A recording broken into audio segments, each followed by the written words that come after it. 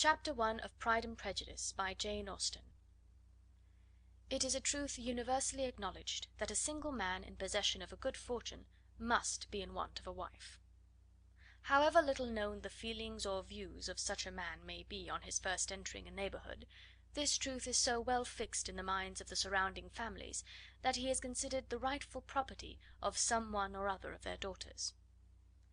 "My dear Mr. Bennet," said his lady to him one day, "have you heard that Netherfield Park is let at last?" Mr. Bennet replied that he had not. "But it is," returned she, "for Mrs. Long has just been here, and she told me all about it." Mr. Bennet made no answer. "Do you not want to know who has taken it?" cried his wife impatiently. "You want to tell me, and I have no objection to hearing it." This was invitation enough.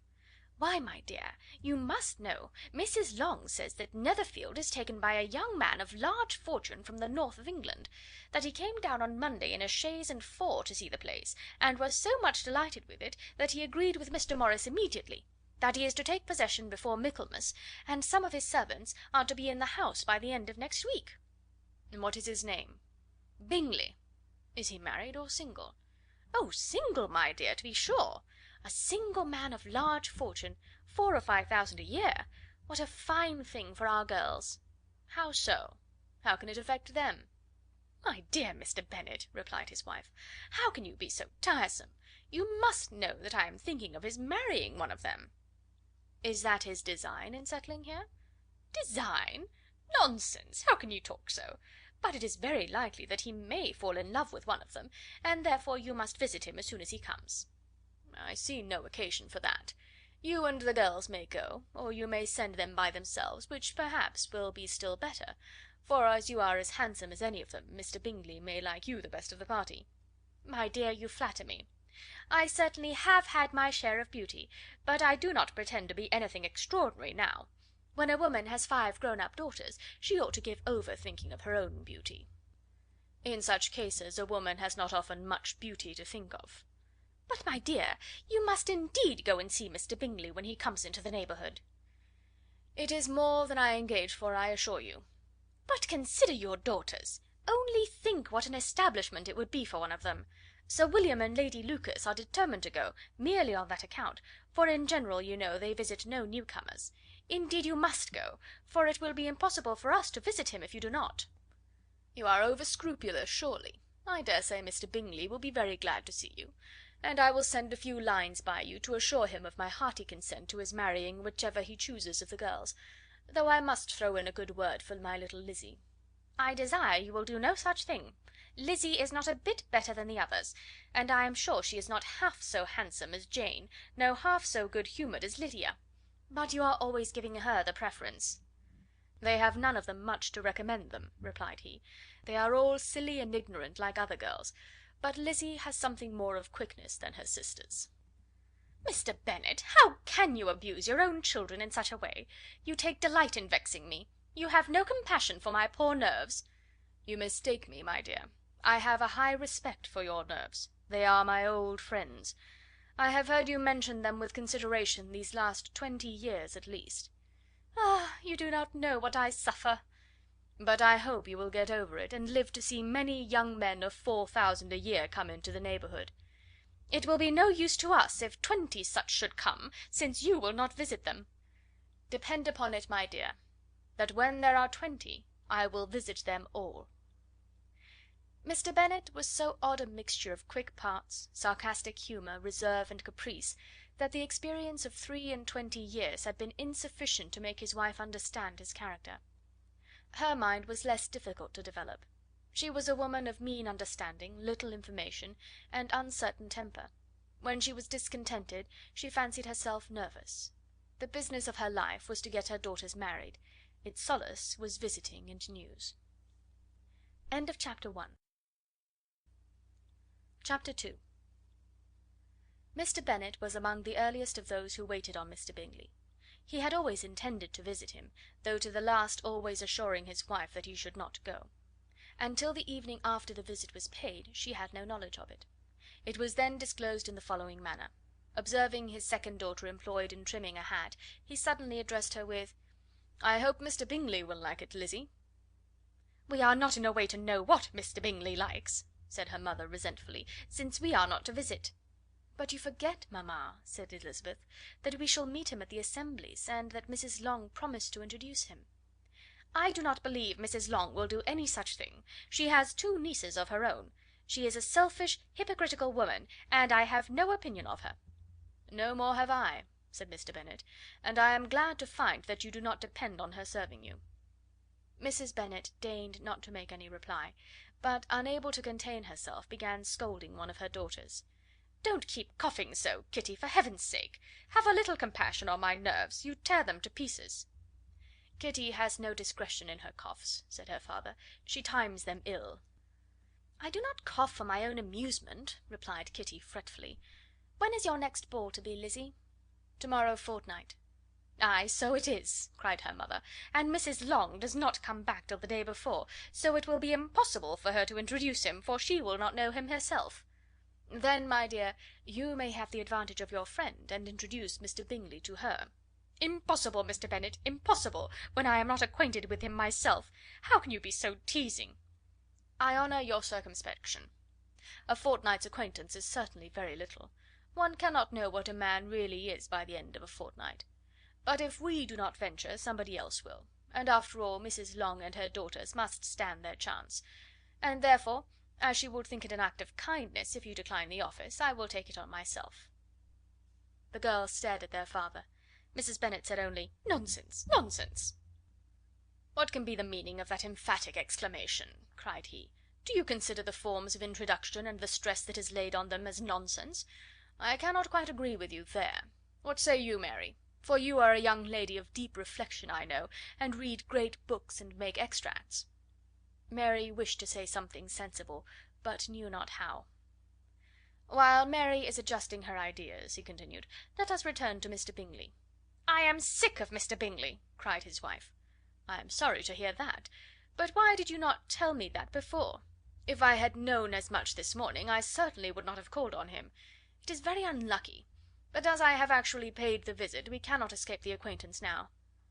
The astonishment of the ladies was just what he wished; that of Mrs. Bennet perhaps surpassing the rest, though, when the first tumult of joy was over, she began to declare that it was what she had expected all the while. "How good it was in you, my dear Mr. Bennet! But I knew I should persuade you at last. I was sure you loved your girls too well to neglect such an acquaintance. Well, how pleased I am!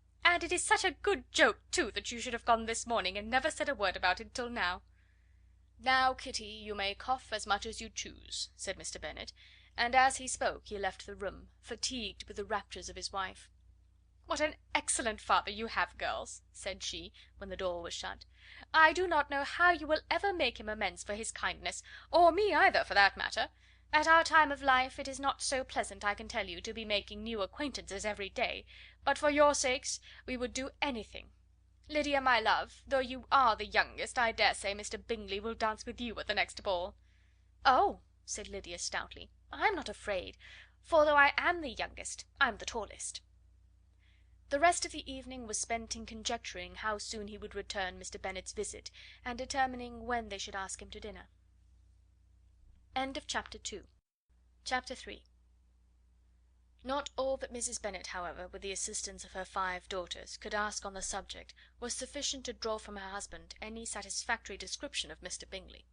They attacked him in various ways, with barefaced questions, ingenuous suppositions, and distant surmises, but he eluded the skill of them all, and they were at last obliged to accept the second-hand intelligence of their neighbour, Lady Lucas.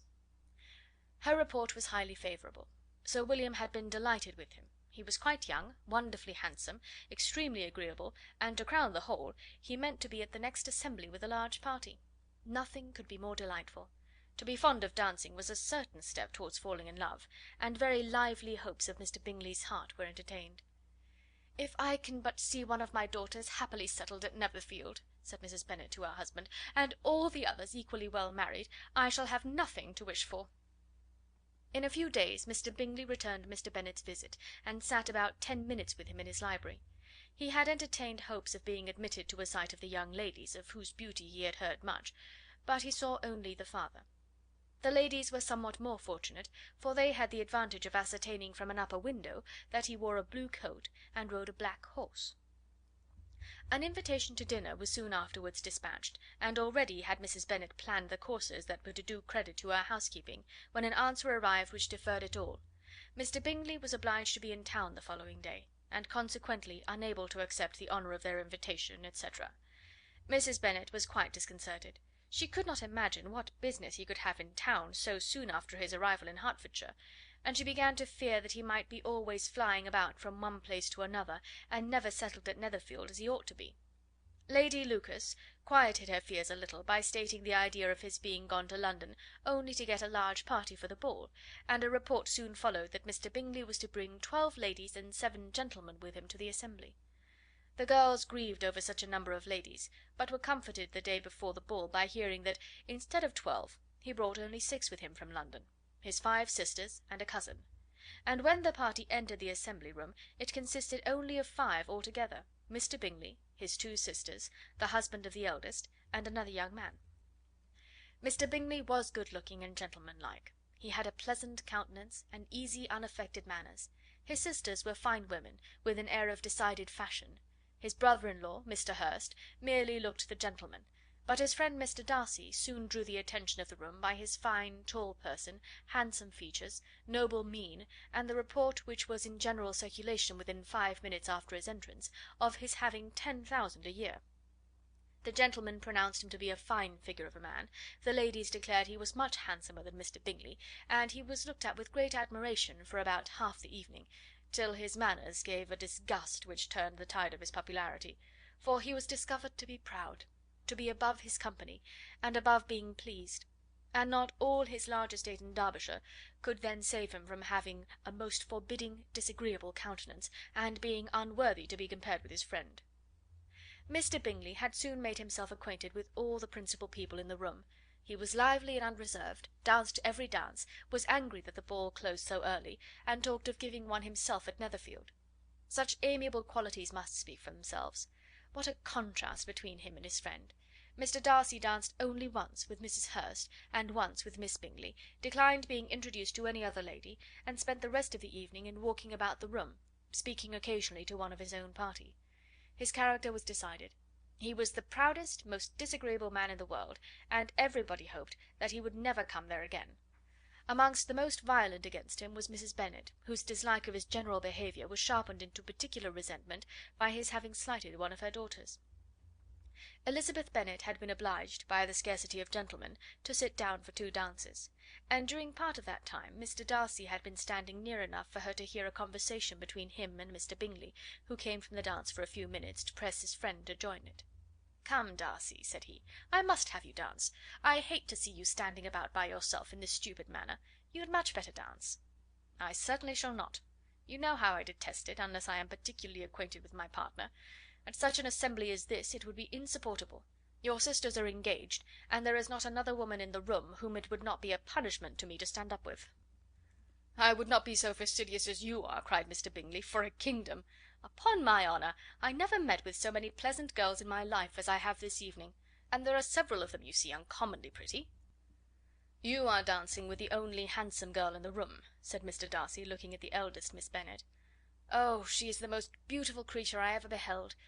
But there is one of her sisters sitting down just behind you, who is very pretty, and I dare say very agreeable. Do let me ask my partner to introduce you." "Which do you mean?" And turning round, he looked for a moment at Elizabeth, till catching her eye, he withdrew his own and coldly said, "She is tolerable, but not handsome enough to tempt me. I am in no humour at present to give consequence to young ladies who are slighted by other men. You had better return to your partner and enjoy her smiles, for you are wasting your time with me." Mr. Bingley followed his advice. Mr. Darcy walked off, and Elizabeth remained with no very cordial feelings toward him. She told the story, however, with great spirit among her friends, for she had a lively, playful disposition, which delighted in anything ridiculous. The evening altogether passed off pleasantly to the whole family. Mrs. Bennet had seen her eldest daughter much admired by the Netherfield party. Mr. Bingley had danced with her twice, and she had been distinguished by his sisters. Jane was as much gratified by this as her mother could be, though in a quieter way. Elizabeth felt Jane's pleasure. Mary had heard herself mentioned to Miss Bingley as the most accomplished girl in the neighbourhood, and Catherine and Lydia had been fortunate enough never to be without partners, which was all that they had yet learnt to care for at a ball. They returned, therefore, in good spirits to Longbourn, the village where they lived, and of which they were the principal inhabitants. They found Mr. Bennet still up. With a book he was regardless of time, and on the present occasion he had a good deal of curiosity as to the events of an evening which had raised such splendid expectations. He had rather hoped that his wife's views on the stranger would be disappointed, but he soon found out that he had a different story to hear. "Oh, my dear Mr. Bennet," as she entered the room, "we have had a most delightful evening, a most excellent ball. I wish you had been there.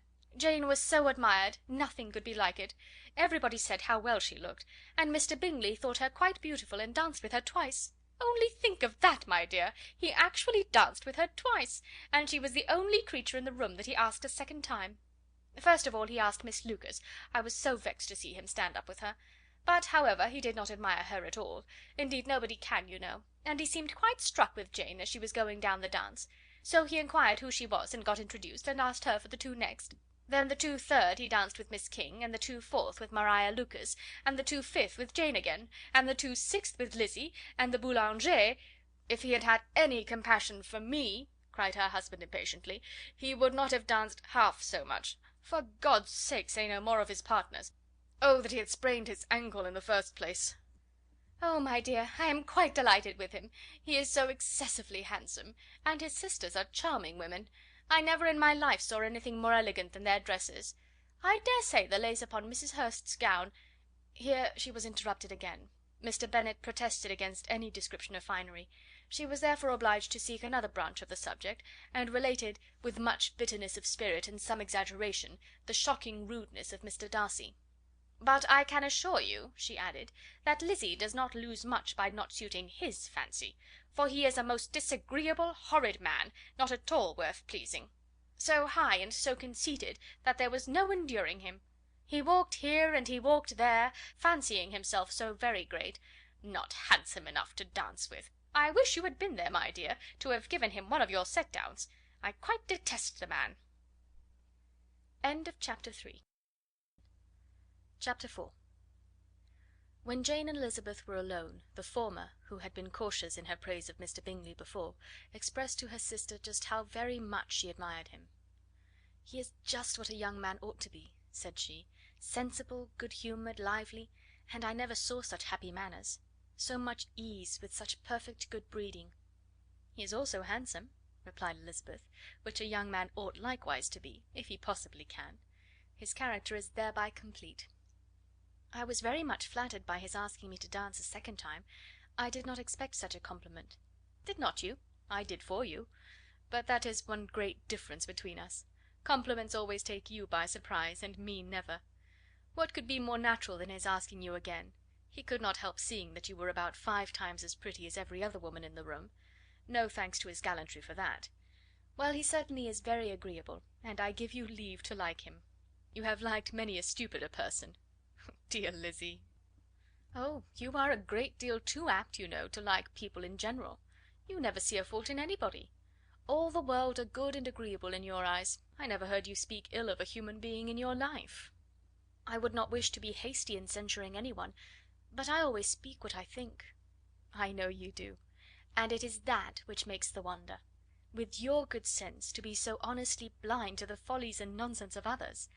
Affectation of candour is common enough, one meets with it everywhere, but to be candid without ostentation or design, to take the good of everybody's character and make it still better, and say nothing of the bad, belongs to you alone. And so you like this man's sisters too, do you? Their manners are not equal to his." "Certainly not, at first, but they are very pleasing women when you converse with them. Miss Bingley is to live with her brother and keep his house, and I am much mistaken if we shall not find a very charming neighbour in her." Elizabeth listened in silence, but was not convinced. Their behaviour at the assembly had not been calculated to please in general, and with more quickness of observation and less pliancy of temper than her sister, and with a judgment too unassailed by any attention to herself, she was very little disposed to approve of them. They were, in fact, very fine ladies, not deficient in good humour when they were pleased, nor in the power of making themselves agreeable when they chose it, but proud and conceited. They were rather handsome, had been educated in one of the first private seminaries in town, had a fortune of £20,000, were in the habit of spending more than they ought, and of associating with people of rank, and were therefore in every respect entitled to think well of themselves and meanly of others. They were of a respectable family in the north of England, a circumstance more deeply impressed on their memories than that their brother's fortune and their own had been acquired by trade. Mr. Bingley inherited property to the amount of nearly £100,000 from his father, who had intended to purchase an estate, but did not live to do it. Mr. Bingley intended it likewise, and sometimes made choice of his county; but as he was now provided with a good house and the liberty of a manor, it was doubtful to many of those who best knew the easiness of his temper whether he might not spend the remainder of his days at Netherfield, and leave the next generation to purchase.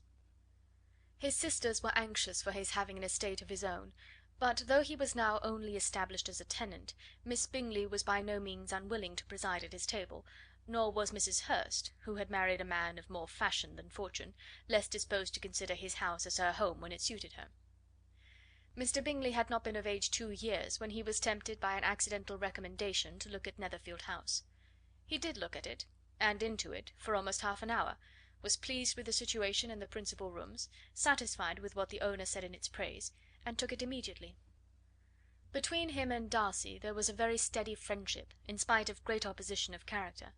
Bingley was endeared to Darcy by the easiness, openness, and ductility of his temper, though no disposition could offer a greater contrast to his own, and though with his own he never appeared dissatisfied. On the strength of Darcy's regard Bingley had the firmest reliance, and of his judgment the highest opinion. In understanding, Darcy was the superior. Bingley was by no means deficient, but Darcy was clever. He was at the same time haughty, reserved, and fastidious, and his manners, though well bred, were not inviting. In that respect his friend had greatly the advantage. Bingley was sure of being liked wherever he appeared; Darcy was continually giving offence. The manner in which they spoke of the Meryton assembly was sufficiently characteristic. Bingley had never met with more pleasant people or prettier girls in his life. Everybody had been most kind and attentive to him, there had been no formality, no stiffness, he had soon felt acquainted with all the room, and as to Miss Bennet, he could not conceive an angel more beautiful. Darcy, on the contrary, had seen a collection of people in whom there was little beauty and no fashion, for none of whom he had felt the smallest interest, and from none received either attention or pleasure. Miss Bennet he acknowledged to be pretty, but she smiled too much. Mrs. Hurst and her sister allowed it to be so, but still they admired her and liked her, and pronounced her to be a sweet girl, and one whom they would not object to know more of. Miss Bennet was therefore established as a sweet girl, and their brother felt authorized by such commendation to think of her as he chose. Chapter 5. Within a short walk of Longbourn lived a family with whom the Bennets were particularly intimate. Sir William Lucas had been formerly in trade in Meryton, where he had made a tolerable fortune, and risen to the honour of knighthood by an address to the king during his mayoralty. The distinction had perhaps been felt too strongly. It had given him a disgust to his business, and to his residence in a small market town, and in quitting them both, he had removed with his family to a house about a mile from Meryton, denominated from that period Lucas Lodge, where he could think with pleasure of his own importance, and, unshackled by business, occupy himself solely in being civil to all the world. For though elated by his rank, it did not render him supercilious. On the contrary, he was all attention to everybody. By nature inoffensive, friendly, and obliging, his presentation at St. James's had made him courteous.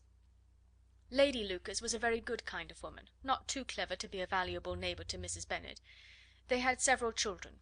The eldest of them, a sensible, intelligent young woman about 27, was Elizabeth's intimate friend. That the Miss Lucases and the Miss Bennets should meet to talk over a ball was absolutely necessary, and the morning after the assembly brought the former to Longbourn to hear and to communicate. "You began the evening well, Charlotte," said Mrs. Bennet, with civil self-command, to Miss Lucas. "You were Mr. Bingley's first choice." "Yes, but he seemed to like his second better." "Oh, you mean Jane, I suppose, because he danced with her twice. To be sure, that did seem as if he admired her. Indeed, I rather believe he did. I heard something about it, but I hardly know what. Something about Mr. Robinson." "Perhaps you mean what I overheard between him and Mr. Robinson. Did not I mention it to you? Mr. Robinson's asking him how he liked our Meryton assemblies, and whether he did not think there were a great many pretty women in the room, and which he thought the prettiest, and his answering immediately to the last question, 'Oh, the eldest Miss Bennet, beyond a doubt. There cannot be two opinions on that point.'" "Upon my word! Well, that is very decided indeed. That does seem as if but, however, it may all come to nothing, you know." "My overhearings were more to the purpose than yours, Eliza," said Charlotte. "Mr. Darcy is not so well worth listening to as his friend, is he? Poor Eliza! To be only just tolerable! I beg you would not put it into Lizzie's head to be vexed by his ill treatment, for he is such a disagreeable man, that it would be quite a misfortune to be liked by him. Mrs. Long told me last night that he sat close to her for half an hour without once opening his lips." "Are you quite sure, ma'am? Is there not a little mistake?" said Jane. "I certainly saw Mr. Darcy speaking to her." "Ay, because she asked him at last how he liked Netherfield, and he could not help answering her. But she said he seemed quite angry at being spoke to." "Miss Bingley told me," said Jane, "that he never speaks much, unless among his intimate acquaintances. With them he is remarkably agreeable." "I do not believe a word of that, my dear. If he had been so very agreeable, he would have talked to Mrs. Long. But I can guess how it was. Everybody says that he is eat up with pride, and I dare say he had heard somehow that Mrs. Long does not keep a carriage, and had come to the ball in a hack chaise." "I do not mind his not talking to Mrs. Long," said Miss Lucas, "but I wish he had danced with Eliza." "Another time, Lizzie," said her mother, "I would not dance with him, if I were you." "I believe, ma'am, I may safely promise you never to dance with him." "His pride," said Miss Lucas, "does not offend me so much as pride often does, because there is an excuse for it. One cannot wonder that so very fine a young man, with family, fortune, everything in his favour, should think highly of himself. If I may so express it, he has a right to be proud." "That is very true," replied Elizabeth, "that I could easily forgive his pride if he had not mortified mine." "Pride," observed Mary, who piqued herself upon the solidity of her reflections, "is a very common failing, I believe. By all that I have ever read, I am convinced that it is very common indeed, that human nature is particularly prone to it, and that there are very few of us who do not cherish a feeling of self complacency on the score of some quality or other, real or imaginary. Vanity and pride are different things, though the words are often used synonymously. A person may be proud without being vain. Pride relates more to our opinion of ourselves, vanity to what we would have others think of us." "If I were as rich as Mr. Darcy," cried a young Lucas, who came with his sisters, "I should not care how proud I was. I would keep a pack of foxhounds and drink a bottle of wine a day." "Then you would drink a great deal more than you ought," said Mrs. Bennet, "and if I were to see you at it, I should take away your bottle directly." The boy protested that she should not. She continued to declare that she would, and the argument ended only with the visit.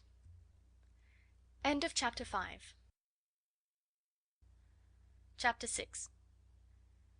The ladies of Longbourn soon waited on those of Netherfield. The visit was soon returned in due form. Miss Bennet's pleasing manners grew on the goodwill of Mrs. Hurst and Miss Bingley, and though the mother was found to be intolerable, and the younger sisters not worth speaking to, a wish of being better acquainted with them was expressed towards the two eldest. By Jane this attention was received with the greatest pleasure, but Elizabeth still saw superciliousness in their treatment of everybody, hardly excepting even her sister, and could not like them; though their kindness to Jane, such as it was, had a value as arising in all probability from the influence of their brother's admiration. It was generally evident, whenever they met, that he did admire her, and to her it was equally evident that Jane was yielding to the preference which she had begun to entertain for him from the first, and was in a way to be very much in love; but she considered with pleasure that it was not likely to be discovered by the world in general, since Jane united, with great strength of feeling, a composure of temper and a uniform cheerfulness of manner, which would guard her from the suspicions of the impertinent. She mentioned this to her friend Miss Lucas. "It may perhaps be pleasant," replied Charlotte, "to be able to impose on the public in such a case, but it is sometimes a disadvantage to be so very guarded. If a woman conceals her affection with the same skill from the object of it, she may lose the opportunity of fixing him, and it will then be but poor consolation to believe the world equally in the dark. There is so much of gratitude or vanity in almost every attachment, that it is not safe to leave any to itself. We can all begin freely, a slight preference is natural enough, But there are very few of us who have heart enough to be really in love without encouragement. In 9 cases out of 10 a woman had better show more affection than she feels. Bingley likes your sister undoubtedly, but he may never do more than like her if she does not help him on." "But she does help him on, as much as her nature will allow. If I can perceive her regard for him, he must be a simpleton indeed not to discover it too. Remember, Eliza, that he does not know Jane's disposition as you do." "But if a woman is partial to a man, and does not endeavour to conceal it, he must find it out." "Perhaps he must, if he sees enough of her; but though Bingley and Jane meet tolerably often, it is never for many hours together, and as they always see each other in large mixed parties, it is impossible that every moment should be employed in conversing together. Jane should therefore make the most of every half hour in which she can command his attention. When she is secure of him, there will be more leisure for falling in love as much as she chooses." "Your plan is a good one," replied Elizabeth, "where nothing is in question but the desire of being well married, and if I were determined to get a rich husband, or any husband, I dare say I should adopt it. But these are not Jane's feelings. She is not acting by design. As yet she cannot even be certain of the degree of her own regard, nor of its reasonableness. She has known him only a fortnight. She danced 4 dances with him at Meryton, she saw him one morning at his own house, and has since dined with him in company 4 times. This is not quite enough to make her understand his character." "Not as you represent it. Had she merely dined with him, she might only have discovered whether he had a good appetite; but you must remember that 4 evenings have also been spent together, and 4 evenings may do a great deal." "Yes, these 4 evenings have enabled them to ascertain that they both like Vingt better than commerce, but with respect to any other leading characteristic, I do not imagine that much has been unfolded." "Well," said Charlotte, "I wish Jane success with all my heart, and if she were married to him to morrow, I should think she had as good a chance of happiness as if she were to be studying his character for a 12-month. Happiness in marriage is entirely a matter of chance. If the dispositions of the parties are ever so well known to each other, or ever so similar beforehand, it does not advance their felicity in the least. They always continue to grow sufficiently unlike afterwards to have their share of vexation, and it is better to know as little as possible of the defects of the person with whom you are to pass your life." "You make me laugh, Charlotte, but it is not sound. You know it is not sound, and that you would never act in this way yourself." Occupied in observing Mr. Bingley's attentions to her sister, Elizabeth was far from suspecting that she was herself becoming an object of some interest in the eyes of his friend. Mr. Darcy had at first scarcely allowed her to be pretty. He had looked at her without admiration at the ball, and when they next met he looked at her only to criticise. But no sooner had he made it clear to himself and his friends that she hardly had a good feature in her face, than he began to find it was rendered uncommonly intelligent by the beautiful expression of her dark eyes. To this discovery succeeded some others equally mortifying. Though he had detected with a critical eye more than one failure of perfect symmetry in her form, he was forced to acknowledge her figure to be light and pleasing, and in spite of his asserting that her manners were not those of the fashionable world, he was caught by their easy playfulness. Of this she was perfectly unaware. To her he was only the man who made himself agreeable nowhere, and who had not thought her handsome enough to dance with. He began to wish to know more of her, and as a step towards conversing with her himself, attended to her conversation with others. His doing so drew her notice. It was at Sir William Lucas's, where a large party were assembled. "What does Mr. Darcy mean," said she to Charlotte, "by listening to my conversation with Colonel Forster?" "That is a question which Mr. Darcy only can answer. But if he does it any more, I shall certainly let him know that I see what he is about. He has a very satirical eye, and if I do not begin by being impertinent myself, I shall soon grow afraid of him." On his approaching them soon afterwards, though without seeming to have any intention of speaking, Miss Lucas defied her friend to mention such a subject to him, which immediately provoking Elizabeth to do it, she turned to him and said, "Did you not think, Mr. Darcy, that I expressed myself uncommonly well just now, when I was teasing Colonel Forster to give us a ball at Meryton?" "With great energy; but it is always a subject which makes a lady energetic." "You are severe on us." "It will be her turn soon to be teased," said Miss Lucas. "I am going to open the instrument, Eliza, and you know what follows." "You are a very strange creature by way of a friend, always wanting me to play and sing before anybody and everybody. If my vanity had taken a musical turn, you would have been invaluable; but as it is, I would really rather not sit down before those who must be in the habit of hearing the very best performers." On Miss Lucas's persevering, however, she added: "Very well, if it must be so, it must." And gravely glancing at Mr. Darcy: "There is a fine old saying, which everybody here is of course familiar with: 'Keep your breath to cool your porridge,' and I shall keep mine to swell my song." Her performance was pleasing, though by no means capital. After a song or two, and before she could reply to the entreaties of several that she should sing again, she was eagerly succeeded at the instrument by her sister Mary, who, having, in consequence of being the only plain one in the family, worked hard for knowledge and accomplishments, was always impatient for display. Mary had neither genius nor taste, and though vanity had given her application, it had given her likewise a pedantic air and conceited manner, which would have injured a higher degree of excellence than she had reached. Elizabeth, easy and unaffected, had been listened to with much more pleasure, though not playing half so well, and Mary, at the end of a long concerto, was glad to purchase praise and gratitude by Scotch and Irish airs, at the request of her younger sisters, who, with some of the Lucases and 2 or 3 officers, joined eagerly in dancing at one end of the room. Mr. Darcy stood near them in silent indignation at such a mode of passing the evening, to the exclusion of all conversation, and was too much engrossed by his thoughts to perceive that Sir William Lucas was his neighbour, till Sir William thus began: "What a charming amusement for young people this is, Mr. Darcy! There is nothing like dancing after all. I consider it as one of the first refinements of polished society."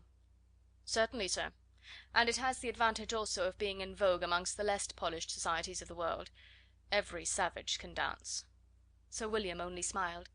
"Your friend performs delightfully," he continued, after a pause, on seeing Bingley join the group, "and I doubt not that you are an adept in the science yourself, Mr. Darcy." "You saw me dance at Meryton, I believe, sir?" "Yes, indeed, and received no inconsiderable pleasure from the sight. Do you often dance at St. James's?" "Never, sir." "Do you not think it would be a proper compliment to the place?" "It is a compliment which I never pay to any place, if I can avoid it." "You have a house in town, I conclude?" Mr. Darcy bowed. "I had once had some thought of fixing in town myself, for I am fond of superior society, but I did not feel quite certain that the air of London would agree with Lady Lucas." He paused in hopes of an answer, but his companion was not disposed to make any, and Elizabeth at that instant moving towards them, he was struck with the action of doing a very gallant thing, and called out to her: "My dear Miss Eliza, why are you not dancing? Mr. Darcy, you must allow me to present this young lady to you as a very desirable partner. You cannot refuse to dance, I am sure, when so much beauty is before you." And taking her hand, he would have given it to Mr. Darcy, who, though extremely surprised, was not unwilling to receive it, when she instantly drew back, and said with some discomposure to Sir William: "Indeed, sir, I have not the least intention of dancing. I entreat you not to suppose that I moved this way in order to beg for a partner." Mr. Darcy, with grave propriety, requested to be allowed the honour of her hand, but in vain. Elizabeth was determined, nor did Sir William at all shake her purpose by his attempt at persuasion. "You excel so much in the dance, Miss Eliza, that it is cruel to deny me the happiness of seeing you; and though this gentleman dislikes the amusement in general, he can have no objection, I am sure, to oblige us for 1/2 hour." "Mr. Darcy is all politeness," said Elizabeth, smiling. "He is indeed, but considering the inducement, my dear Miss Eliza, we cannot wonder at his complaisance, for who would object to such a partner?" Elizabeth looked archly, and turned away. Her resistance had not injured her with the gentleman, and he was thinking of her with some complacency, when thus accosted by Miss Bingley. "I can guess the subject of your reverie." "I should imagine not." "You are considering how insupportable it would be to pass many evenings in this matter in such society, and indeed I am quite sure of your opinion. I was never more annoyed. The insipidity, and yet the noise, the nothingness, and yet the self importance of all these people. What would I give to hear your strictures on them? Your conjecture is totally wrong, I assure you. My mind was more agreeably engaged. I have been meditating on the very great pleasure which a pair of fine eyes in the face of a pretty woman can bestow." Miss Bingley immediately fixed her eyes on his face, and desired he would tell her what lady had the credit of inspiring such reflections. Mr. Darcy replied with great intrepidity: "Miss Elizabeth Bennet." "Miss Elizabeth Bennet!" repeated Miss Bingley. "I am all astonishment. How long has she been such a favourite? And pray, when am I to wish you joy?" "That is exactly the question which I expected you to ask. A lady's imagination is very rapid. It jumps from admiration to love, from love to matrimony, in a moment. I knew you would be wishing me joy. Nay, if you are serious about it, I shall consider the matter as absolutely settled. You will be having a charming mother-in-law indeed, and of course she will always be at Pemberley with you." He listened to her with perfect indifference while she chose to entertain herself in this matter, and as his composure convinced her that all was safe, her wit flowed long. Chapter 7. Mr. Bennet's property consisted almost entirely in an estate of 2,000 a year, which, unfortunately for his daughters, was entailed, in default of heirs male, on a distant relation; and their mother's fortune, though ample for her situation in life, could but ill supply the deficiency of his. Her father had been an attorney in Meryton, and had left her £4,000. She had a sister married to a Mr. Phillips, who had been a clerk to their father and succeeded him in the business, and a brother settled in London in a respectable line of trade. The village of Longbourn was only 1 mile from Meryton, a most convenient distance for the young ladies, who were usually tempted thither 3 or 4 times a week to pay their duty to their aunt and to a milliner's shop just over the way. The 2 youngest of the family, Catherine and Lydia, were particularly frequent in these attentions. Their minds were more vacant than their sisters', and when nothing better offered, a walk to Meryton was necessary to amuse their morning hours and furnish conversation for the evening; and however bare of news the country in general might be, they always contrived to learn some from their aunt.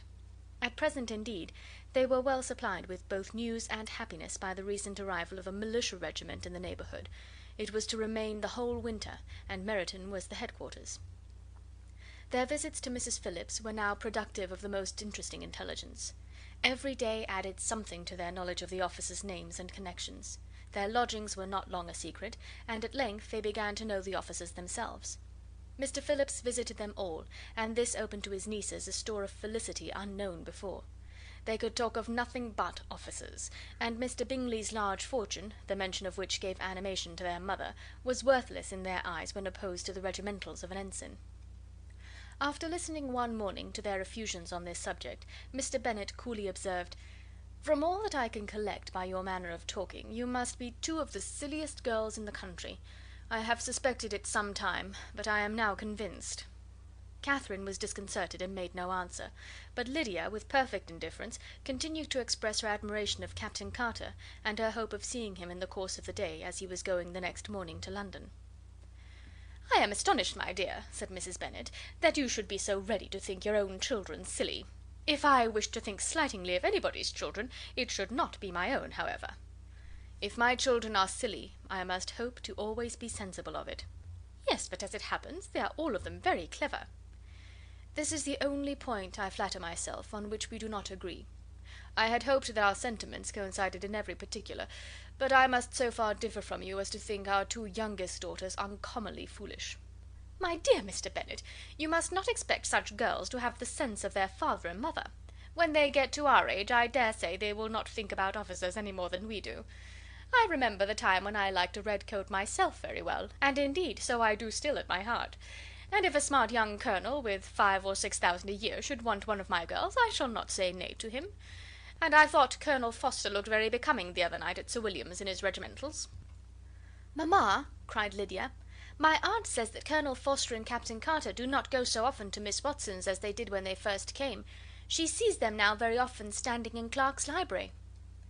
Mrs. Bennet was prevented replying by the entrance of the footman with a note for Miss Bennet. It came from Netherfield, and the servant waited for an answer. Mrs. Bennet's eyes sparkled with pleasure, and she was eagerly calling out, while her daughter read, "Well, Jane, who is it from? What is it about? What does he say? Well, Jane, make haste and tell us. Make haste, my love." "It is from Miss Bingley," said Jane, and then read it aloud.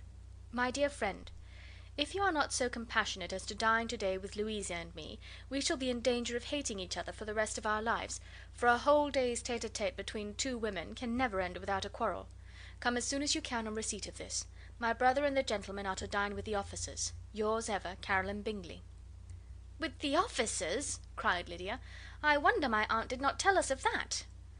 "Dining out," said Mrs. Bennet; "that is very unlucky." "Can I have the carriage?" said Jane. "No, my dear, you had better go on horseback, because it seems likely to rain, and then you must stay all night."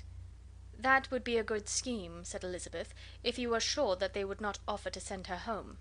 "Oh, but the gentlemen will have Mr. Bingley's chaise to go to Meryton, and the Hursts have no horses to theirs."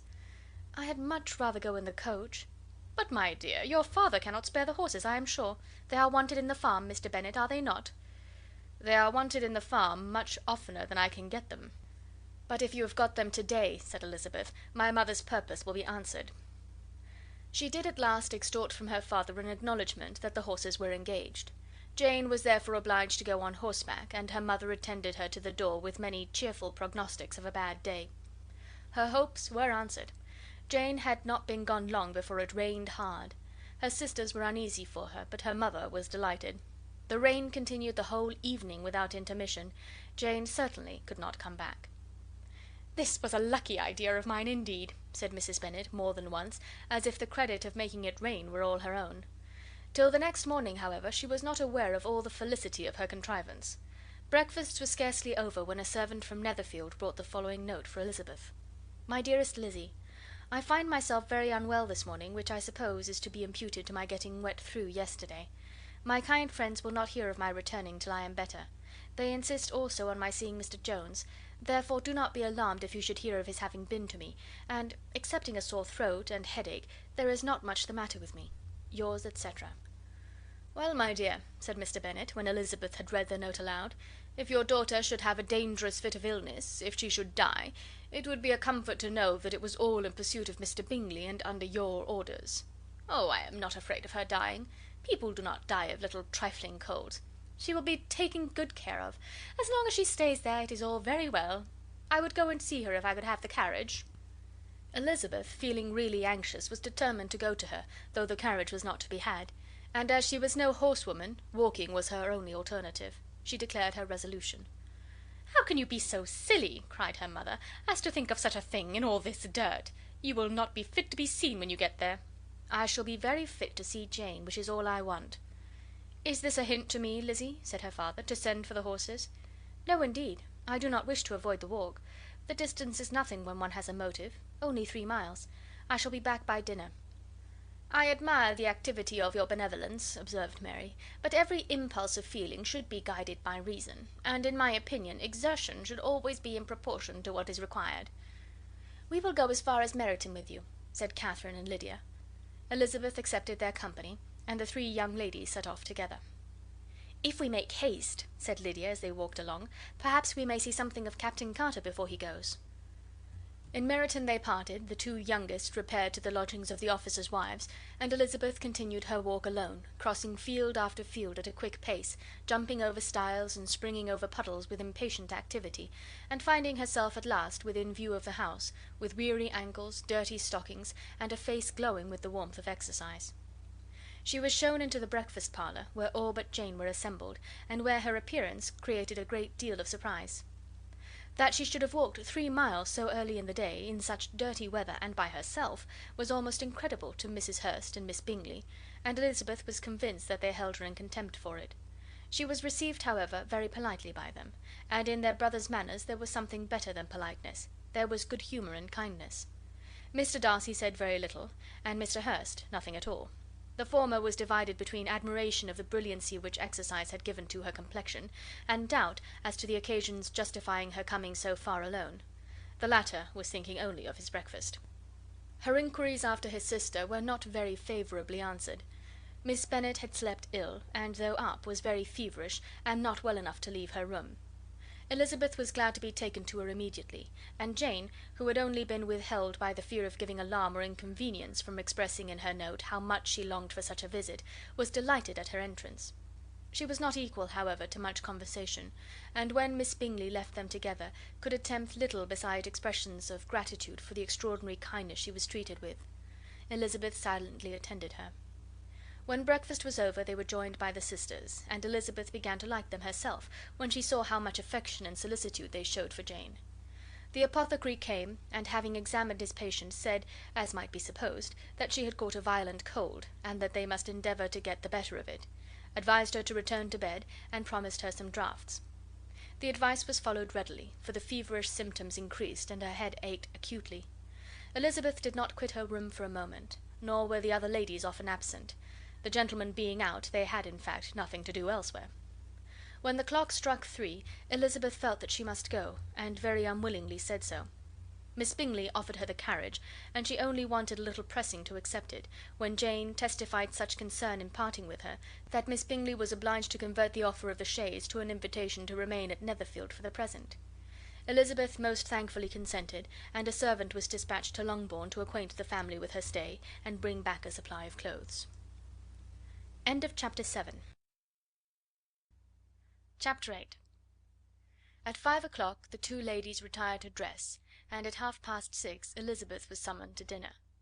To the civil inquiries which then poured in, and amongst which she had the pleasure of distinguishing the much superior solicitude of Mr. Bingley's, she could not make a very favourable answer.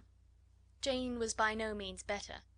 The sisters, on hearing this, repeated 3 or 4 times how much they were grieved, how shocking it was to have a bad cold, and how excessively they disliked being ill themselves; and then thought no more of the matter, and their indifference towards Jane, when not immediately before them, restored Elizabeth to the enjoyment of all her former dislike. Their brother, indeed, was the only one of the party whom she could regard with any complacency. His anxiety for Jane was evident, and his attentions to herself most pleasing, and they prevented her feeling herself so much an intruder as she believed she was considered by the others. She had very little notice from any but him. Miss Bingley was engrossed by Mr. Darcy, her sister scarcely less so, and as for Mr. Hurst, by whom Elizabeth sat, he was an indolent man, who lived only to eat, drink, and play at cards, who, when he found her to prefer a plain dish to a ragout, had nothing to say to her.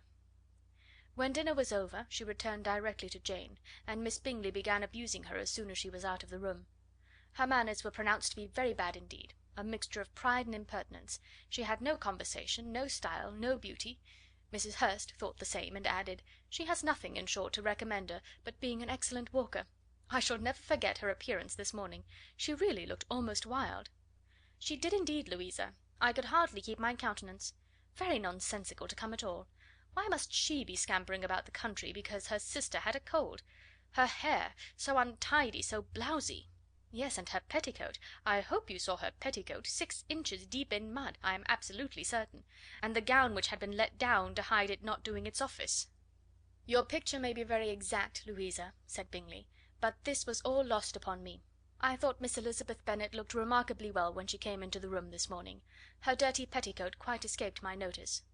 "You observed it, Mr. Darcy, I am sure," said Miss Bingley, "and I am inclined to think that you would not wish to see your sister make such an exhibition." "Certainly not." "To walk 3 miles, or 4 miles, or 5 miles, or whatever it is, above her ankles in dirt, and alone, quite alone! What could she mean by it? It seems to me to show an abominable sort of conceited independence, a most country town indifference to decorum." "It shows an affection for her sister that is very pleasing," said Bingley. "I am afraid, Mr. Darcy," observed Miss Bingley in a half whisper, "that this adventure has rather affected your admiration of her fine eyes." "Not at all," he replied; "they were brightened by the exercise." A short pause followed this speech, and Mrs. Hurst began again. "I have an excessive regard for Miss Jane Bennet. She is really a very sweet girl, and I wish with all my heart she were well settled; but with such a father and mother, and such low connections, I am afraid there is no chance of it." "I think I have heard you say that their uncle is an attorney on Meryton." "Yes, and they have another who lives somewhere near Cheapside." "That is capital," added her sister, and they both laughed heartily. "If they had uncles enough to fill all Cheapside," cried Bingley, "it would not make them one jot less agreeable." "But it must very materially lessen their chance of marrying men of any consideration in the world," replied Darcy. To this speech Bingley made no answer, but his sisters gave it their hearty assent, and indulged their mirth for some time at the expense of their dear friend's vulgar relations.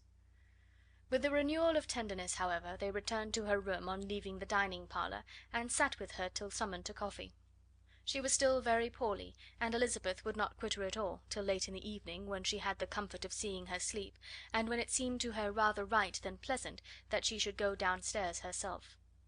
On entering the drawing room she found the whole party at loo, and was immediately invited to join them, but suspecting them to be playing high she declined it, and making her sister the excuse, said she would amuse herself for the short time she could stay below with a book. Mr. Hurst looked at her with astonishment. "Do you prefer reading to cards?" said he. "That is rather singular." "Miss Eliza Bennet," said Miss Bingley, "despises cards. She is a great reader, and has no pleasure in anything else." "I deserve neither such praise nor such censure," cried Elizabeth. "I am not a great reader, and I have pleasure in many things." "In nursing your sister I am sure you have pleasure," said Bingley, "and I hope it will soon be increased by seeing her quite well." Elizabeth thanked him from her heart, and then walked towards the table where a few books were lying. He immediately offered to fetch her others, all that his library afforded. "And I wish my collection were larger for your benefit and my own credit, but I am an idle fellow, and though I have not many, I have more than I have ever looked into." Elizabeth assured him that she could suit herself perfectly with those in the room. "I am astonished," said Miss Bingley, "that my father should have left so small a collection of books. What a delightful library you have at Pemberley, Mr. Darcy!" "It ought to be good," he replied. "It has been the work of many generations." "And then you have added so many to it yourself. You are always buying books." "I cannot comprehend the neglect of a family library in such days as these." "Neglect! I am sure you neglect nothing that can add to the beauties of that noble place. Charles, when you build your house, I wish it may be half as delightful as Pemberley." "I wish it may." "But I would really advise you to make your purchase in that neighbourhood, and take Pemberley for a kind of model. There is not a finer county in England than Derbyshire." "With all my heart. I will buy Pemberley itself if Darcy will sell it." "I am talking of possibilities, Charles. Upon my word, Caroline, I should think it more possible to get Pemberley by purchase than by imitation." Elizabeth was so much caught with what passed as to leave her very little attention for her book, and soon laying it wholly aside, she drew near the card table, and stationed herself between Mr. Bingley and his eldest sister to observe the game. "Is Miss Darcy much grown since this spring?" said Miss Bingley. "Will she be as tall as I am?" "I think she will. She is now about Miss Elizabeth Bennet's height, or rather taller. How I long to see her again! I never met with anybody who delighted me so much. Such a countenance, such manners, and so extremely accomplished for her age. Her performance on the pianoforte is exquisite." "It is amazing to me," said Bingley, "how young ladies can have patience to be so very accomplished as they all are." "All young ladies accomplished? My dear Charles, what do you mean?" "Yes, all of them, I think. They all paint tables, cover screens, and net purses. I scarcely know any one who cannot do all this, and I am sure I never heard a young lady spoken of for the first time without being informed that she was very accomplished." "Your list of the common extent of accomplishments," said Darcy, "has too much truth. The word is applied to many a woman who deserves it no otherwise than by netting a purse or covering a screen. But I am very far from agreeing with you in your estimation of ladies in general. I cannot boast of knowing more than half a dozen, in the whole range of my acquaintance, that are really accomplished." "Nor I am sure," said Miss Bingley. "Then," observed Elizabeth, "you must comprehend a great deal in your idea of an accomplished woman." "Yes, I do comprehend a great deal in it." "Oh, certainly," cried his faithful assistant. "No one can be really esteemed accomplished who does not greatly surpass what is usually met with. A woman must have a thorough knowledge of music, singing, drawing, dancing, and the modern languages, to deserve the word; and besides all this, she must possess a certain something in her air and manner of walking, the tone of her voice, her address and expressions, or the word will be but half deserved." "All this she must possess," added Darcy, "and to all this she must yet add something more substantial, in the improvement of her mind by extensive reading." "I am no longer surprised at your knowing only 6 accomplished women. I rather wonder now at your knowing any." "Are you so severe upon your own sex as to doubt the possibility of all this?" "I never saw such a woman. I never saw such capacity and taste and application and elegance as you describe united." Mrs. Hurst and Miss Bingley both cried out against the injustice of her implied doubt, and both were protesting that they knew many women who answered this description, when Mr. Hurst called them to order, with bitter complaints of their inattention to what was going forward. As all conversation was thereby at an end, Elizabeth soon afterwards left the room. "Elizabeth Bennet," said Miss Bingley, when the door was closed on her, "is one of those young ladies who seek to recommend themselves to the other sex by undervaluing their own, and with many men, I dare say, it succeeds; but, in my opinion, it is a paltry device, a very mean art." "Undoubtedly," replied Darcy, to whom this remark was chiefly addressed, "there is a meanness in all the arts which ladies sometimes condescend to employ for captivation. Whatever bears affinity to cunning is despicable." Miss Bingley was not so entirely satisfied with this reply as to continue the subject. Elizabeth joined them again only to say that her sister was worse, and that she could not leave her. Bingley urged Mr. Jones being sent for immediately, while his sisters, convinced that no country advice could be of any service, recommended an express to town for one of the most eminent physicians. This she would not hear of, but she was not so unwilling to comply with their brother's proposal, and it was settled that Mr. Jones should be sent for early in the morning, if Miss Bennet were not decidedly better. Bingley was quite uncomfortable. His sisters declared that they were miserable. They solaced their wretchedness, however, by duets after supper, while he could find no better relief to his feelings than by giving the housekeeper directions that every attention might be paid to the sick lady and her sister.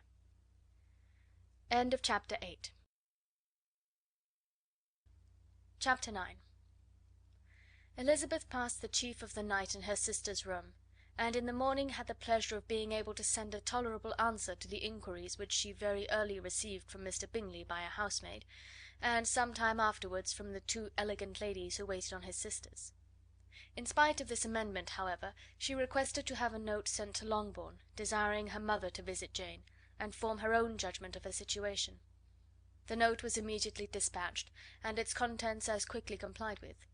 Mrs. Bennet, accompanied by her two youngest girls, reached Netherfield soon after the family breakfast. Had she found Jane in any apparent danger, Mrs. Bennet would have been very miserable; but being satisfied on seeing her that her illness was not alarming, she had no wish of her recovering immediately, as her restoration to health would probably remove her from Netherfield. She would not listen, therefore, to her daughter's proposal of being carried home, neither did the apothecary, who arrived about the same time, think it at all advisable. After sitting a little while with Jane, on Miss Bingley's appearance and invitation, the mother and three daughters all attended her into the breakfast parlour. Bingley met them with hopes that Mrs. Bennet had not found Miss Bennet worse than she expected.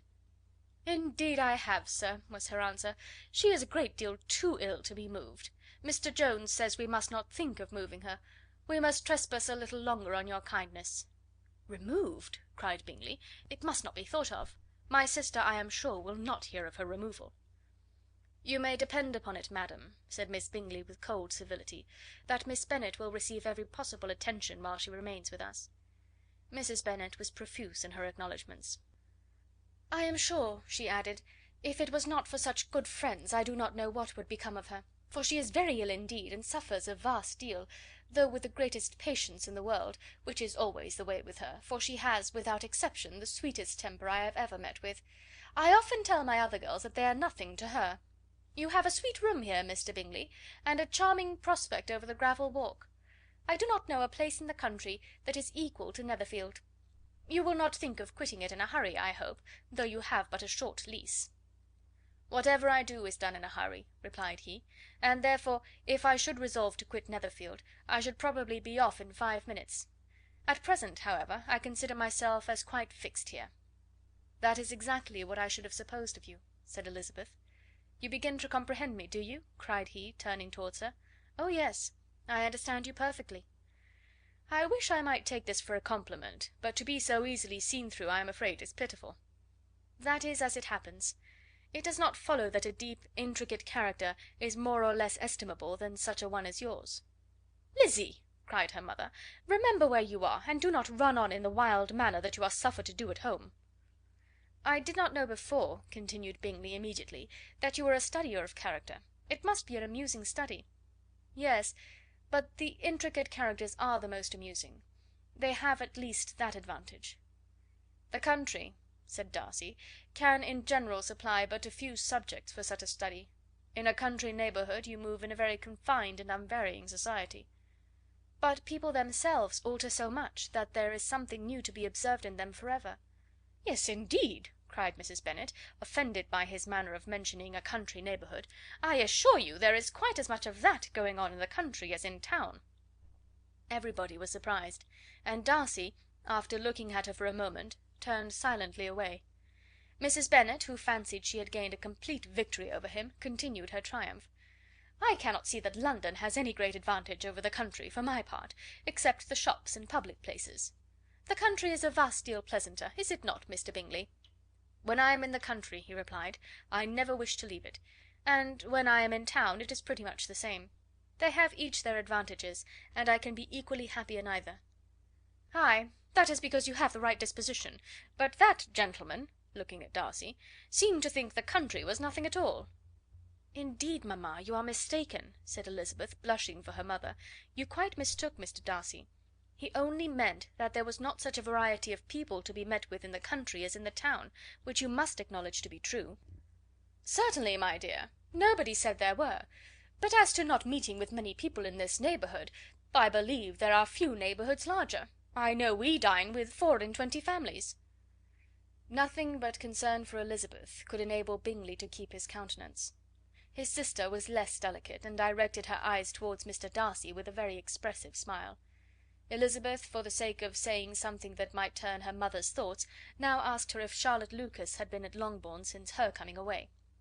"Yes, she called yesterday with her father. What an agreeable man Sir William is, Mr. Bingley, is not he? So much the man of fashion, so genteel and easy. He had always something good to say to everybody. That is my idea of good breeding; and those persons who fancy themselves very important, and never open their mouths, quite mistake the matter." "Did Charlotte dine with you?" "No, she would go home. I fancy she was wanted about the mince pies. For my part, Mr. Bingley, I always keep servants that can do their own work. My daughters are brought up very differently; but everybody is to judge for themselves, and the Lucases are a very good sort of girls, I assure you. It is a pity they are not handsome. Not that I think Charlotte so very plain, but then she is our particular friend." "She seems a very pleasant young woman." "Oh dear, yes; but you must own she is very plain. Lady Lucas herself has often said so, and envied me Jane's beauty. I do not like to boast of my own child, but to be sure Jane, one does not often see anybody better looking." "It is what everybody says. I do not trust my own partiality. When she was only 15 there was a man at my brother Gardiner's in town so much in love with her that my sister-in-law was sure he would make her an offer before we came away; but, however, he did not. Perhaps he thought her too young. However, he wrote some verses on her, and very pretty they were." "And so ended his affection," said Elizabeth impatiently. "There has been many a one, I fancy, overcome in the same way. I wonder who first discovered the efficacy of poetry in driving away love." "I have been used to consider poetry as the food of love," said Darcy. "Of a fine, stout, healthy love it may.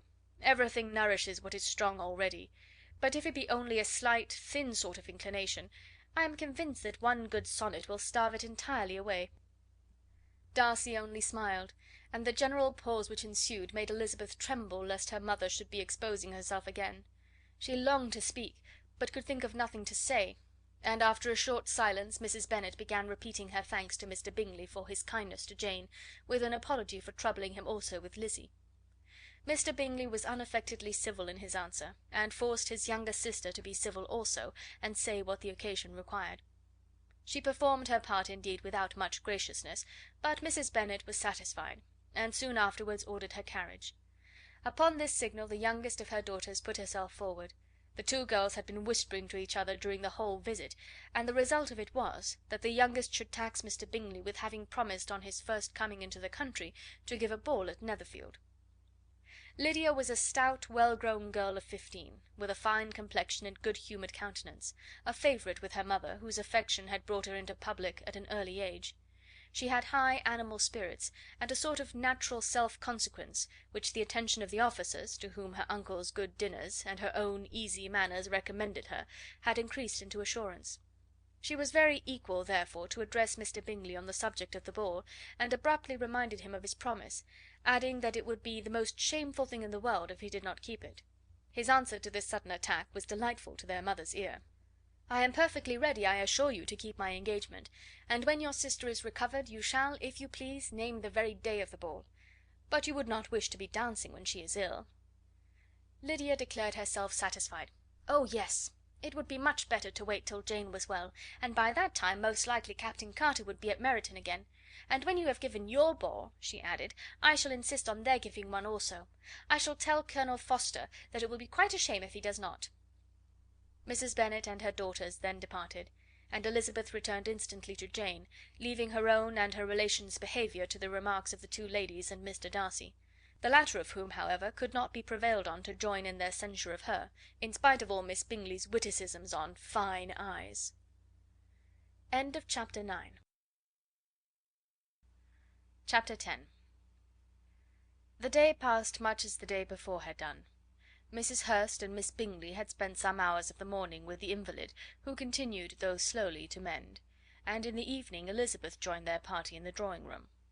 The loo table, however, did not appear. Mr. Darcy was writing, and Miss Bingley, seated near him, was watching the progress of his letter, and repeatedly calling off his attention by messages to his sister.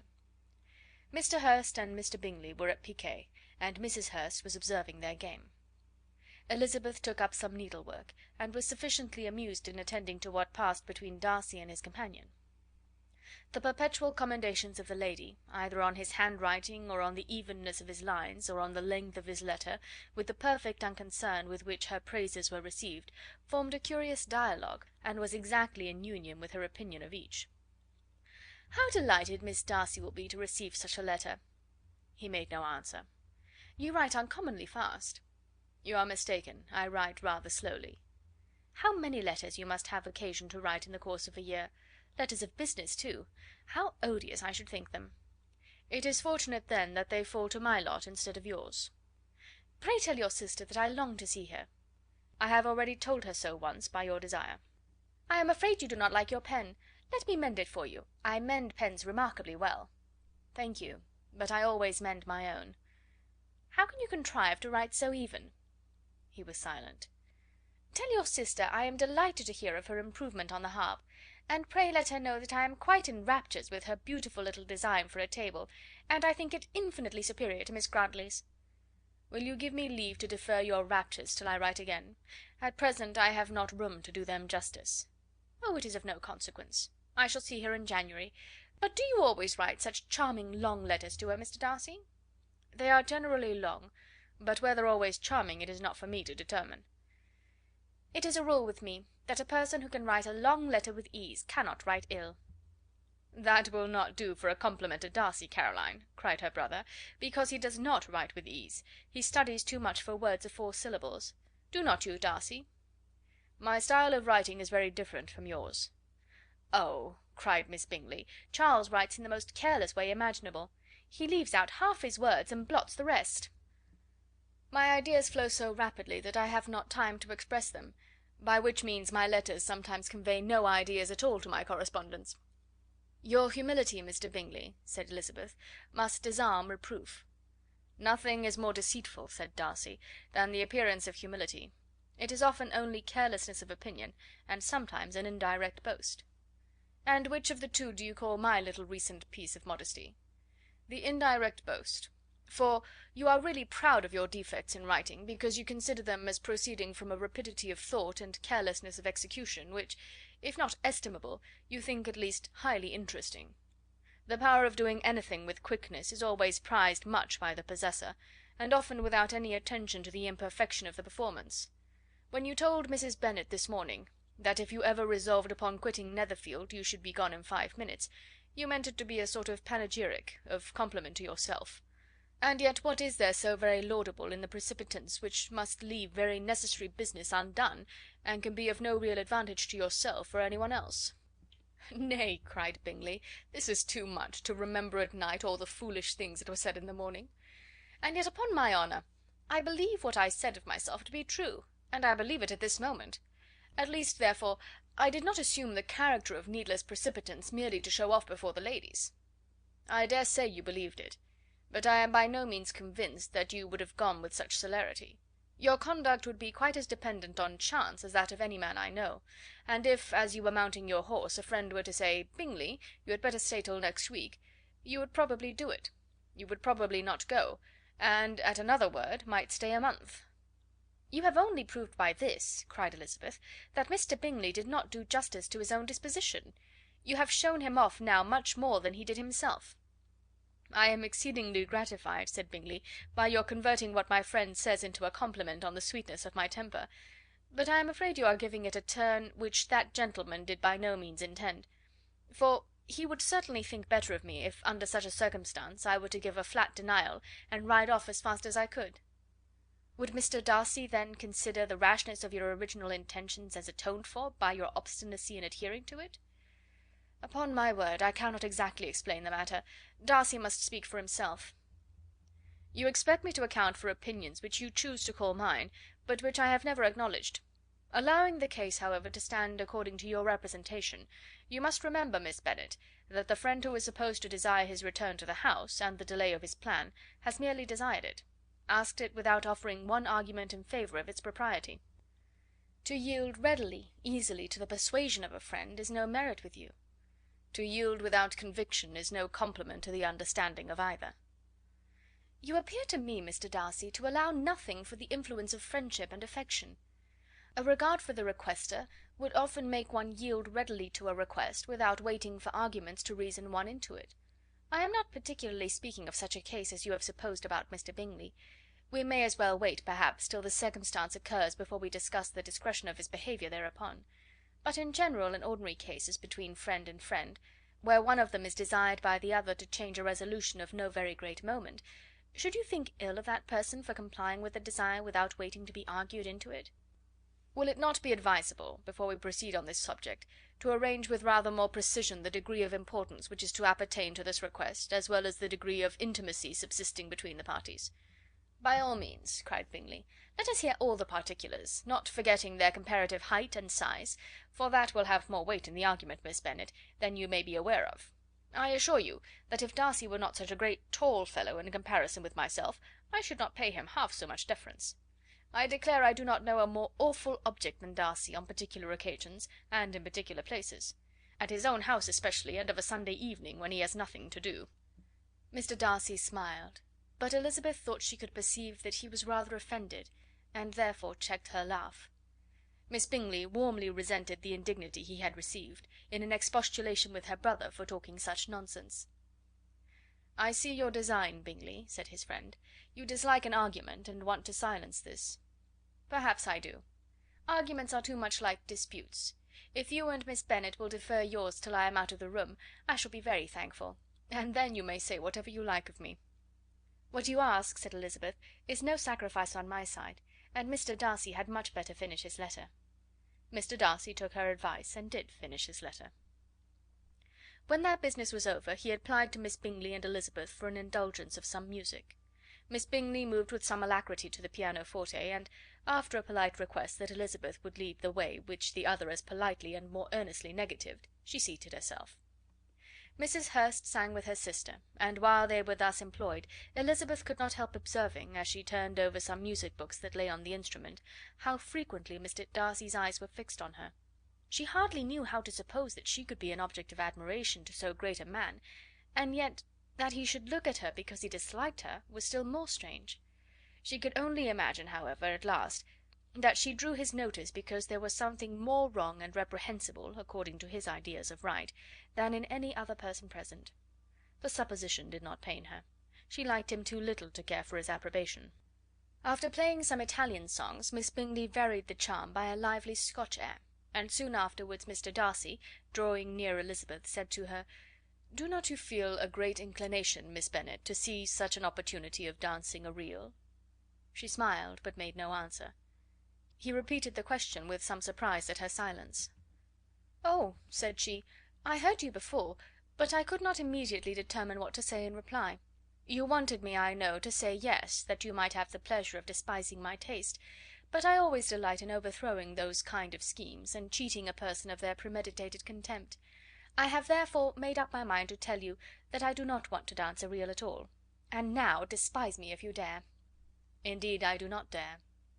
Elizabeth, having rather expected to affront him, was amazed at his gallantry, but there was a mixture of sweetness and archness in her manner which made it difficult for her to affront anybody, and Darcy had never been so bewitched by any woman as he was by her.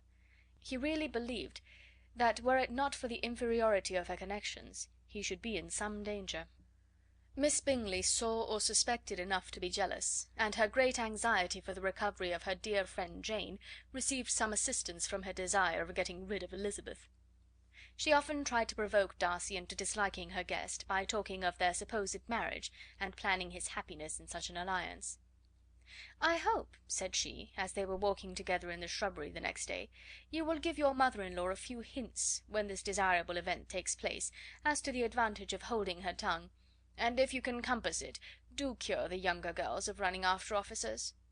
And if I may mention so delicate a subject, endeavour to check that little something bordering on conceit and impertinence which your lady possesses." "Have you anything else to propose for my domestic felicity?" "Oh, yes.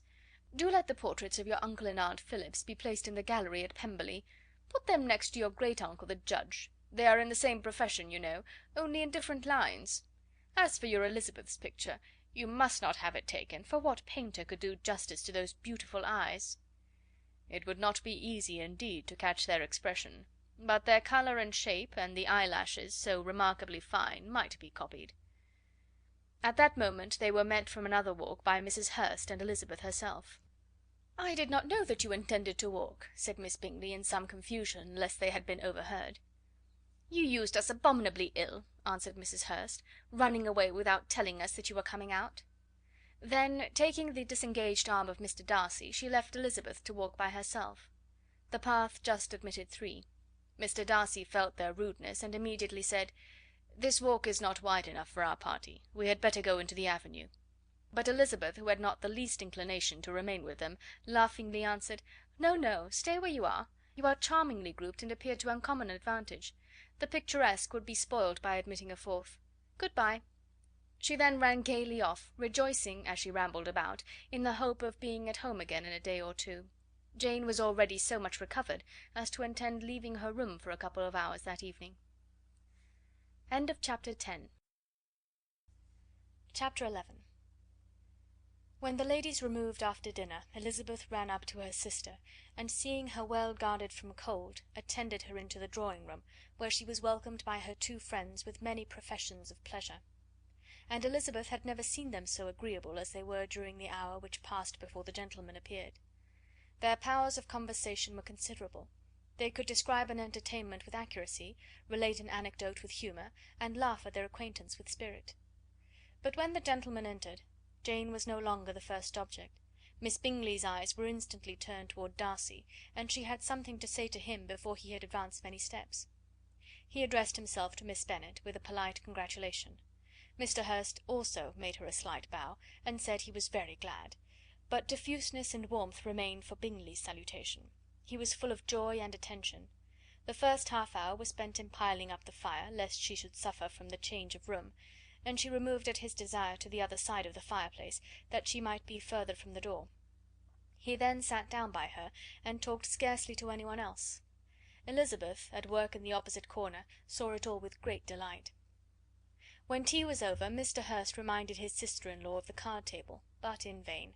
She had obtained private intelligence that Mr. Darcy did not wish for cards, and Mr. Hurst soon found even his open petition rejected.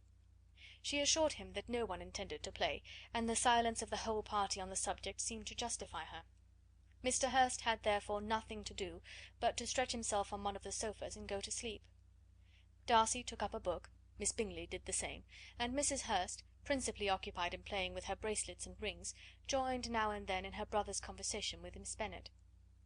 Miss Bingley's attention was quite as much engaged in watching Mr. Darcy's progress through his book as in reading her own, and she was perpetually either making some inquiry or looking at his page. She could not win him, however, to any conversation. He merely answered her question and read on. At length, quite exhausted by the attempt to be amused with her own book, which she had only chosen because it was the second volume of his, she gave a great yawn and said, "How pleasant it is to spend an evening in this way! I declare, after all, there is no enjoyment like reading. How much sooner one tires of anything than of a book! When I have a house of my own, I shall be miserable if I have not an excellent library." No one made any reply. She then yawned again, threw aside her book, and cast her eyes round the room in quest for some amusement, when, hearing her brother mentioning a ball to Miss Bennet, she turned suddenly towards him and said, "By the by, Charles, are you really serious in meditating a dance at Netherfield? I would advise you, before you determine on it, to consult the wishes of the present party. I am much mistaken if there are not some among us to whom a ball would be rather a punishment than a pleasure." "If you mean Darcy," cried her brother, "he may go to bed, if he chooses, before it begins; but as for the ball, it is quite a settled thing, and as soon as Nicholls has made white soup enough, I shall send round my cards." "I should like balls infinitely better," she replied, "if they were carried on in a different manner; but there is something insufferably tedious in the usual process of such a meeting. It would surely be much more rational if conversation instead of dancing were made the order of the day." "Much more rational, my dear Caroline, I dare say, but it would not be near so much like a ball." Miss Bingley made no answer, and soon afterwards she got up and walked about the room. Her figure was elegant, and she walked well; but Darcy, at whom it was all aimed, was still inflexibly studious. In the desperation of her feelings she resolved on one effort more, and turning to Elizabeth, said, "Miss Eliza Bennet, let me persuade you to follow my example, and take a turn about the room. I assure you it is very refreshing after sitting so long in one attitude." Elizabeth was surprised, but agreed to it immediately. Miss Bingley succeeded no less in the real object of her civility. Mr. Darcy looked up. He was as much awake to the novelty of attention in that quarter as Elizabeth herself could be, and unconsciously closed his book.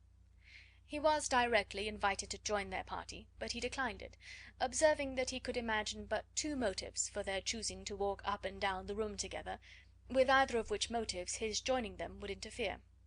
What could he mean? She was dying to know what could be his meaning, and asked Elizabeth whether she could at all understand him. "Not at all," was her answer; "but depend upon it, he means to be severe on us, and our surest way of disappointing him will be to ask nothing about it." Miss Bingley, however, was incapable of disappointing Mr. Darcy in anything, and persevered therefore in requiring an explanation of his two motives. "I have not the smallest objection to explaining them," said he, as soon as she allowed him to speak. "You either choose this method of passing the evening because you are in each other's confidence, and have secret affairs to discuss, or because you are conscious that your figures appear to the greatest advantage in walking. If the first, I would be completely in your way, and if the second, I can admire you much better as I sit by the fire." "Oh, shocking!" cried Miss Bingley. "I never heard anything so abominable. How shall we punish him for such a speech?" "Nothing so easy, if you have but the inclination," said Elizabeth. "We can all plague and punish one another. Tease him, laugh at him. Intimate as you are, you must know how it is to be done." "But upon my honour I do not. I do assure you that my intimacy has not yet taught me that. Tease calmness of temper and presence of mind? No, no, I feel he may defy us there. And as to laughter, we will not expose ourselves, if you please, by attempting to laugh without a subject. Mr. Darcy may hug himself." "Mr. Darcy is not to be laughed at?" cried Elizabeth. "That is an uncommon advantage, and uncommon I hope it will continue, for it would be a great loss to me to have many such acquaintances. I dearly love a laugh." "Miss Bingley," said he, "has given me credit for more than can be. The wisest and the best of men, nay, the wisest and the best of their actions, may be rendered ridiculous by a person whose first object in life is a joke." "Certainly," replied Elizabeth, "there are such people, but I hope I am not one of them. I hope I never ridicule what is wise or good. Follies and nonsense, whims and inconsistencies, do divert me, I own, and I laugh at them whenever I can; but these, I suppose, are precisely what you are without." "Perhaps that is not possible for anyone. But it has been the study of my life to avoid those weaknesses which often expose a strong understanding to ridicule." "Such as vanity and pride?" "Yes, vanity is a weakness indeed; but pride, where there is a real superiority of mind, pride will always be under good resolution." Elizabeth turned away to hide a smile. "Your examination of Mr. Darcy is over, I presume," said Miss Bingley; "and pray what is the result?" "I am perfectly convinced by it that Mr. Darcy has no defect. He owns it to himself without disguise." "No," said Darcy, "I have made no such pretension. I have faults enough, but they are not, I hope, of understanding. My temper I dare not vouch for. It is, I believe, too little yielding, certainly too little for the convenience of the world. I cannot forget the follies and vices of others so soon as I ought, nor their offences against myself. My feelings are not puffed about with every attempt to move them. My temper would perhaps be called resentful. My good opinion, once lost, is lost for ever." "That is a failing indeed," cried Elizabeth. "Implacable resentment is a shade in a character. But you have chosen your fault well. I really cannot laugh at it. You are safe from me." "There is, I believe, in every disposition a tendency to some particular evil, a natural defect which not even the best education can overcome." "And your defect is a propensity to hate everybody." "And yours," he replied with a smile, "is wilfully to misunderstand them." "Do let us have a little music," cried Miss Bingley, tired of a conversation in which she had no share. "Louisa, you will not mind my waking Mr. Hurst?" Her sister made not the slightest objection, and the pianoforte was opened, and Darcy, after a few moments' recollection, was not sorry for it. He began to feel the danger of paying Elizabeth too much attention. Chapter 12. In consequence of an agreement between the sisters, Elizabeth wrote the next morning to her mother to beg that the carriage might be sent for them in the course of the day. But Mrs. Bennet, who had calculated on her daughter's remaining at Netherfield till the following Tuesday, which would exactly finish Jane's week, could not bring herself to receive them with pleasure before. Her answer, therefore, was not propitious, at least not to Elizabeth's wishes, for she was impatient to get home. Mrs. Bennet sent them word that they could not possibly have the carriage before Tuesday, and in her postscript it was added that if Mr. Bingley and his sister pressed them to stay longer, she could spare them very well. Against staying longer, however, Elizabeth was positively resolved; nor did she much expect it would be asked, and fearful, on the contrary, as being considered as intruding themselves needlessly long, she urged Jane to borrow Mr. Bingley's carriage immediately, and at length it was settled that their original design of leaving Netherfield that morning should be mentioned, and the request made. The communication excited many professions of concern, and enough was said of wishing them to stay at least until the following day, to work on Jane. Until the morrow their going was deferred. Miss Bingley was then sorry that she had proposed the delay, for her jealousy and dislike of one sister much exceeded her affection for the other. The master of the house heard with real sorrow that they were to go so soon, and repeatedly tried to persuade Miss Bennet that it would not be safe for her, that she was not enough recovered, but Jane was firm where she felt herself to be right. To Mr. Darcy it was welcome intelligence. Elizabeth had been at Netherfield long enough. She attracted him more than he liked, and Miss Bingley was uncivil to her, and more teasing than usual to himself. He wisely resolved to be particularly careful that no sign of admiration should now escape him, nothing that could elevate her with the hope of influencing his felicity, sensible that, if such an idea had been suggested, his behaviour during the last day must have material weight in confirming or crushing it. Steady to his purpose, he scarcely spoke 10 words to her through the whole of Saturday, and though they were at one time left by themselves for half an hour, he adhered most conscientiously to his book, and would not even look at her. On Sunday, after morning service, the separation, so agreeable to almost all, took place. Miss Bingley's civility to Elizabeth increased at last very rapidly, as well as her affection for Jane, and when they parted, after assuring the latter of the pleasure it would give her to see her either at Longbourn or Netherfield, and embracing her most tenderly, she even shook hands with the former. Elizabeth took leave of the whole party in the liveliest spirits. They were not welcomed home very cordially by their mother. Mrs. Bennet wondered at their coming, and thought them very wrong to give so much trouble, and was sure Jane would have caught cold again. But their father, though very laconic in his expressions of pleasure, was really glad to see them. He had felt their importance in the family circle. The evening conversation, when they were all assembled, had lost much of its animation, and almost all its sense, by the absence of Jane and Elizabeth. They found Mary, as usual, deep in the study of thorough base and human nature, and had some new extracts to admire, and some new observations of threadbare morality to listen to. Catherine and Lydia had information for them of a different sort.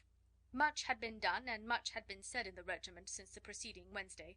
Several of the officers had dined lately with their uncle, a private had been flogged, and it had actually been hinted that Colonel Forster was going to be married. Chapter 13.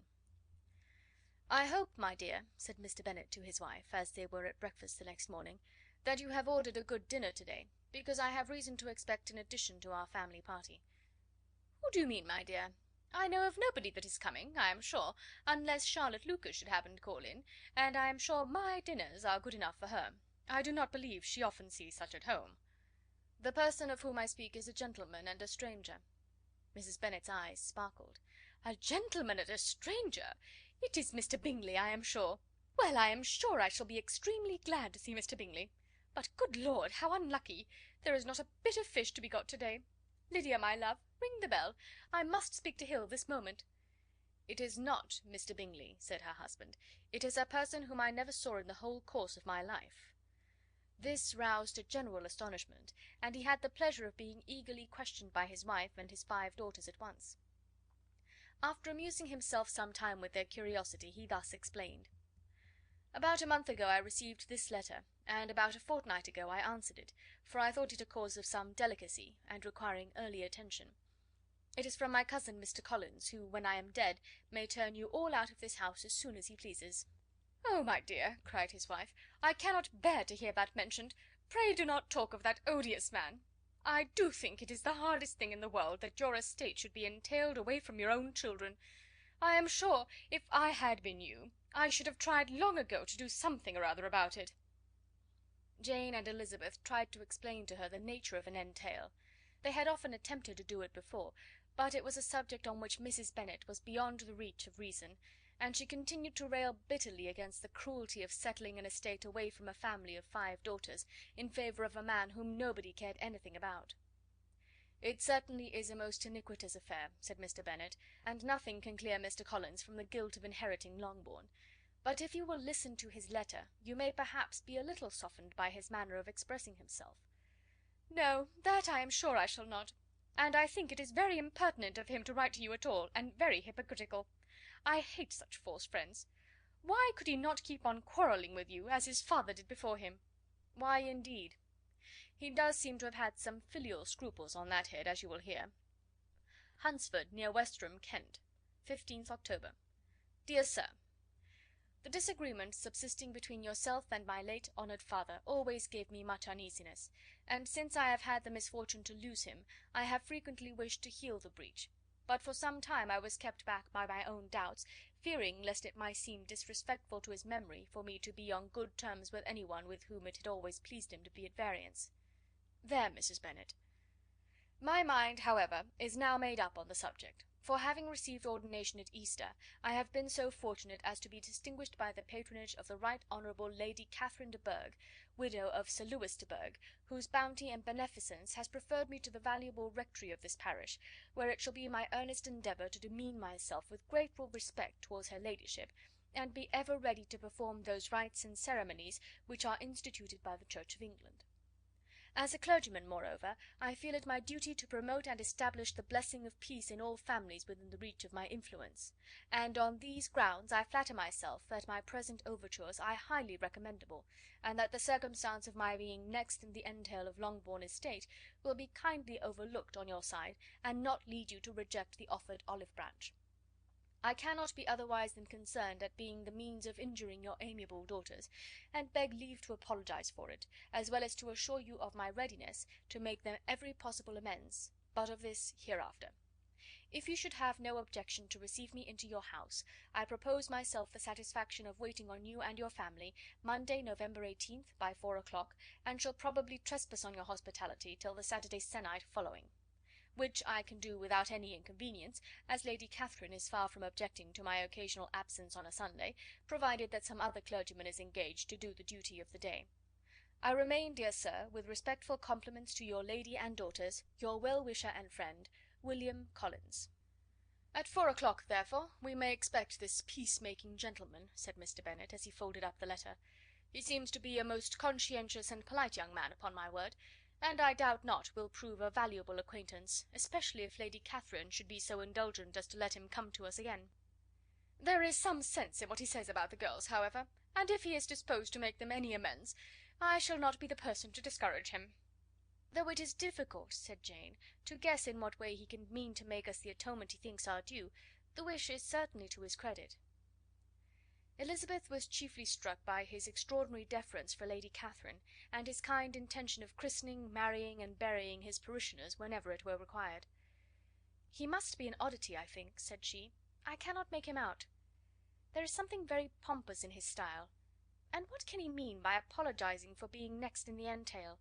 We cannot suppose he would help it if he could. Could he be a sensible man, sir?" "No, my dear, I think not. I have great hopes of finding him quite the reverse. There is a mixture of servility and self-importance in his letter, which promises well. I am impatient to see him." "In point of composition," said Mary, "the letter does not seem defective. The idea of the olive branch perhaps is not wholly new, yet I think it is well expressed." To Catherine and Lydia neither the letter nor its writer were in any degree interesting. It was next to impossible that their cousin should come in a scarlet coat, and it was now some weeks since they had received pleasure from the society of a man in any other colour. As for their mother, Mr. Collins's letter had done away with much of her ill will, and she was preparing to see him with a degree of composure which astonished her husband and daughters. Mr. Collins was punctual to his time, and was received with great politeness by the whole family.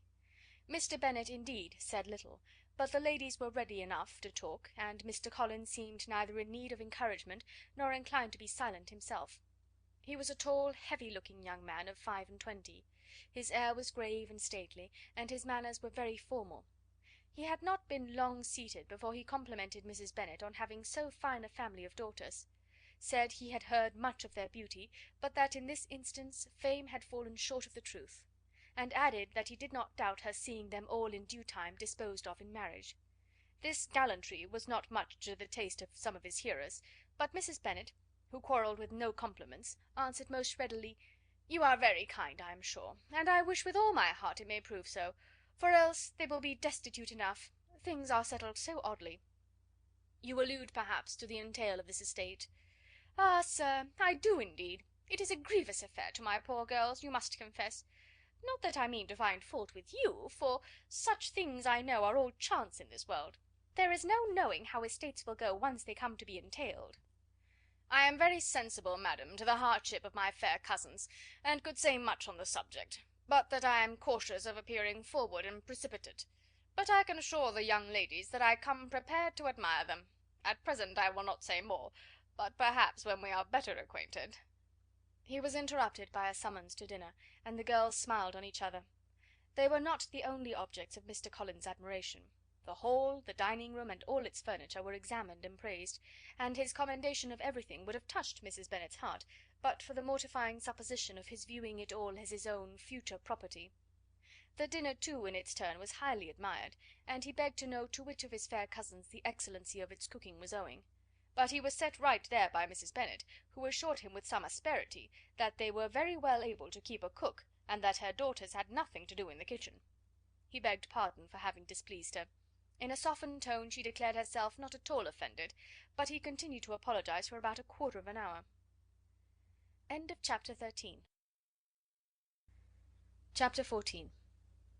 During dinner Mr. Bennet scarcely spoke at all, but when the servants were withdrawn he thought it time to have some conversation with his guest, and therefore started a subject in which he expected him to shine, by observing that he seemed very fortunate in his patroness. Lady Catherine de Bourgh's attention to his wishes, and consideration for his comfort, appeared very remarkable. Mr. Bennet could not have chosen better. Mr. Collins was eloquent in her praise. The subject elevated him to more than usual solemnity of manner, and with a most important aspect he protested that he had never in his life witnessed such behaviour in a person of rank, such affability and condescension, as he had himself experienced from Lady Catherine. She had been graciously pleased to approve of both of the discourses which he had already had the honour of preaching before her. She had also asked him twice to dine at Rosings, and had sent for him only the Saturday before, to make up her pool of quadrille in the evening. Lady Catherine was reckoned proud by many people he knew, but he had never seen anything but affability in her. She had always spoken to him as she would to any other gentleman. She made not the smallest objection to his joining in the society of the neighbourhood, nor to his leaving the parish occasionally for a week or two to visit his relations. She had even condescended to advise him to marry as soon as he could, provided he chose with discretion, and had once paid him a visit in his humble parsonage, where she had perfectly approved all the alterations he had been making, and had even vouchsafed to suggest some herself, some shelves in the closet upstairs. "That is all very proper and civil, I am sure," said Mrs. Bennet, "and I dare say she is a very agreeable woman. It is a pity that great ladies in general are not more like her. Does she live near you, sir?" "The garden in which stands my humble abode is separated only by a lane from Rosings Park, her ladyship's residence."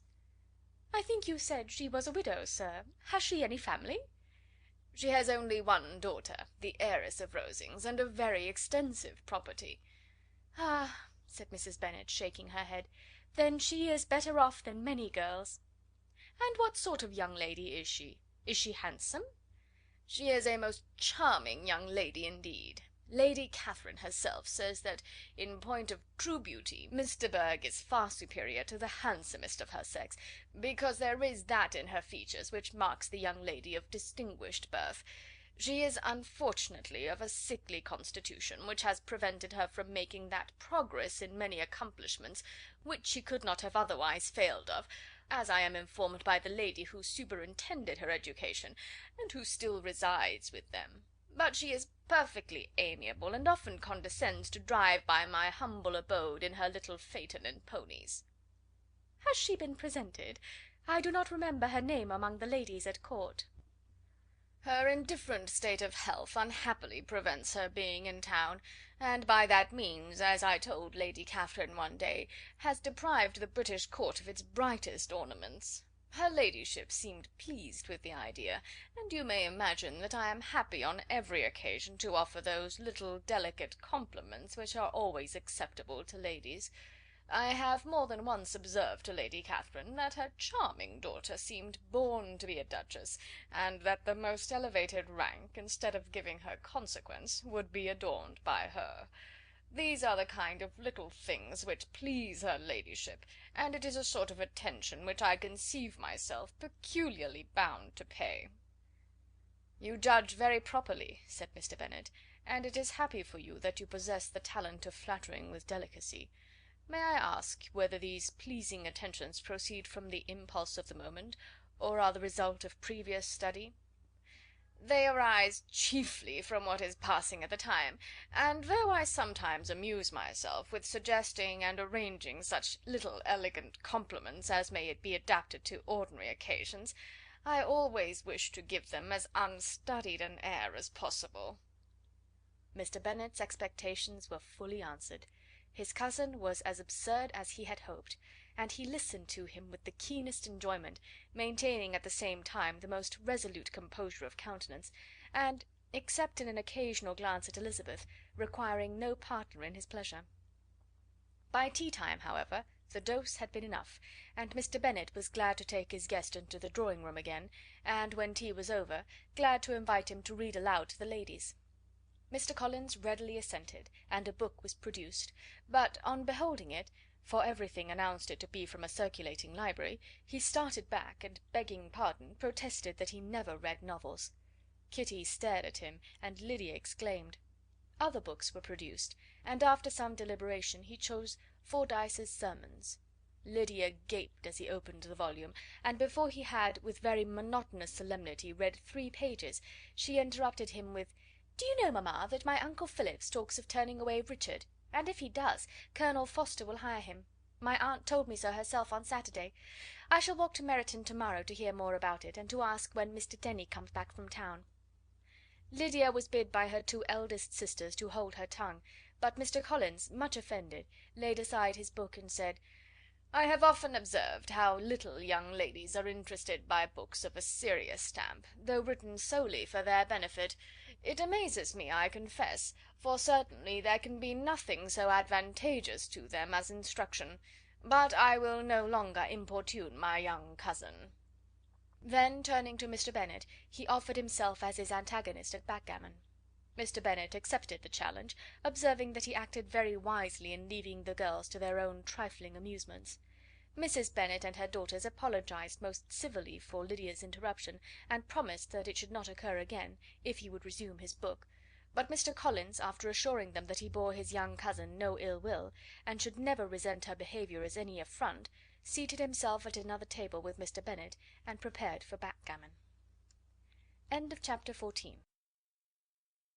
Chapter 15.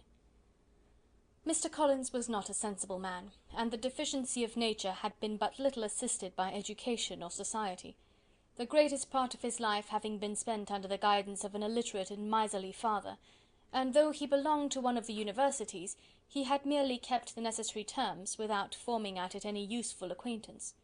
The subjection in which his father had brought him up had given him originally great humility of manner, but it was now a good deal counteracted by the self-conceit of a weak head, living in retirement, and the consequential feelings of early and unexpected prosperity. A fortunate chance had recommended him to Lady Catherine de Bourgh when the living of Hunsford was vacant, and the respect which he felt for her high rank, and his veneration for her as his patroness, mingling with a very good opinion of himself, of his authority as a clergyman, and his right as a rector, made him altogether a mixture of pride and obsequiousness, self-importance and humility. Having now a good house and a very sufficient income, he intended to marry, and in seeking a reconciliation with the Longbourn family, he had a wife in view, as he meant to choose one of the daughters, if he found them as handsome and amiable as they were represented by common report. This was his plan of amends, of atonement, for inheriting their father's estate, and he thought it an excellent one, full of eligibility and suitableness, and excessively generous and disinterested on his own part. His plan did not vary on seeing them. Miss Bennet's lovely face confirmed his views, and established all his strictest notions of what was due to seniority, and for the first evening she was his settled choice. The next morning, however, made an alteration, for in a quarter of an hour's tete-a-tete with Mrs. Bennet before breakfast, a conversation beginning with his parsonage house, and leading naturally to the avowal of his hopes that a mistress might be found for it at Longbourn, produced from her, amid very complaisant smiles and general encouragement, a caution against the very Jane he had fixed on.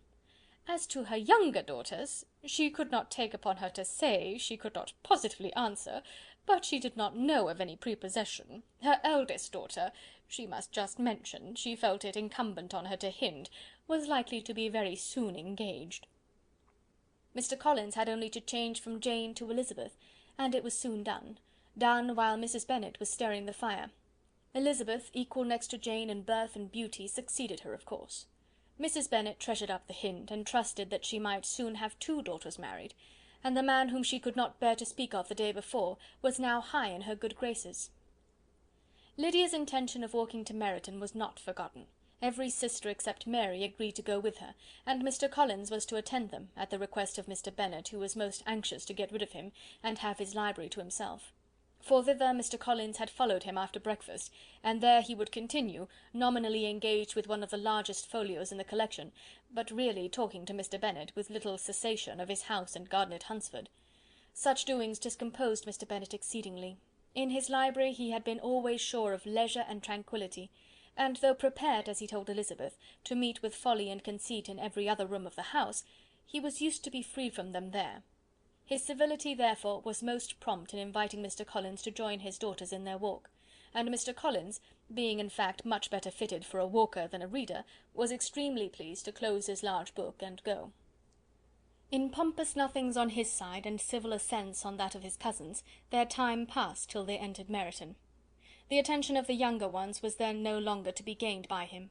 Their eyes were immediately wandering up in the street in quest of the officers, and nothing less than a very smart bonnet indeed, or a really new muslin in a shop window, could recall them.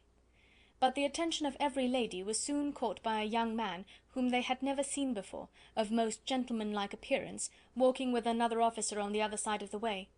The officer was the very Mr. Denny concerning whose return from London Lydia came to inquire, and he bowed as they passed. All were struck with the stranger's air. All wondered who he could be, and Kitty and Lydia, determined if possible to find out, led the way across the street, under pretence of wanting something in an opposite shop, and fortunately had just gained the pavement when the 2 gentlemen, turning back, had reached the same spot. Mr. Denny addressed them directly, and entreated permission to introduce his friend Mr. Wickham, who had returned with him the day before from town, and he was happy to say had accepted a commission in their corps. This was exactly as it should be, for the young man wanted only regimentals to make him completely charming. His appearance was greatly in his favour. He had all the best part of beauty, a fine countenance, a good figure, and very pleasing address. The introduction was followed up on his side by a happy readiness of conversation, a readiness at the same time perfectly correct and unassuming, and the whole party was still standing and talking together very agreeably, when the sound of horses drew their notice, and Darcy and Bingley were seen riding down the street. On distinguishing the ladies of the group, the 2 gentlemen came directly towards them, and began the usual civilities. Bingley was the principal spokesman, and Miss Bennet the principal object. He was then, he said, on his way to Longbourn on purpose to inquire after her.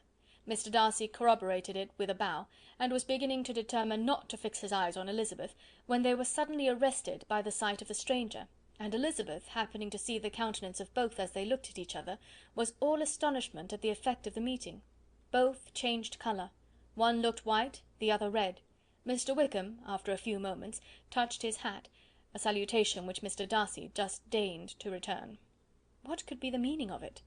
It was impossible to imagine. It was impossible not to long to know. In another minute Mr. Bingley, but without seeming to have noticed what passed, took leave and rode on with his friend. Mr. Denny and Mr. Wickham walked with the young ladies to the door of Mr. Phillips's house, and then made their bows, in spite of Miss Lydia's pressing entreaties that they should come in, and even in spite of Mrs. Phillips throwing up the parlour window and loudly seconding the invitation. Mrs. Phillips was always glad to see her nieces, and the two eldest, from their recent absence, were particularly welcome, and she was eagerly expressing her surprise at their sudden return home, which, as their own carriage had not fetched them, she should have known nothing about, if she had not happened to see Mr. Jones' shop-boy in the street, who had told her that they were not to send any more drafts to Netherfield, because the Miss Bennets were come away, when her civility was claimed towards Mr. Collins by Jane's introduction of him. She received him with her very best politeness, which he returned with as much more, apologizing for his intrusion, without any previous acquaintance with her, which he could not help flattering himself, however, might be justified by his relationship to the young ladies who introduced him to her notice.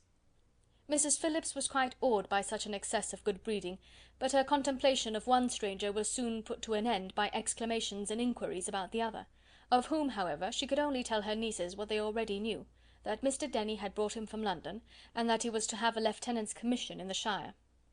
She had been watching him the last hour, she said, as he walked up and down the street, and had Mr. Wickham appeared, Kitty and Lydia would certainly have continued the occupation; but unluckily no one passed the windows now except a few of the officers, who, in comparison with the stranger, were become stupid, disagreeable fellows. Some of them were to dine with the Phillipses the next day, and their aunt promised to make her husband call on Mr. Wickham, and give him an invitation also, if the family from Longbourn would come in the evening. This was agreed to, and Mrs. Phillips protested that they would have a nice, comfortable, noisy game of lottery tickets, and a little bit of hot supper afterwards. The prospect of such delights was very cheering, and they parted in mutual good spirits. Mr. Collins repeated his apologies in quitting the room, and was assured with unwearying civility that they were perfectly needless.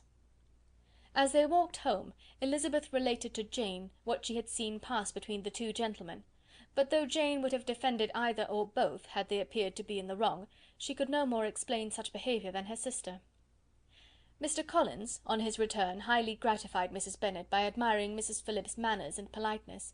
He protested that, except Lady Catherine and her daughter, he had never seen a more elegant woman, for she had not only received him with the utmost civility, but even pointedly included him in her invitation for the next evening, although utterly unknown to her before.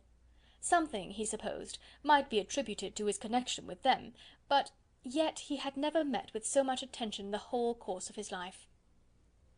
Chapter 16.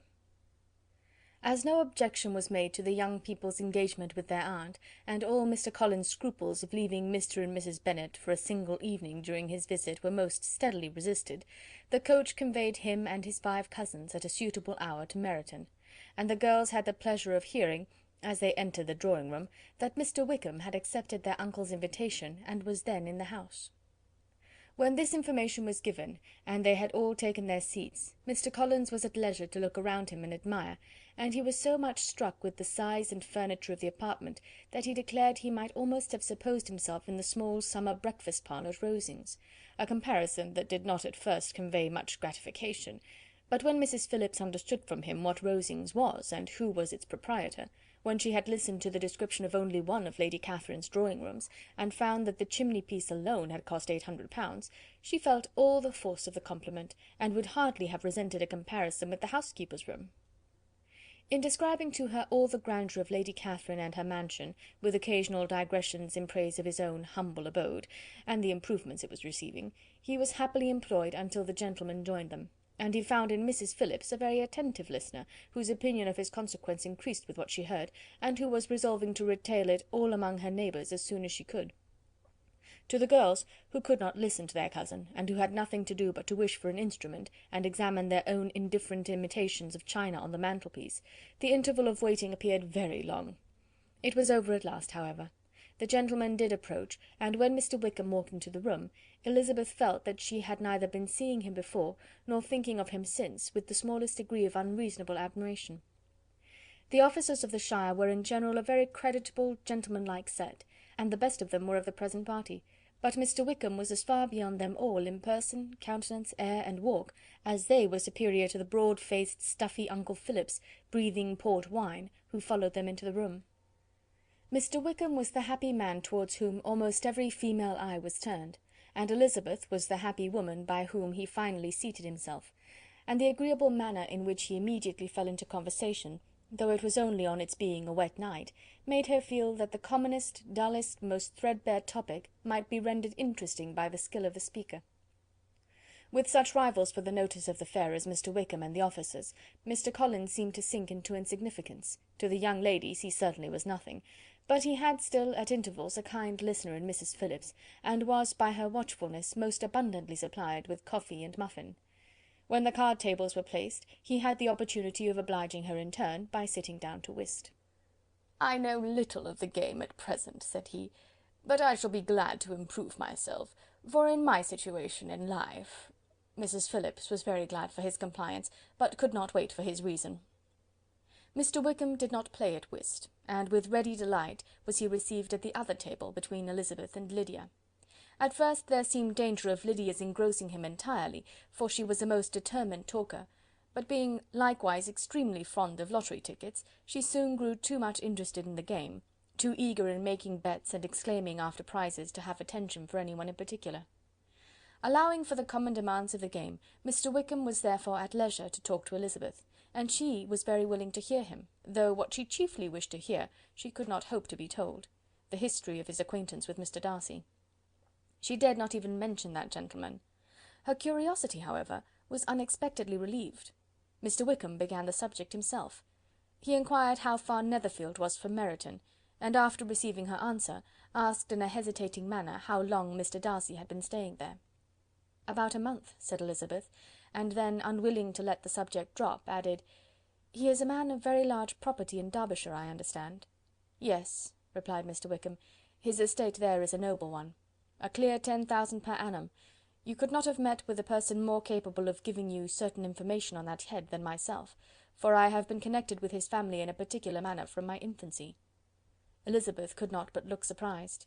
"You may well be surprised, Miss Bennet, at such an assertion, after seeing, as you probably might, the very cold manner of our meeting yesterday. Are you much acquainted with Mr. Darcy?" "As much as I ever wished to be," cried Elizabeth very warmly. "I have spent 4 days in the same house with him, and I think him very disagreeable."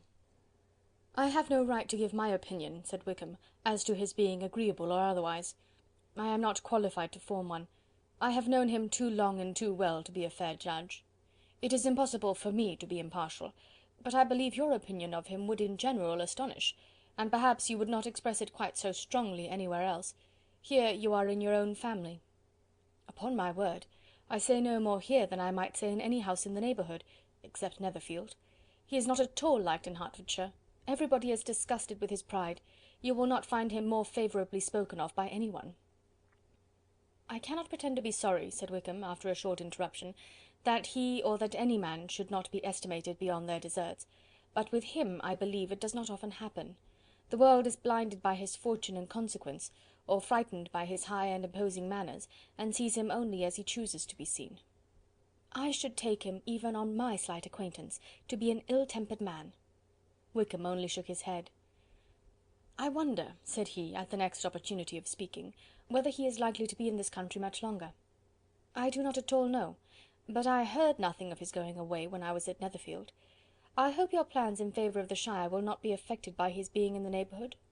"Oh no, it is not for me to be driven away by Mr. Darcy. If he wishes to avoid seeing me, he must go. We are not on friendly terms, and it always gives me pain to meet him, but I have no reason for avoiding him, but what I might proclaim before all the world, a sense of a very great ill-usage, and most painful regrets at his being what he is. His father, Miss Bennet, the late Mr. Darcy, was one of the best men that ever breathed, and the truest friend I ever had, and I can never be in company with this Mr. Darcy without being grieved to the soul by 1,000 tender recollections. His behaviour to myself has been scandalous, but I verily believe I could forgive him anything and everything, rather than his disappointing the hopes and disgracing the memory of his father." Elizabeth found the interest of the subject increase, and listened with all her heart. but the delicacy of it prevented further inquiry. Mr. Wickham began to speak on more general topics, Meryton, the neighbourhood, the society, appearing highly pleased with all that he had yet seen, and speaking of the latter with gentle but very intelligible gallantry. It was the prospect of constant society, and good society, he added, which was my chief inducement to enter the shire. I knew it to be a most respectable, agreeable corps, and my friend Denny tempted me further by his account of their present quarters, and the very great attentions and excellent acquaintances Meryton had procured them. Society, I own, is necessary to me. I have been a disappointed man, and my spirits will not bear solitude. I must have employment and society. A military life is not what I was intended for, but circumstances have now made it eligible. The Church ought to have been my profession. I was brought up for the Church, and I should at this time have been in possession of a most valuable living, had it pleased the gentleman we were speaking of just now. Indeed? Yes. The late Mr. Darcy bequeathed me the next presentation of the best living in his gift. He was my godfather, and excessively attached to me. I cannot do justice to his kindness. He meant to provide for me amply, and thought he had done it, but when the living fell, it was given elsewhere. Good heavens! cried Elizabeth. But how could that be? How could his will be disregarded? Why did you not seek legal redress? There was just such an informality in the terms of the bequest as to give me no hope from law. A man of honour could not have doubted the intention, but Mr. Darcy chose to doubt it, or to treat it as a merely conditional recommendation, and to assert that I had forfeited all claim to it by extravagance, imprudence, in short, anything or nothing. Certain it is that the living became vacant 2 years ago, exactly as I was of an age to hold it, and that it was given to another man. And no less certain is it that I cannot accuse myself of having really done anything to deserve to lose it. I have a warm, unguarded temper, and I may have spoken my opinion of him and to him too freely. I can recall nothing worse, but the fact is that we are very different sort of men, and that he hates me. This is quite shocking. He deserves to be publicly disgraced. Some time or other he will be, but it shall not be by me. Till I can forget his father, I can never defy or expose him. Elizabeth honoured him for such feelings, and thought him handsomer than ever as he expressed them. But what, said she after a pause, can have been his motive? What can have induced him to behave so cruelly? A thorough determined dislike of me, a dislike which I cannot but attribute in some measure to jealousy. Had the late Mr. Darcy liked me less, his son might have borne with me better, but his father's uncommon attachment to me irritated him, I believe, very early in life. He had not a temper to bear the sort of competition in which we stood, the sort of preference which was often given to me. I had not thought Mr. Darcy so bad as this, though I have never liked him. I had not thought so very ill of him. I had supposed him to be despising his fellow creatures in general, but did not suspect him of descending to such malicious revenge, such injustice, such inhumanity as this. After a few minutes' reflection, however, she continued, I do remember his boasting one day at Netherfield of the implacability of his resentments, of his having an unforgiving temper. His disposition must be dreadful. I will not trust myself on the subject, replied Wickham. I can hardly be just to him. Elizabeth was again deep in thought, and after a time exclaimed, To treat in such a manner the godson, the friend, the favourite of his father! She could have added, a young man, too, like you, whose very countenance may vouch for your being amiable, but she contented herself with, and one, too, who had probably been his companion from childhood, connected together, as I think you said, in the closest manner. We were born in the same parish, within the same park. The greatest part of our youth was passed together, inmates of the same house, sharing the same amusements, objects of the same parental care.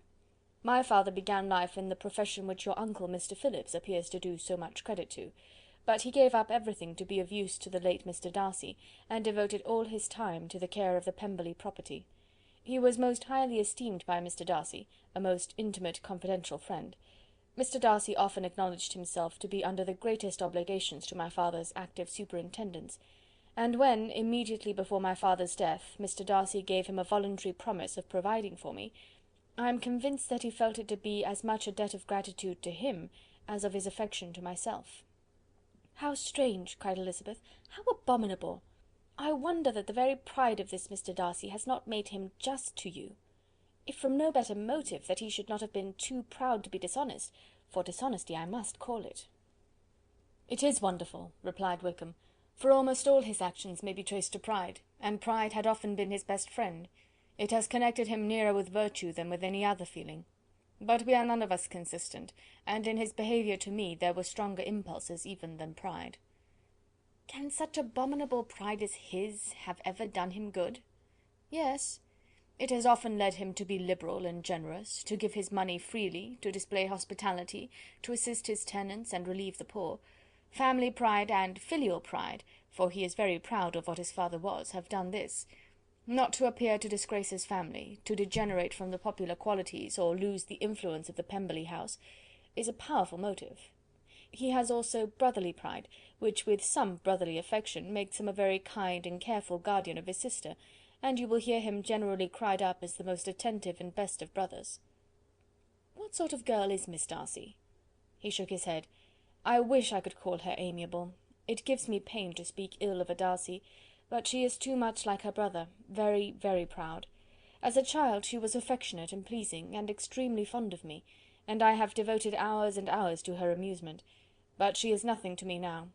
She is a handsome girl, about 15 or 16, and, I understand, highly accomplished. Since her father's death, her home has been London, where a lady lives with her, and superintends her education."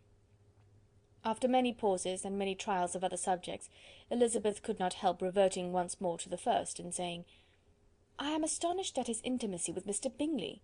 How can Mr. Bingley, who seems good humour itself, and is, I really believe, truly amiable, be in friendship with such a man? How can they suit each other?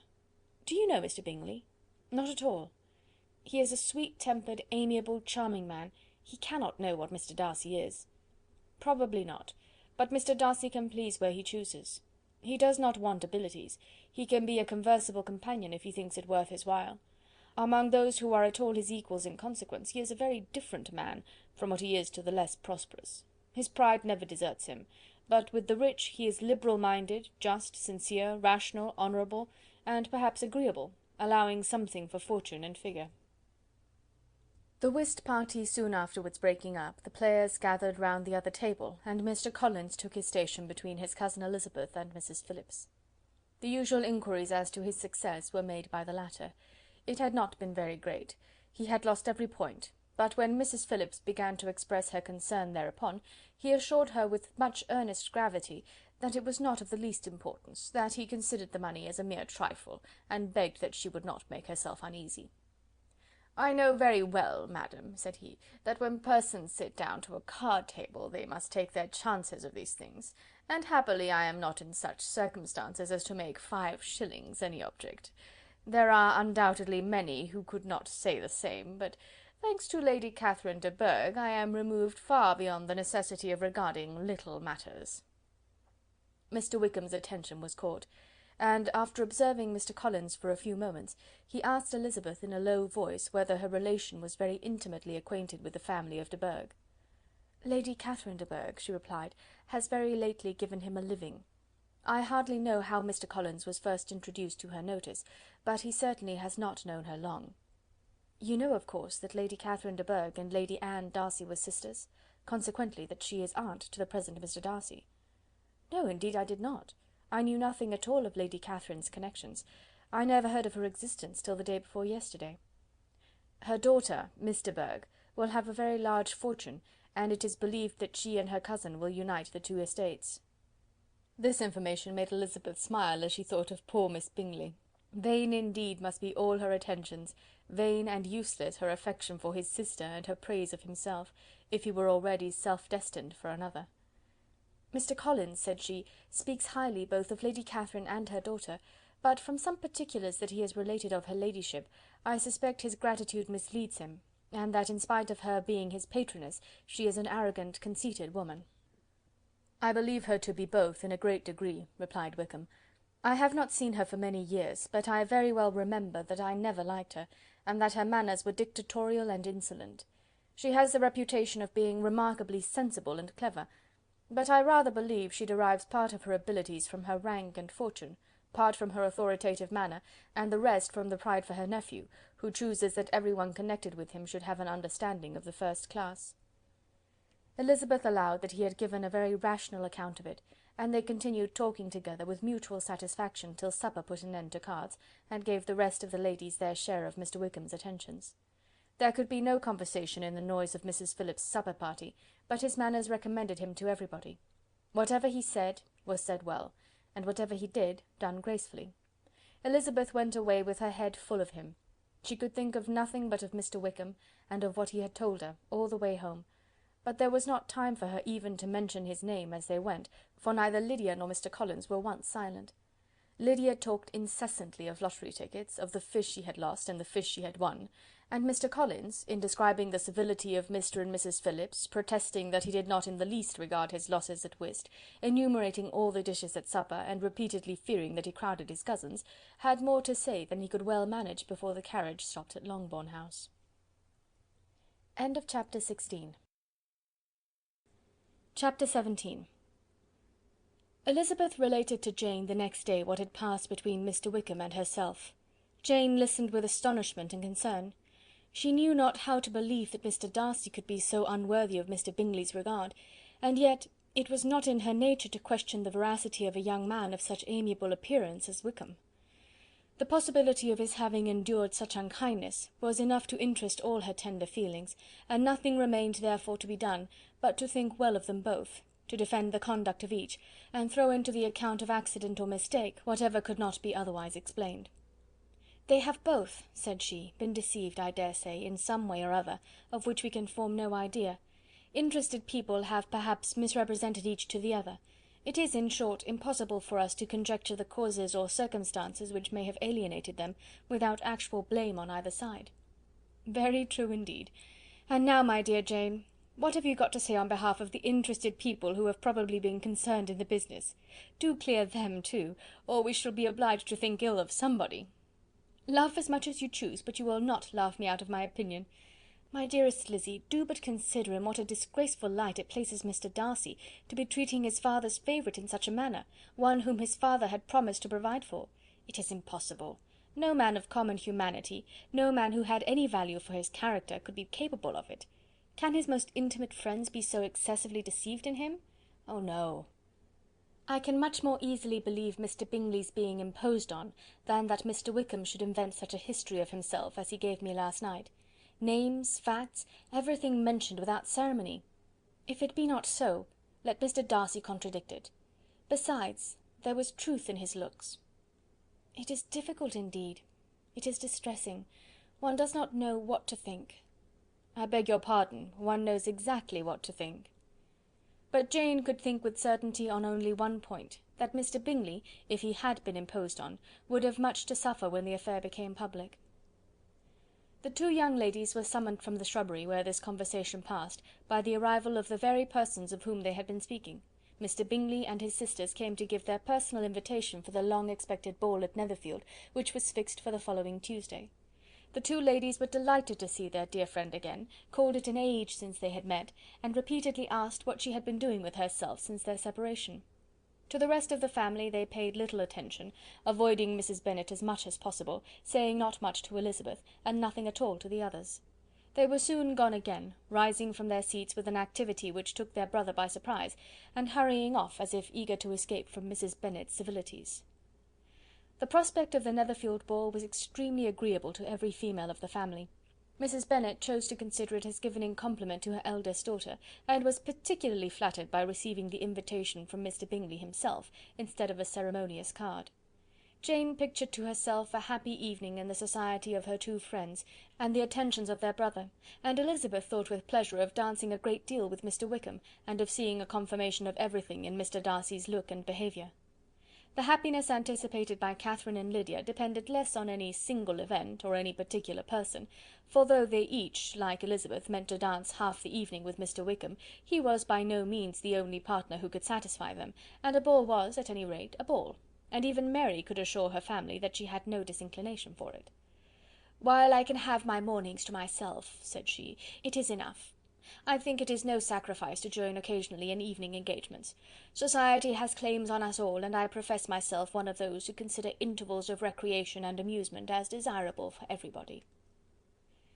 Elizabeth's spirits were so high on this occasion, that though she did not often speak unnecessarily to Mr. Collins, she could not help asking him whether he intended to accept Mr. Bingley's invitation, and if he did, whether he would think it proper to join in the evening's amusement.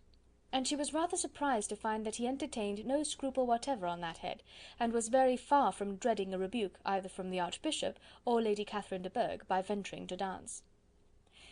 "I am by no means of the opinion, I assure you," said he, "that a ball of this kind, given by a young man of character to respectable people, can have any evil tendency, and I am so far from objecting to dancing myself, that I shall hope to be honoured with the hands of all my fair cousins in the course of the evening, and I take this opportunity of soliciting yours, Miss Elizabeth, for the first 2 dances especially. A preference which I trust my cousin Jane will attribute to the right cause, and not to any disrespect for her." Elizabeth felt herself completely taken in. She had fully proposed being engaged by Mr. Wickham for those very dances, and to have Mr. Collins instead! Her liveliness had never been worse timed. There was no help for it, however. Mr. Wickham's happiness and her own were perforce delayed a little longer, and Mr. Collins' proposal accepted with as good a grace as she could. She was not the better pleased with his gallantry from the idea it suggested of something more. It now first struck her that she was selected from among her sisters as worthy of being mistress of Hunsford Parsonage, and of assisting to form a quadrille table at Rosings, in the absence of more eligible visitors. The idea soon reached to conviction, as she observed his increasing civilities towards herself, and heard his frequent attempt at a compliment on her wit and vivacity; and though more astonished than gratified herself by this effect of her charms, it was not long before her mother gave her to understand that the probability of their marriage was extremely agreeable to her. Elizabeth, however, did not choose to take the hint, being well aware that a serious dispute must be the consequence of any reply. Mr. Collins might never make the offer, and till he did, it was useless to quarrel about him. If there had not been a Netherfield ball to prepare for and talk of, the younger Miss Bennets would have been in a very pitiable state at this time, for from the day of the invitation to the day of the ball, there was such a succession of rain as prevented their walking to Meryton once. No aunt, no officers, no news could be sought after. The very shoe roses for Netherfield were got by proxy. Even Elizabeth might have found some trial of her patience in weather which totally suspended the improvement of her acquaintance with Mr. Wickham, and nothing less than a dance on Tuesday could have made such a Friday, Saturday, Sunday, and Monday endurable to Kitty and Lydia. End of chapter 17. Chapter 18. Till Elizabeth entered the drawing-room at Netherfield, and looked in vain for Mr. Wickham among the cluster of red coats there assembled, a doubt of his being present had never occurred to her. The certainty of meeting him had not been checked by any of those recollections that might not unreasonably have alarmed her. She had dressed with more than usual care, and prepared in the highest spirits for the conquest of all that remained unsubdued of his heart, trusting that it was not more than might be won in the course of the evening. But in an instant arose the dreadful suspicion of his being purposely omitted for Mr. Darcy's pleasure in the Bingleys' invitation to the officers; and though this was not exactly the case, the absolute fact of his absence was pronounced by his friend Denny, to whom Lydia eagerly applied, and who told them that Wickham had been obliged to go to town on business the day before, and was not yet returned; adding with a significant smile, "I do not imagine his business would have called him away just now, if he had not wanted to avoid a certain gentleman here." This part of his intelligence, though unheard by Lydia, was caught by Elizabeth, and as it assured her that Darcy was not less answerable for Wickham's absence than if her first surmise had been just, every feeling of displeasure against the former was so sharpened by immediate disappointment, that she could hardly reply with tolerable civility to the polite inquiries which he directly afterwards approached to make. Attendance, forbearance, patience with Darcy, was injury to Wickham. She was resolved against any sort of conversation with him, and turned away with a degree of ill humour which she could not wholly surmount even in speaking to Mr. Bingley, whose blind partiality provoked her. But Elizabeth was not formed for ill humour, and though every prospect of her own was destroyed for the evening, it could not dwell long on her spirits, and having told all her griefs to Charlotte Lucas, whom she had not seen for a week, she was soon able to make a voluntary transition to the oddities of her cousin, and to point him out to her particular notice. The first 2 dances, however, brought a return of distress. They were dances of mortification.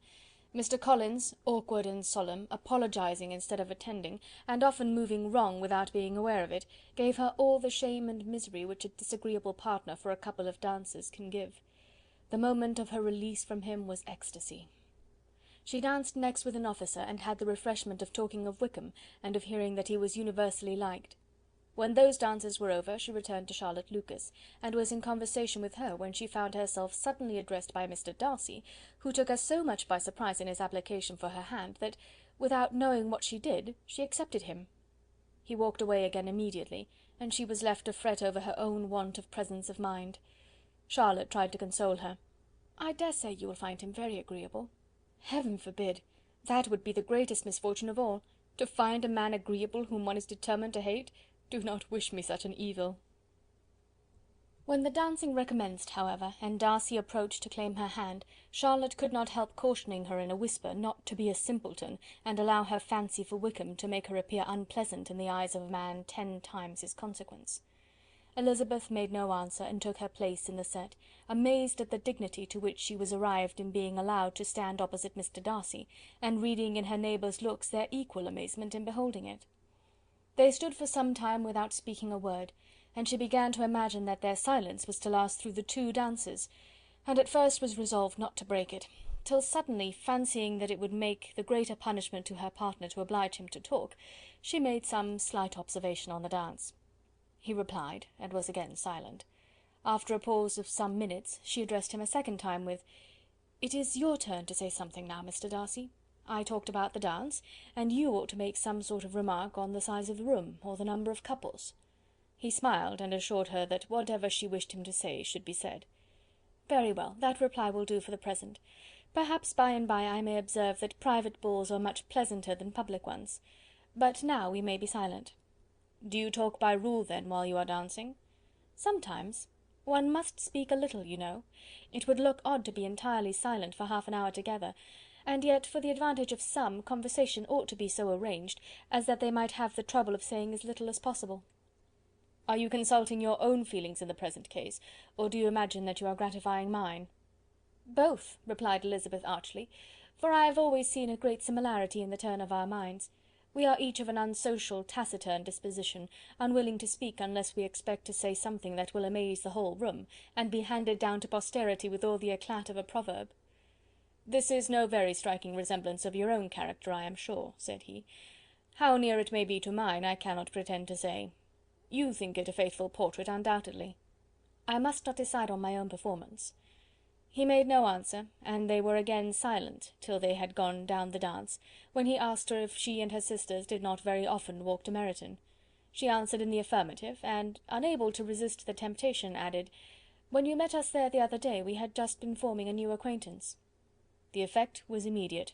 A deeper shade of hauteur overspread his features, but he said not a word, and Elizabeth, though blaming herself for her own weakness, could not go on. At length Darcy spoke, and in a constrained manner said— "Mr. Wickham is blessed with such happy manners as may ensure his making friends. Whether he may be equally capable of retaining them is less certain." "He has been so unlucky as to lose your friendship," replied Elizabeth with emphasis, "and in a manner which he is likely to suffer from all his life." Darcy made no answer, and seemed desirous of changing the subject. At that moment Sir William Lucas appeared close to them, meaning to pass through the set to the other side of the room, but on perceiving Mr. Darcy, he stopped with a bow of superior courtesy to compliment him on his dancing and his partner. "I have been most highly gratified indeed, my dear sir. Such very superior dancing is not often seen. It is evident that you belong to the first circles. Allow me to say, however, that your fair partner does not disgrace you, and that I must hope to have this pleasure often repeated, especially when a certain desirable event, my dear Eliza," glancing at her sister in Bingley, "shall take place. What congratulations will then flow in! I appeal to Mr. Darcy— But let me not interrupt you, sir. You will not thank me for detaining you from the bewitching converse of that young lady, whose bright eyes are also upbraiding me." The latter part of this address was scarcely heard by Darcy, but Sir William's allusion to his friend seemed to strike him forcibly, and his eyes were directed with a very serious expression towards Bingley and Jane, who were dancing together. Recovering himself, however, shortly, he turned to his partner and said— "Sir William's interruption has made me forget what we were talking of." I do not think we were speaking at all. Sir William could not have interrupted two people in the room who had less to say for themselves. We have tried 2 or 3 subjects already without success, and what we are to talk of next I cannot imagine." "What think you of books?" said he, smiling. "Books? Oh no! I am sure we never read the same, or not with the same feelings." "I am sorry you think so, but if that be the case, there can at least be no want of subject. We may compare our different opinions." "No, I cannot talk of books in a ball-room. My head is always full of something else." "The present always occupies you in such scenes, does it?" said he, with a look of doubt. "Yes, always," she replied, without knowing what she said, for her thoughts had wandered far from the subject, as soon afterwards appeared by her suddenly exclaiming, "I remember hearing you once say, Mr. Darcy, that you hardly ever forgave, that your resentment once created was unappeasable. You are very cautious, I suppose, as to its being created?" "I am," said he, with a firm voice. "And never allow yourself to be blinded by prejudice?" "I hope not." "It is particularly incumbent on those who never change their opinion to be secure of judging properly at first." "May I ask to what these questions tend?" "Merely to the illustration of your character," said she, endeavouring to shake off her gravity. "I am trying to make it out." "And what is your success?" She shook her head. "I do not get on at all. I hear such different accounts of you as puzzle me exceedingly." "I can readily believe," answered he, gravely, "that reports may vary greatly with respect to me, and I could wish, Miss Bennet, that you were not to sketch my character at the present moment, as there is reason to fear that the performance would reflect no credit on either. But if I do not take your likeness now, I may never have another opportunity." "I would by no means suspend any pleasure of yours," he coldly replied. She said no more, and they went down the other dance and parted in silence, and on each side dissatisfied, though not to an equal degree, for in Darcy's breast there was a tolerable powerful feeling towards her, which soon procured her pardon, and directed all his anger against another. They had not long separated when Miss Bingley came towards her, and with an expression of civil disdain accosted her. "So, Miss Eliza, I hear you are quite delighted with George Wickham. Your sister has been talking to me about him, and asking me 1,000 questions, and I find that the young man quite forgot to tell you, among his other communication, that he was the son of old Wickham, the late Mr. Darcy's steward. Let me recommend you, however, as a friend, not to give implicit confidence to all his assertions, for as to Mr. Darcy's using him ill, it is perfectly false, for on the contrary, he has always been remarkably kind to him, though George Wickham has treated Mr. Darcy in a most infamous manner.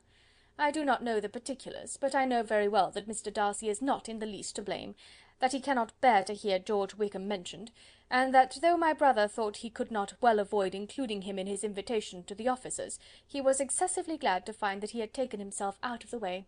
His coming into the country at all is a most insolent thing indeed, and I wonder how he could presume to do it. I pity you, Miss Eliza, for this discovery of your favourite's guilt, but really, considering his descent, one could not expect much better." "His guilt and his descent appear by your account to be the same," said Elizabeth angrily, "for I have heard you accuse him of nothing worse than of being the son of Mr. Darcy's steward, and of that, I can assure you, he informed me himself."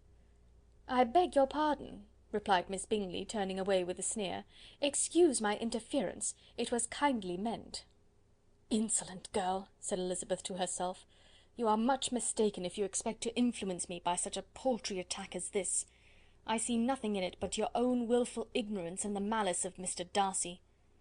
She then sought her eldest sister, who had undertaken to make inquiries on the same subject of Bingley. Jane met her with a smile of such sweet complacency, a glow of such happy expression, as sufficiently marked how well she was satisfied with the occurrences of the evening. Elizabeth instantly read her feelings, and at that moment solicitude for Wickham, resentment against his enemies, and everything else, gave way before the hope of Jane's being in the fairest way for happiness. "I want to know," said she, with a countenance no less smiling than her sister's, "what you have learnt about Mr. Wickham, but perhaps you have been too pleasantly engaged to think of any third person, in which case you may be sure of my pardon." "No," replied Jane, "I have not forgotten him, but I have nothing satisfactory to tell you. Mr. Bingley does not know the whole of his history, and is quite ignorant of the circumstances which have principally offended Mr. Darcy, but he will vouch for the good conduct, the probity and honour of his friend, and is perfectly convinced that Mr. Wickham has deserved much less attention from Mr. Darcy than he has received. and I am sorry to say by his account as well as his sister's, Mr. Wickham is by no means a respectable young man. I am afraid he has been very imprudent, and has deserved to lose Mr. Darcy's regard." "Mr. Bingley does not know Mr. Wickham himself?" "No, he never saw him till the other morning at Meryton." "This account, then, is what he has received from Mr. Darcy. I am satisfied. But what does he say of the living?" "He does not exactly recollect the circumstances, though he has heard them from Mr. Darcy more than once, but he believes that it was left to him conditionally only." "I have not a doubt of Mr. Bingley's sincerity," said Elizabeth warmly, "but you must excuse my not being convinced by assurances only. Mr. Bingley's defence of his friend was a very able one, I dare say, but since he is unacquainted with several parts of the story, and has learnt the rest from that friend himself, I shall venture to still think of both gentlemen as I did before." She then changed the discourse to one more gratifying to each, and on which there could be no difference of sentiment. Elizabeth listened with delight to the happy though modest hopes which Jane entertained of Mr. Bingley's regard, and said all in her power to heighten her confidence in it.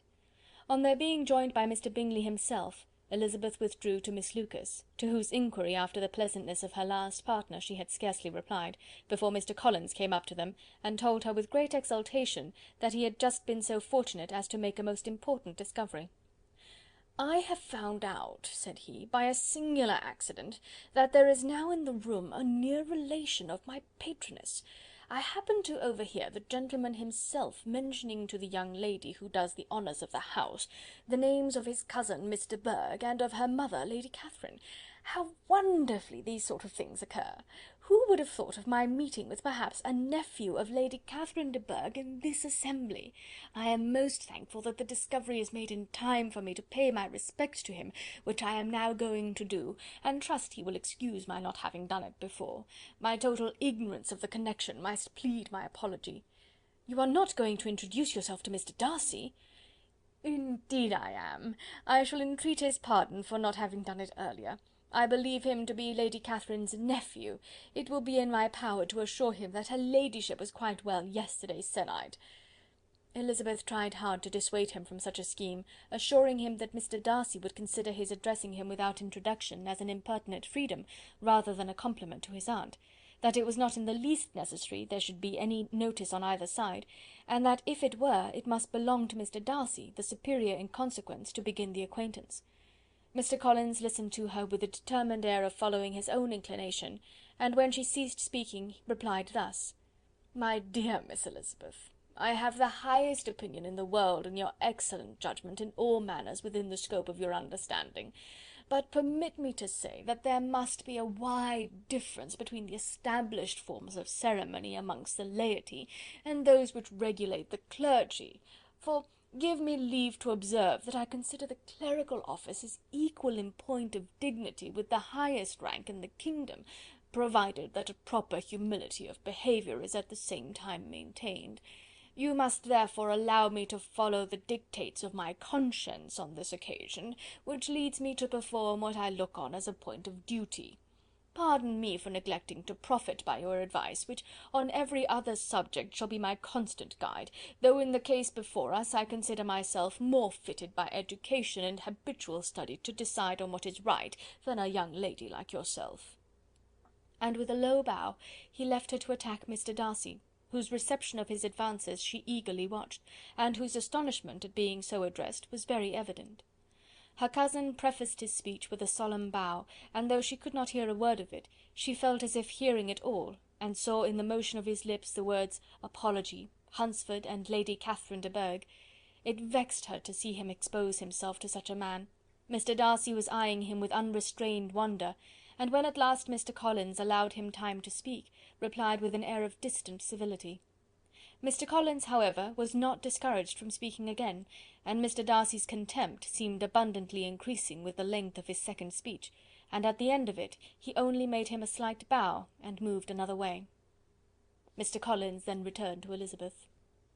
"I have no reason, I assure you," said he, "to be dissatisfied with my reception. Mr. Darcy seemed much pleased with the attention. He answered me with the utmost civility, and even paid me the compliment of saying that he was so well convinced of Lady Catherine's discernment as to be certain she could never bestow a favour unworthily. It was really a very handsome thought. Upon the whole, I am much pleased with him." As Elizabeth had no longer any interest of her own to pursue, she turned her attention almost entirely on her sister and Mr. Bingley. The train of agreeable reflections which her observations gave birth to made her perhaps almost as happy as Jane. She saw her in idea settled in that very house, in all the felicity which a marriage of true affection could bestow, and she felt capable, under such circumstances, of endeavouring even to like Bingley's two sisters. Her mother's thoughts she plainly saw were bent the same way, and she determined not to venture near her, lest she might hear too much. When they sat down to supper, therefore, she considered it a most unlucky perverseness which placed them within one of each other, and deeply was she vexed to find that her mother was talking to that one person, Lady Lucas, freely, openly, and of nothing else but her expectation that Jane would soon be married to Mr. Bingley. It was an animating subject, and Mrs. Bennet seemed incapable of fatigue while enumerating the advantages of the match. His being such a charming young man, and so rich, and living but 3 miles from them, were the first points of self-gratulation. And then it was such a comfort to think how fond the two sisters were of Jane, and to be certain that they must desire the connection as much as she could do. It was, moreover, such a promising thing for her younger daughters, as Jane's marrying so greatly must throw them in the way of other rich men. And lastly, it was so pleasant at her time of life to be able to consign her single daughters to the care of their sister, that she might not be obliged to go into company more than she liked. It was necessary to make this circumstance a matter of pleasure, because on such occasions it is the etiquette, but no one was less likely than Mrs. Bennet to find comfort in staying home at any period of her life. She concluded with many good wishes that Lady Lucas might soon be equally fortunate, though evidently and triumphantly believing there was no chance of it.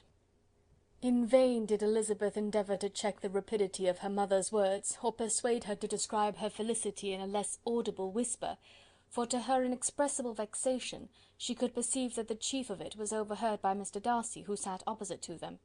Her mother only scolded her for being nonsensical. "What is Mr. Darcy to me, pray, that I should be afraid of him? I am sure we owe him no such particular civility as to be obliged to say nothing he may not like to hear." "For heaven's sake, madam, speak lower. What advantage can it be for you to offend Mr. Darcy? You will never recommend yourself to his friend by so doing." Nothing that she could say, however, had any influence. Her mother would talk of her views in the same intelligible tone. Elizabeth blushed and blushed again with shame and vexation.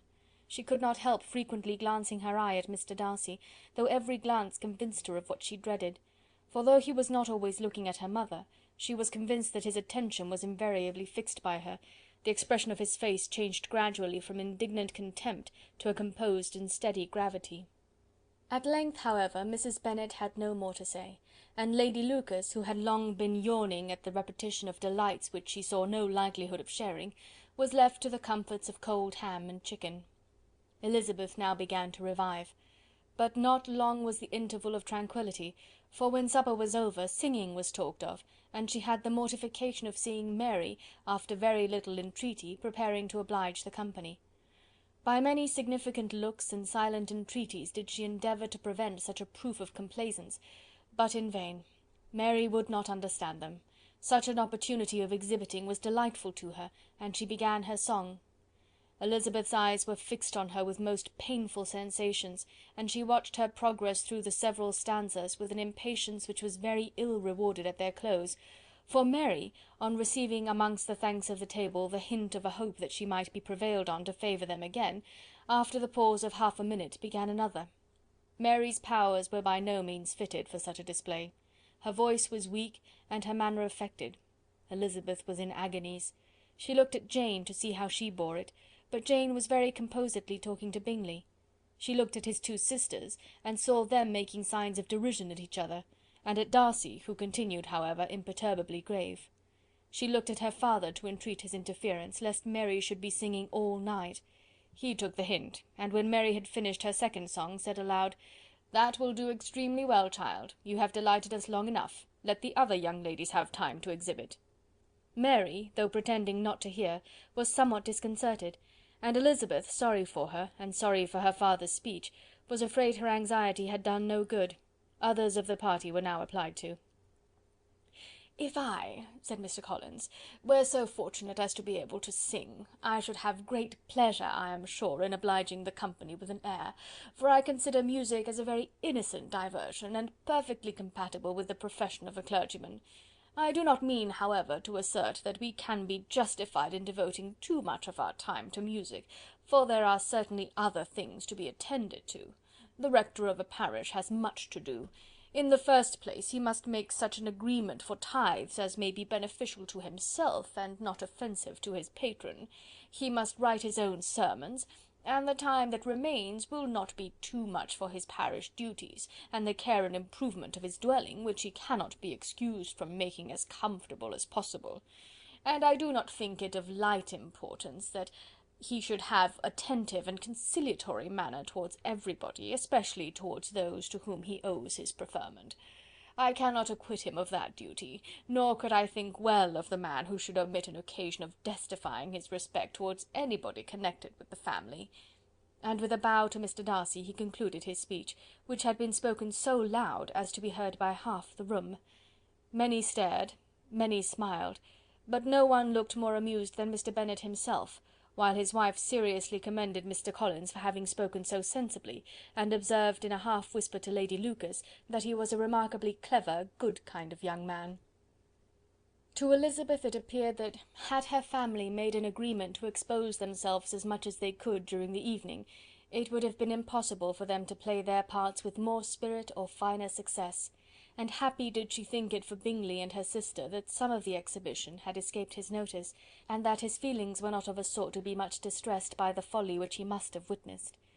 That his two sisters and Mr. Darcy, however, should have such an opportunity of ridiculing her relations was bad enough, and she could not determine whether the silent contempt of the gentlemen or the insolent smiles of the ladies were more intolerable. The rest of the evening brought her little amusement. She was teased by Mr. Collins, who continued most perseveringly by her side, and though he could not prevail on her to dance with him again, put it out of her power to dance with others. In vain did she entreat him to stand up with somebody else, and offered to introduce him to any young lady in the room.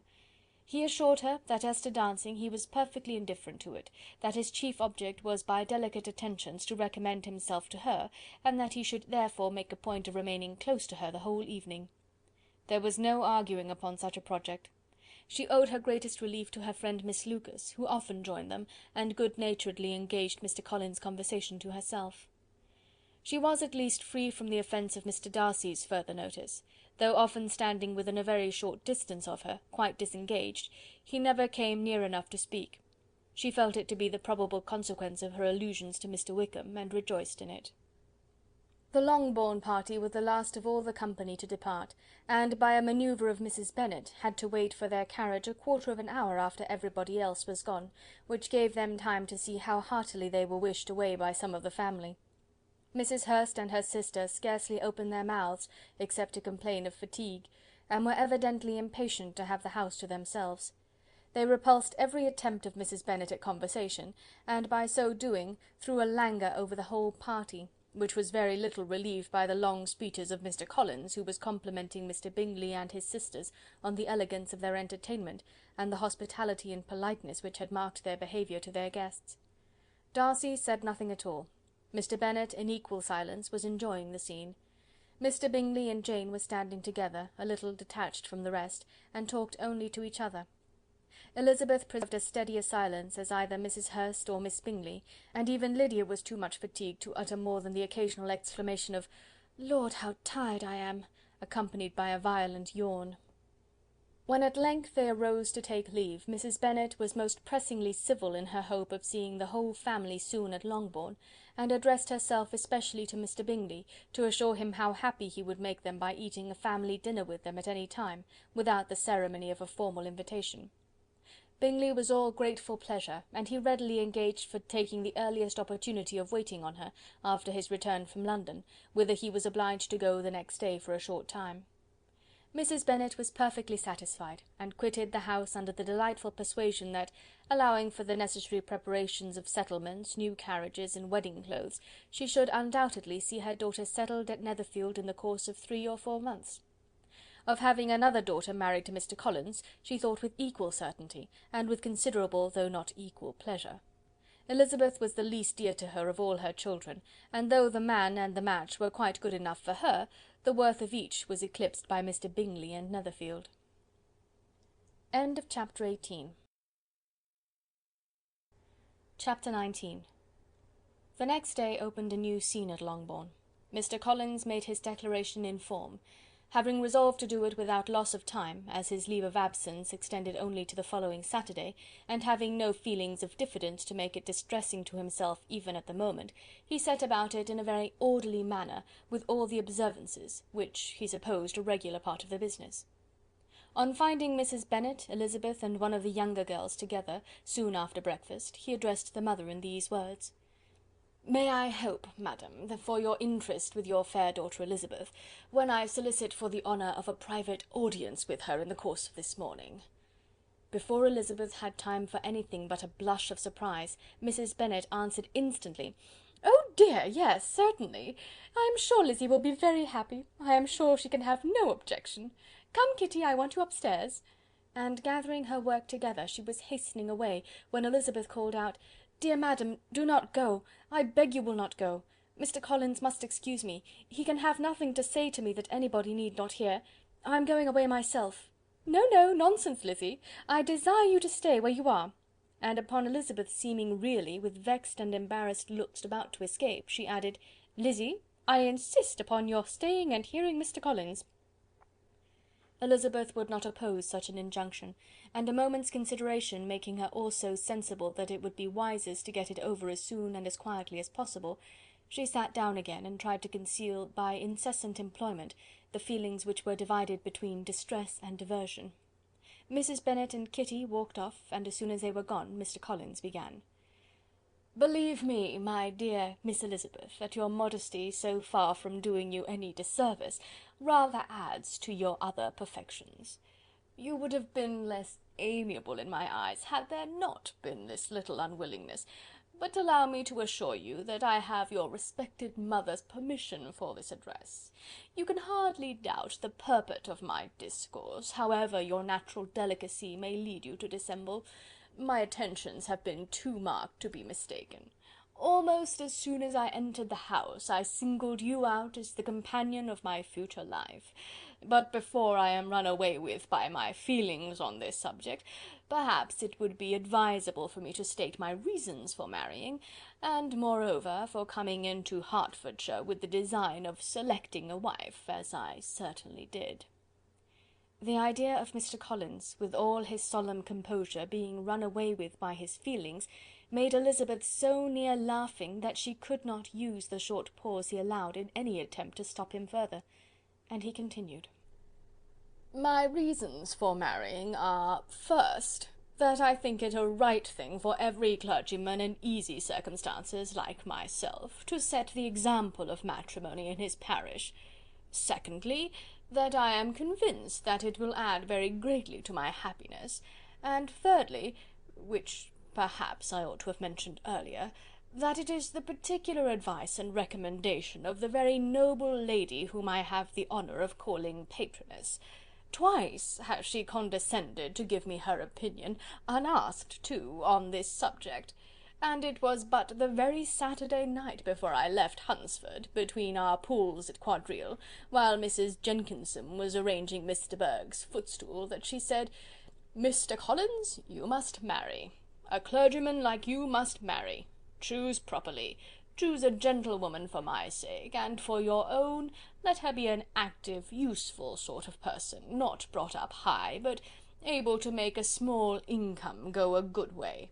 This is my advice. Find such a woman as soon as you can, bring her to Hunsford, and I will visit her. Allow me, by the way, to observe, my fair cousin, that I do not reckon the notice and kindness of Lady Catherine de Bourgh as among the least of the advantages in my power to offer. You will find her manners beyond anything I can describe, and your wit and vivacity, I think, must be acceptable to her, especially when tempered with the silence and respect which her rank will inevitably excite. Thus much for my general intention in favour of matrimony. It remains to be told why my views were directed towards Longbourn instead of my own neighbourhood, where I can assure you there are many amiable young women. But the fact is that, being as I am to inherit this estate after the death of your honoured father, who, however, may live many years longer, I could not satisfy myself without resolving to choose a wife from among his daughters, that the loss to them might be as little as possible when the melancholy event takes place, which, however, as I have already said, may not be for several years. This has been my motive, fair cousin, and I flatter myself it will not sink me in your esteem. And now nothing remains for me but to assure you in the most animated language of the violence of my affection. To fortune I am perfectly indifferent, and shall make no demand of that nature on your father, since I am well aware that it could not be complied with, and that £1000 in the 4 per cents, which will not be yours till after your mother's decease, is all that you may ever be entitled to. On that head, therefore, I shall be uniformly silent, and you may assure yourself that no ungenerous reproach shall ever pass my lips when we are married." It was absolutely necessary to interrupt him now. "You are too hasty, sir," she cried. "You forget that I have made no answer. Let me do it without further loss of time. Accept my thanks for the compliment you are paying me. I am very sensible of the honour of your proposals, but it is impossible for me to do otherwise than to decline them." "I am not now to learn," replied Mr. Collins, with a formal wave of the hand, "that it is usual with young ladies to reject the addresses of the man whom they secretly mean to accept, when he first applies for their favour, and that sometimes the refusal is repeated a second or even a third time. I am therefore by no means discouraged by what you have just said, and shall hope to lead you to the altar ere long." "Upon my word, sir," cried Elizabeth, "your hope is a rather extraordinary one after my declaration. I do assure you that I am not one of those young ladies, if such young ladies there are, who are so daring as to risk their happiness on the chance of being asked a second time. I am perfectly serious in my refusal. You could not make me happy, and I am convinced that I am the last woman in the world who could make you so. Nay, were your friend Lady Catherine to know me, I am persuaded she would find me in every respect ill qualified for the situation." "Were it certain that Lady Catherine would think so," said Mr. Collins very gravely, "but I cannot imagine that her ladyship would at all disapprove of you, and you may be certain when I have the honour of seeing her again, I shall speak in the very highest terms of your modesty, economy, and other amiable qualifications." "Indeed, Mr. Collins, all praise of me will be unnecessary. You must give me leave to judge for myself, and pay me the compliment of believing what I say. I wish you very happy and very rich, and by refusing your hand, do all in my power to prevent your being otherwise. In making me the offer, you must have satisfied the delicacy of your feelings with regard to my family, and may take possession of Longbourn estate whenever it falls, without any self-reproach. This matter may be considered, therefore, as finally settled." And rising as she thus spoke, she would have quitted the room, had Mr. Collins not thus addressed her. "When I do myself the honour of speaking to you next on the subject, I shall hope to receive a more favourable answer than you have now given me, though I am far from accusing you of cruelty at present, because I know it to be the established custom of your sex to reject a man on the first application, and perhaps you have even now said as much to encourage my suit as would be consistent with the true delicacy of the female character." "Really, Mr. Collins," cried Elizabeth with some warmth, "you puzzle me exceedingly. If what I have hitherto said can appear to you in the form of encouragement, I know not how to express my refusal in such a way as to convince you of its being one." "You must give me leave to flatter myself, my dear cousin, that your refusal of my addresses is merely words of course. My reasons for believing it are briefly these. It does not appear to me that my hand is unworthy of your acceptance, or that the establishment I can offer would be any other than highly desirable.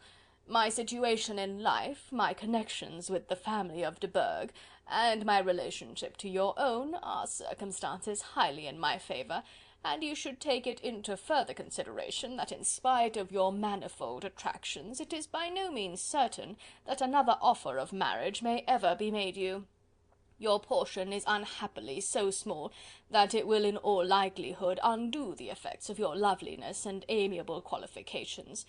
As I must therefore conclude that you are not serious in your rejection of me, I shall choose to attribute it to your wish of increasing my love by suspense, according to the usual practice of elegant females."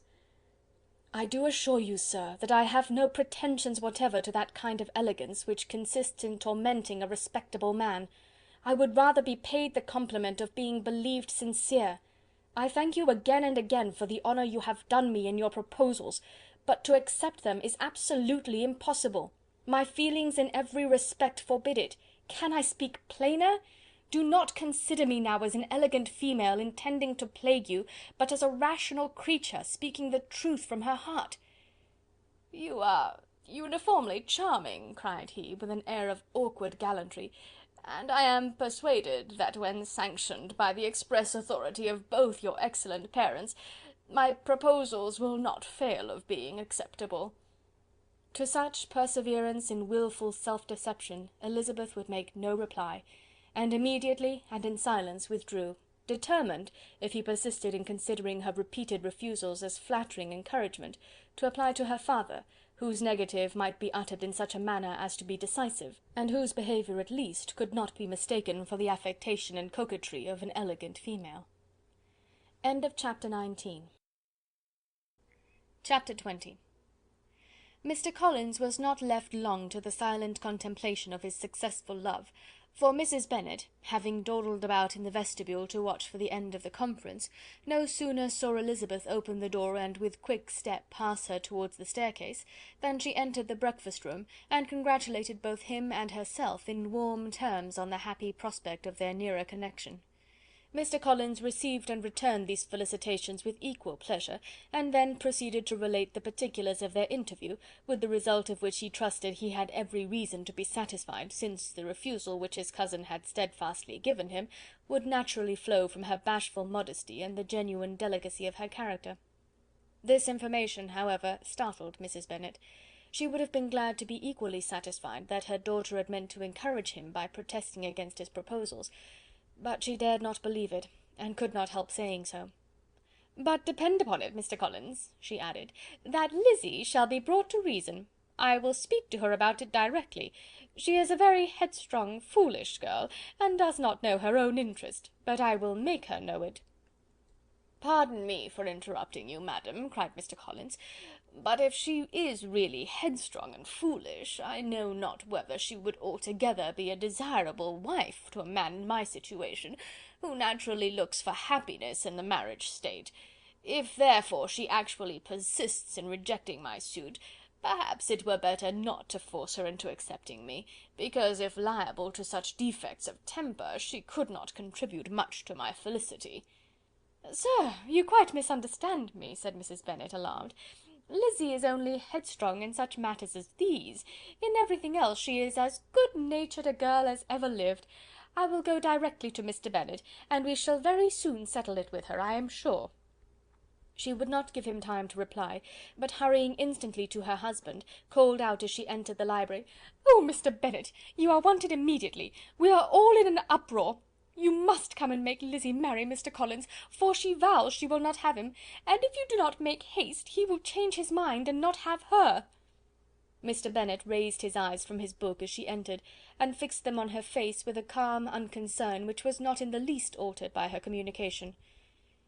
"I have not the pleasure of understanding you," said he, when she had finished her speech. "Of what are you talking?" "Of Mr. Collins and Lizzy.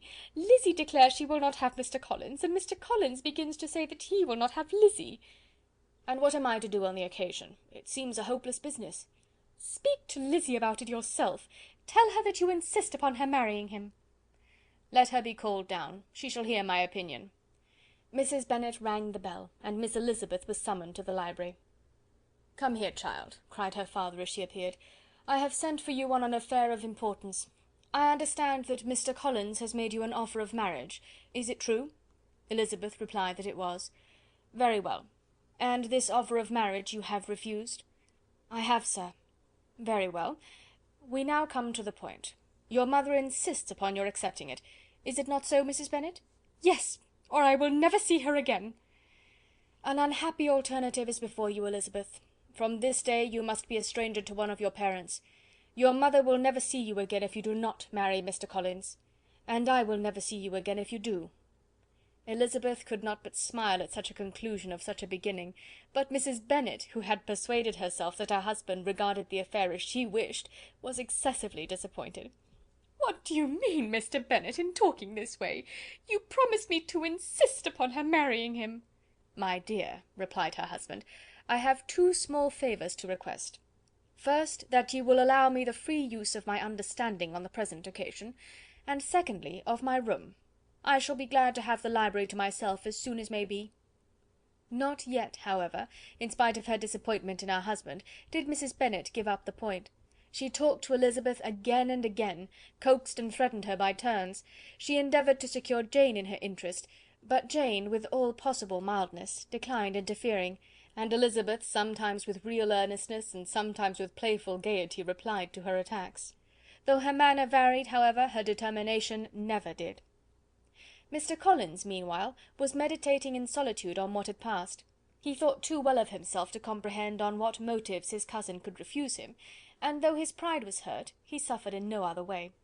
His regard for her was quite imaginary, and the possibility of her deserving her mother's reproach prevented his feeling any regret. While the family were in this confusion, Charlotte Lucas came to spend the day with them. She was met in the vestibule by Lydia, who, flying to her, cried in a half whisper, "I am glad you are come, for there is such fun here. What do you think has happened this morning? Mr. Collins has made an offer to Lizzy, and she will not have him." Charlotte hardly had time to answer before they were joined by Kitty, who came to tell the same news; and no sooner had they entered the breakfast room, where Mrs. Bennet was alone, than she likewise began on the subject, calling on Miss Lucas for her compassion, and entreating her to persuade her friend Lizzy to comply with the wishes of all her family. "Pray do, my dear Miss Lucas," she added in a melancholy tone, "for nobody is on my side, nobody takes part with me. I am cruelly used, nobody feels for my poor nerves." Charlotte's reply was spared by the entrance of Jane and Elizabeth. "Ay, there she comes," continued Mrs. Bennet, "looking as unconcerned as may be, and caring no more for us than if we were at York, provided she can have her own way. But I tell you, Miss Lizzy, if you take it into your head to go on refusing every offer of marriage in this way, you will never get a husband at all, and I am sure I do not know who is to maintain you when your father is dead. I shall not be able to keep you, and so I warn you. I have done with you from this very day. I told you in the library, you know, that I should never speak to you again, and you will find me as good as my word. I have no pleasure in talking to undutiful children. Not that I have much pleasure, indeed, in talking to anybody. People who suffer as much as I do from nervous complaints can have no great inclination for talking. Nobody can tell what I suffer, but it is always so. Those who do not complain are never pitied." Her daughters listened in silence to this effusion, sensible that any attempt to reason with her or soothe her would only increase the irritation. She talked on, therefore, without interruption from any of them, till they were joined by Mr. Collins, who entered the room with an air more stately than usual, and on perceiving whom, she said to the girls, "Now I do insist upon it, that you, all of you, hold your tongues, and let me and Mr. Collins have a little conversation together." Elizabeth passed quietly out of the room. Jane and Kitty followed, but Lydia stood her ground, determined to hear all she could; and Charlotte, detained first by the civility of Mr. Collins, whose inquiries after herself and all her family were very minute, and then by a little curiosity, satisfied herself with walking to the window and pretending not to hear. In a doleful voice Mrs. Bennet began the projected conversation. "Oh, Mr. Collins!" "My dear madam," replied he, "let us be for ever silent on this point. Far be it from me," he presently continued, in a voice that marked his displeasure, "to resent the behaviour of your daughter. Resignation to inevitable evils is the evil duty of us all, the peculiar duty of a young man who has been so fortunate as I have been in early preferment, and I trust I am resigned. Perhaps not the less so from feeling a doubt of my positive happiness, had my fair cousin honoured me with her hand. for I have often observed that resignation is never so perfect as when the blessing denied begins to lose somewhat of its value in our estimation. You will not, I hope, consider me as showing any disrespect to your family, my dear madam, by thus withdrawing my pretensions to your daughter's favour, without having paid yourself and Mr. Bennet the compliment of requesting you to interpose your authority in my behalf. My conduct may, I fear, be objectionable in having accepted my dismission from your daughter's lips instead of your own. But we are all liable to error. I have certainly meant well through the whole affair. My object has been to secure an amiable companion for myself, with due consideration for the advantage of all your family, and if my manner has been at all reprehensible, I here beg leave to apologize. End of chapter 20. Chapter 21. The discussion of Mr. Collins's offer was now nearly at an end, and Elizabeth had only to suffer from the uncomfortable feelings necessarily attending it, and occasionally from some peevish allusions of her mother. As for the gentleman himself, his feelings were chiefly expressed, not by embarrassment or dejection, or by trying to avoid her, but by stiffness of manner and resentful silence. He scarcely ever spoke to her, and the assiduous attentions which he had been so sensible of himself were transferred for the rest of the day to Miss Lucas, whose civility in listening to him was a seasonable relief to them all, and especially to her friend. The morrow produced no abatement to Mrs. Bennet's ill humour or ill health. Mr. Collins was also in the same state of angry pride. Elizabeth had hoped that his resentment might shorten his visit, but his plan did not appear in the least affected by it. He was always to have gone on Saturday, and to Saturday he meant to stay. After breakfast the girls walked to Meryton to inquire if Mr. Wickham were returned, and to lament over his absence from the Netherfield ball. He joined them on their entering the town, and attended them to their aunt's, where his regret and vexation, and the concern of everybody, was well talked over. To Elizabeth, however, he voluntarily acknowledged that the necessity of his absence had been self-imposed. "I found," said he, as the time drew near, "that I had better not meet Mr. Darcy, that to be in the same room, the same party with him for so many hours together, might be more than I could bear, and that scenes might arise unpleasant to more than myself." She highly approved his forbearance, and they had leisure for a full discussion of it, and for all the commendation which they civilly bestowed on each other, as Wickham and another officer walked back with them to Longbourn, and during the walk he particularly attended to her. His accompanying them was a double advantage. She felt all the compliment it offered to herself, and it was most acceptable as an occasion of introducing him to her father and mother. Soon after their return a letter was delivered to Miss Bennet. It came from Netherfield. The envelope contained a sheet of elegant, little, hot-pressed paper, well covered with the lady's fair flowing hand, and Elizabeth saw her sister's countenance change as she read it, and saw her dwelling intently on some particular passages. Jane recollected herself soon, and putting the letter away, tried to join with her usual cheerfulness in the general conversation, but Elizabeth felt an anxiety on the subject which drew off her attention even from Wickham, and no sooner had he and his companion taken leave, than a glance from Jane invited her to follow her upstairs. When they had gained their own room, Jane, taking out the letter, said, "This is from Caroline Bingley. What it contains has surprised me a good deal. The whole party have left Netherfield by this time, and are on their way back to town, and without any intention of coming back again. You shall hear what she says." She then read the first sentence aloud, which comprised the information of their having just resolved to follow their brother to town directly, and of their meaning to dine in Grosvenor Street, where Mr. Hurst had a house. The next was in these words: "I do not pretend to regret anything I shall leave in Hertfordshire, except your society, my dearest friend. But we will hope, at some future period, to enjoy many returns of that delightful intercourse we have known, and in the meanwhile may lessen the pain of separation by a very frequent and most unreserved correspondence. I depend on you for that." To these high-flown expressions Elizabeth listened with all the insensibility of distrust, and though the suddenness of their removal surprised her, she saw nothing in it really to lament. It was not to be supposed that their absence from Netherfield would prevent Mr. Bingley's being there, and as to the loss of their society, she was persuaded that Jane must cease to regard it in the enjoyment of his. "It is unlucky," said she, after a short pause, "that you should not be able to see your friends before they leave the country. But may we not hope that the period of future happiness to which Miss Bingley looks forward may arrive earlier than she is aware, and that the delightful intercourse you have known as friends will be renewed with yet greater satisfaction as sisters? Mr. Bingley will not be detained in London by them. Caroline decidedly says that none of the party will return into Hertfordshire this winter. I will read it to you. When my brother left us yesterday, he imagined that the business which took him to London might be concluded in 3 or 4 days, but as we are certain it cannot be so, and at the same time convinced that when Charles gets to town he will be in no hurry to leave it again, we have determined on following him thither, that he may not be obliged to spend his vacant hours in a comfortless hotel.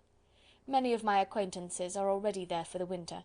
I wish that I could hear that you, my dearest friend, had any intention of making one of the crowd, but of that I despair. I sincerely hope your Christmas in Hertfordshire may abound in the gaieties which that season generally brings, and that your beaux will be so numerous as to prevent your feeling the loss of the 3 of whom we shall deprive you.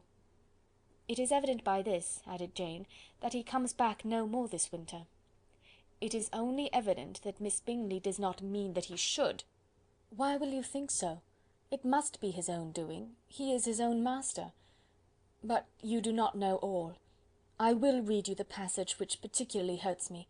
I will have no reserves from you. Mr. Darcy is impatient to see his sister, and, to confess the truth, we are scarcely less eager to meet her again. I really do not think Georgiana Darcy has her equal for beauty, elegance, and accomplishments, and the affection she inspires in Louisa and myself is heightened into something still more interesting from the hope we dare entertain of her being hereafter our sister. I do not know whether I ever before mentioned to you my feelings on this subject, but I will not leave the country without confiding them, and I trust you will not esteem them unreasonable. My brother admires her greatly already. He will have frequent opportunity now of seeing her on the most intimate footing. Her relations all wish the connection as much as his own, and a sister's partiality is not misleading me, I think, when I call Charles most capable of engaging any woman's heart. With all these circumstances to favour an attachment, and nothing to prevent it, am I wrong, my dearest Jane, in indulging the hope of an event which will secure the happiness of so many? What do you think of this sentence, my dear Lizzy? Said Jane as she finished it. Is it not clear enough? Does it not expressly declare that Caroline neither expects nor wishes me to be her sister, that she is perfectly convinced of her brother's indifference, and that, if she suspects the nature of my feelings for him, she means most kindly to put me on my guard? Can there be any other opinion on the subject? Yes, there can, for mine is totally different. Will you hear it? Most willingly. You shall have it in a few words. Miss Bingley sees that her brother is in love with you, and wants him to marry Miss Darcy. She follows him to town in hope of keeping him there, and tries to persuade you that he does not care about you. Jane shook her head. Indeed, Jane, you ought to believe me. No one who has ever seen you together can doubt his affection. Miss Bingley, I am sure, cannot. She is not such a simpleton. Could she have seen half as much love in Mr. Darcy for herself, she would have ordered her wedding clothes. But the case is this. We are not rich enough or grand enough for them, and she is the more anxious to get Miss Darcy for her brother, from the notion that when there has been one intermarriage, she may have less trouble in achieving a second, in which there is certainly more ingenuity, and I dare say it would succeed, if Mr. Burgh were out of the way. But, my dearest Jane, you cannot seriously imagine that because Miss Bingley tells you her brother greatly admires Miss Darcy, he is in the smallest degree less sensible of your merit than when he took leave of you on Tuesday, or that it will be in her power to persuade him that, instead of being in love with you, he is very much in love with her friend. If we thought alike of Miss Bingley, replied Jane, your representation of all this might make me quite easy, but I know the foundation is unjust. Caroline is incapable of wilfully deceiving anyone, and all that I can hope in this case is that she is deceiving herself. That is right. You could not have started a more happy idea, since you will not take comfort in mine. Believe her to be deceived by all means. You have now done your duty by her, and must fret no longer. But, my dear sister, can I be happy, even supposing the best, in accepting a man whose sisters and friends are all wishing him to marry elsewhere? You must decide for yourself, said Elizabeth, and if upon mature deliberation you find that the misery of disobliging his 2 sisters is more than equivalent to the happiness of being his wife, I advise you by all means to refuse him. How can you talk so? Said Jane, faintly smiling.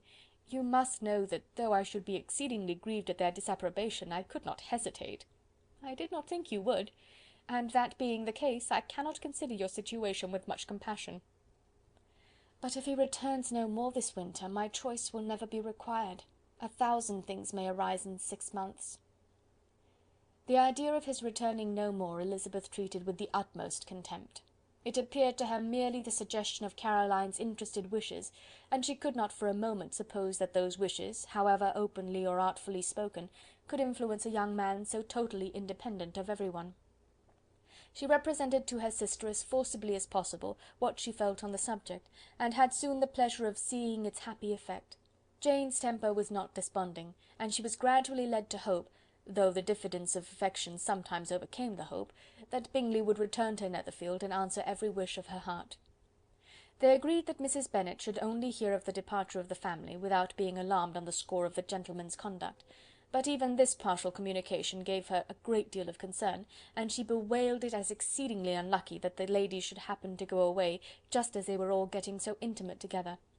After lamenting it, however, at some length, she had the consolation that Mr. Bingley would soon be down again, and soon dining at Longbourn, and the conclusion of all was the comfortable declaration that, though he had been invited only to a family dinner, she would take care to have 2 full courses. Chapter 21. Chapter 22.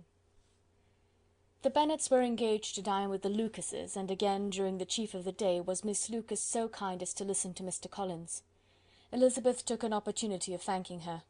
"It keeps him in good humour," said she, "and I am more obliged to you than I can express." Charlotte assured her friend of her satisfaction in being useful, and that it amply repaid her for the little sacrifice of her time. This was very amiable, but Charlotte's kindness extended farther than Elizabeth had any conception of. Its object was nothing else than to secure her from any return of Mr. Collins's addresses, by engaging them towards herself. Such was Miss Lucas's scheme, and appearances were so favourable that when they parted at night she would have felt almost secure of success if he had not been to leave Hertfordshire so very soon. But here she did injustice to the fire and independence of his character, for it led him to escape out of Longbourn House the next morning with admirable slyness, and to hasten to Lucas Lodge to throw himself at her feet. He was anxious to avoid the notice of his cousins, from a conviction that if they saw him depart, they could not fail to conjecture his design, and he was not willing to have the attempt known till its success might be known likewise; for though feeling almost secure, and with reason, for Charlotte had been tolerably encouraging, he was Miss Lucas perceived him from an upper window as he walked towards the house,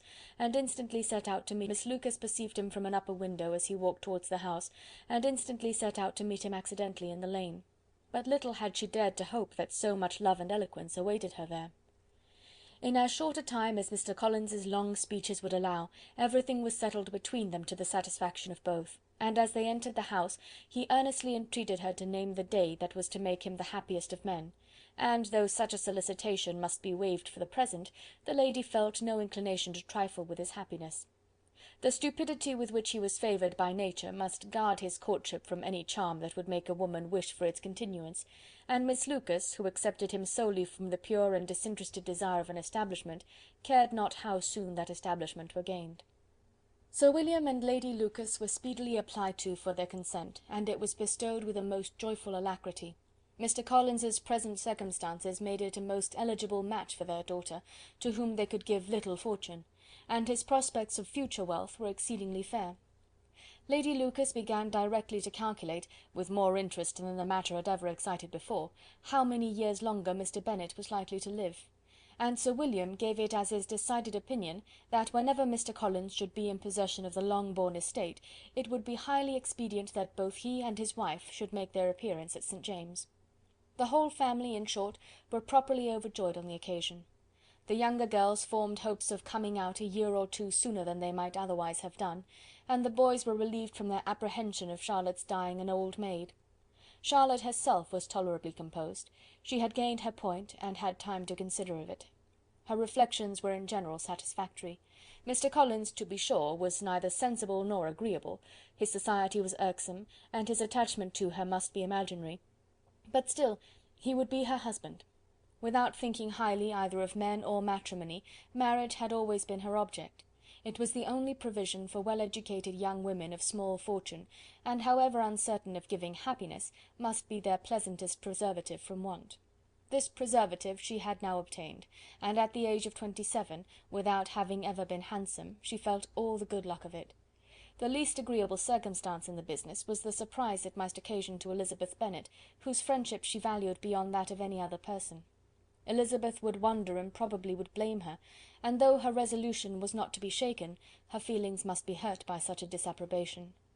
She resolved to give her the information herself, and therefore charged Mr. Collins, when he returned to Longbourn to dinner, to drop no hint of what had passed before any of the family. A promise of secrecy was of course very dutifully given, but it could not be kept without difficulty, for the curiosity excited by his long absence burst forth in such very direct questions on his return as required some ingenuity to evade, and he was at the same time exercising great self-denial, for he was longing to publish his prosperous love. As he was to begin his journey too early on the morrow to see any of the family, the ceremony of leave-taking was performed when the ladies moved for the night, and Mrs. Bennet, with great politeness and cordiality, said how happy they should be to see him at Longbourn again, whenever his engagements might allow him to visit them. "My dear madam," he replied, "this invitation is particularly gratifying, because it is what I have been hoping to receive, and you may be very certain that I shall avail myself of it as soon as possible." They were all astonished, and Mr. Bennet, who could by no means wish for so speedy a return, immediately said, "But is there not danger of Lady Catherine's disapprobation here, my good sir? You had better neglect your relations than run the risk of offending your patroness." "My dear sir," replied Mr. Collins, "I am particularly obliged to you for this friendly caution, and you may depend upon my not taking so material a step without her ladyship's concurrence." "You cannot be too much upon your guard. Risk anything rather than her displeasure, and if you find it likely to be raised by your coming to us again, which I should think exceedingly probable, stay quietly at home, and be satisfied that we shall take no offence." "Believe me, my dear sir, my gratitude is warmly excited by such affectionate attention, and depend upon it, you will speedily receive from me a letter of thanks for this, and for every other mark of your regard during my stay in Hertfordshire. As for my fair cousins, though my absence may not be long enough to render it necessary, I shall now take the liberty of wishing them health and happiness, not excepting my cousin Elizabeth." With proper civilities the ladies then withdrew, all of them equally surprised that he meditated a quick return. Mrs. Bennet wished to understand by it that he thought of paying his addresses to one of her younger girls, and Mary might have been prevailed on to accept him. She rated his abilities much higher than any of the others. There was a solidity in his reflections which often struck her, and though by no means so clever as herself, she thought that if encouraged to read and improve himself by such an example as hers, he might become a very agreeable companion. But on the following morning every hope of this kind was done away. Miss Lucas called soon after breakfast, and in a private conference with Elizabeth related the event of the day before. The possibility of Mr. Collins's fancying himself in love with her friend had once occurred to Elizabeth within the last day or two, but that Charlotte could encourage him seemed almost as far from possibility as she could encourage him herself, and her astonishment was consequently so great as to overcome at first the bounds of decorum, and she could not help crying out, "Engaged to Mr. Collins! My dear Charlotte, impossible!" The steady countenance which Miss Lucas had commanded in telling her story gave way to a momentary confusion here on receiving so direct a reproach, though, as it was no more than she expected, she soon regained her composure and calmly replied, "Why should you be surprised, my dear Eliza? Do you think it incredible that Mr. Collins should be able to procure any woman's good opinion, because he was not so happy as to succeed with you?" But Elizabeth had now recollected herself, and making a strong effort for it, was able to assure with tolerable firmness that the prospect of their relationship was highly grateful to her, and that she wished her all imaginable happiness. "I see what you are feeling," replied Charlotte. "You must be surprised, very much surprised, so lately as Mr. Collins was wishing to marry you. But when you have had time to think it over, I hope you will be satisfied with what I have done. I am not romantic, you know, I never was. I ask only a comfortable home, and considering Mr. Collins's character, connection, and situation in life, I am convinced that my chance of happiness with him is as fair as most people can boast on entering the marriage state." Elizabeth quietly answered, "Undoubtedly," and after an awkward pause they returned to the rest of the family. Charlotte did not stay much longer, and Elizabeth was then left to reflect on what she had heard. It was a long time before she became at all reconciled to the idea of so unsuitable a match. The strangeness of Mr. Collins's making 2 offers of marriage within 3 days was nothing in comparison of his being now accepted. She had always felt that Charlotte's opinion of matrimony was not exactly like her own, but she had not supposed it to be possible that, when called into action, she would have sacrificed every better feeling to worldly advantage. Charlotte, the wife of Mr. Collins, was a most humiliating picture, and to the pang of a friend disgracing herself and sunk in her esteem, was added the distressing conviction that it was impossible for that friend to be tolerably happy in the lot she had chosen. End of chapter 22. Chapter 23. Elizabeth was sitting with her mother and sisters, reflecting on what she had heard, and doubting whether she was authorized to mention it, when Sir William Lucas himself appeared, sent by his daughter to announce her engagement to the family.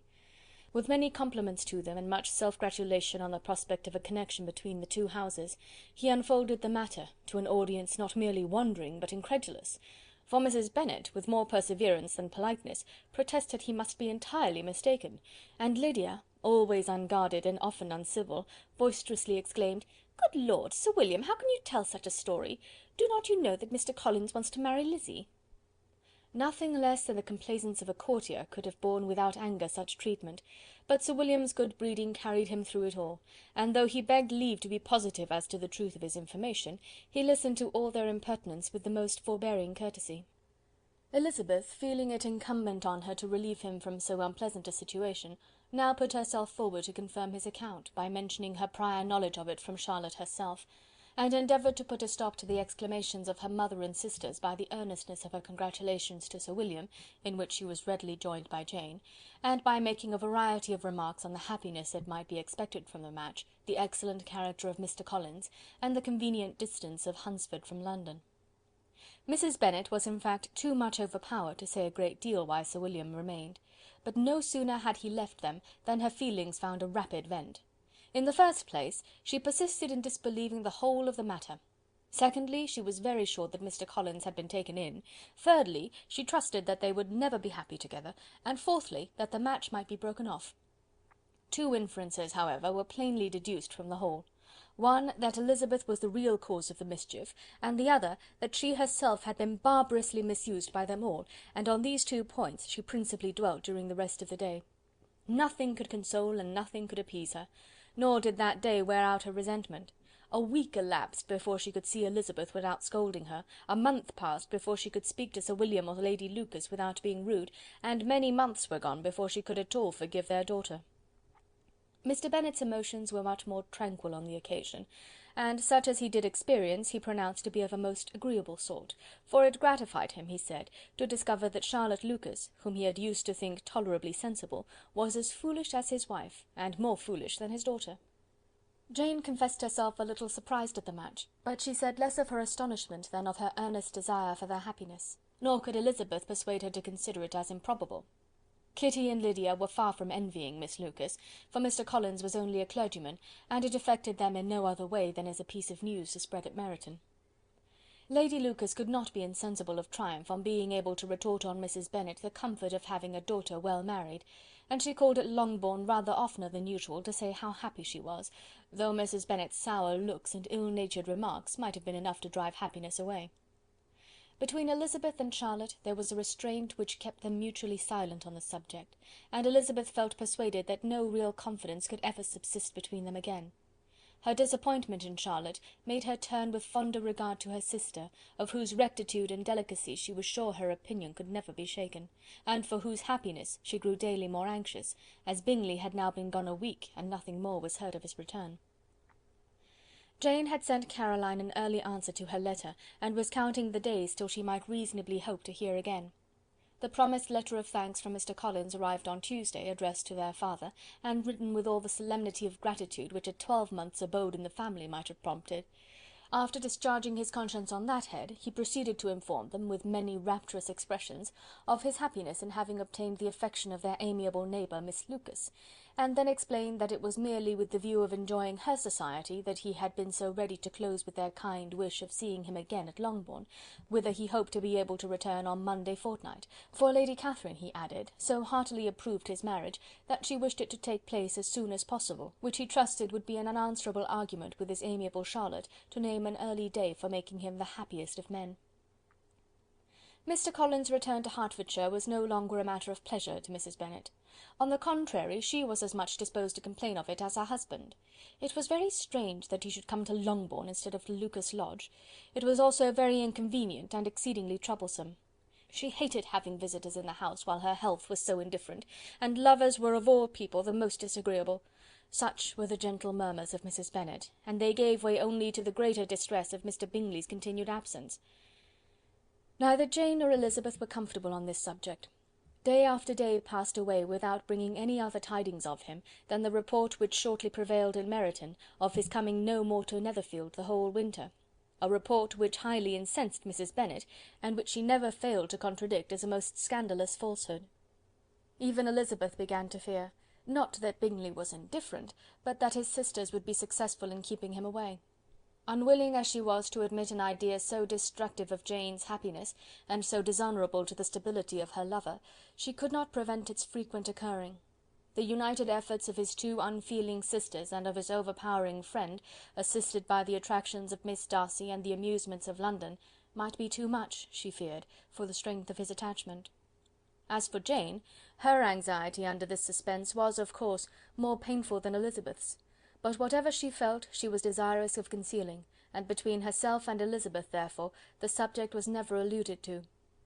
But as no such delicacy restrained her mother, an hour seldom passed in which she did not talk of Bingley, express her impatience for his arrival, or even require Jane to confess that if he did not come back she would think herself very ill-used. It needed all Jane's steady mildness to bear these attacks with tolerable tranquillity. Mr. Collins returned most punctually on Monday fortnight, but his reception at Longbourn was not quite so gracious as it had been on his first introduction. He was too happy, however, to need much attention, and luckily for the others, the business of love-making relieved them from a great deal of his company.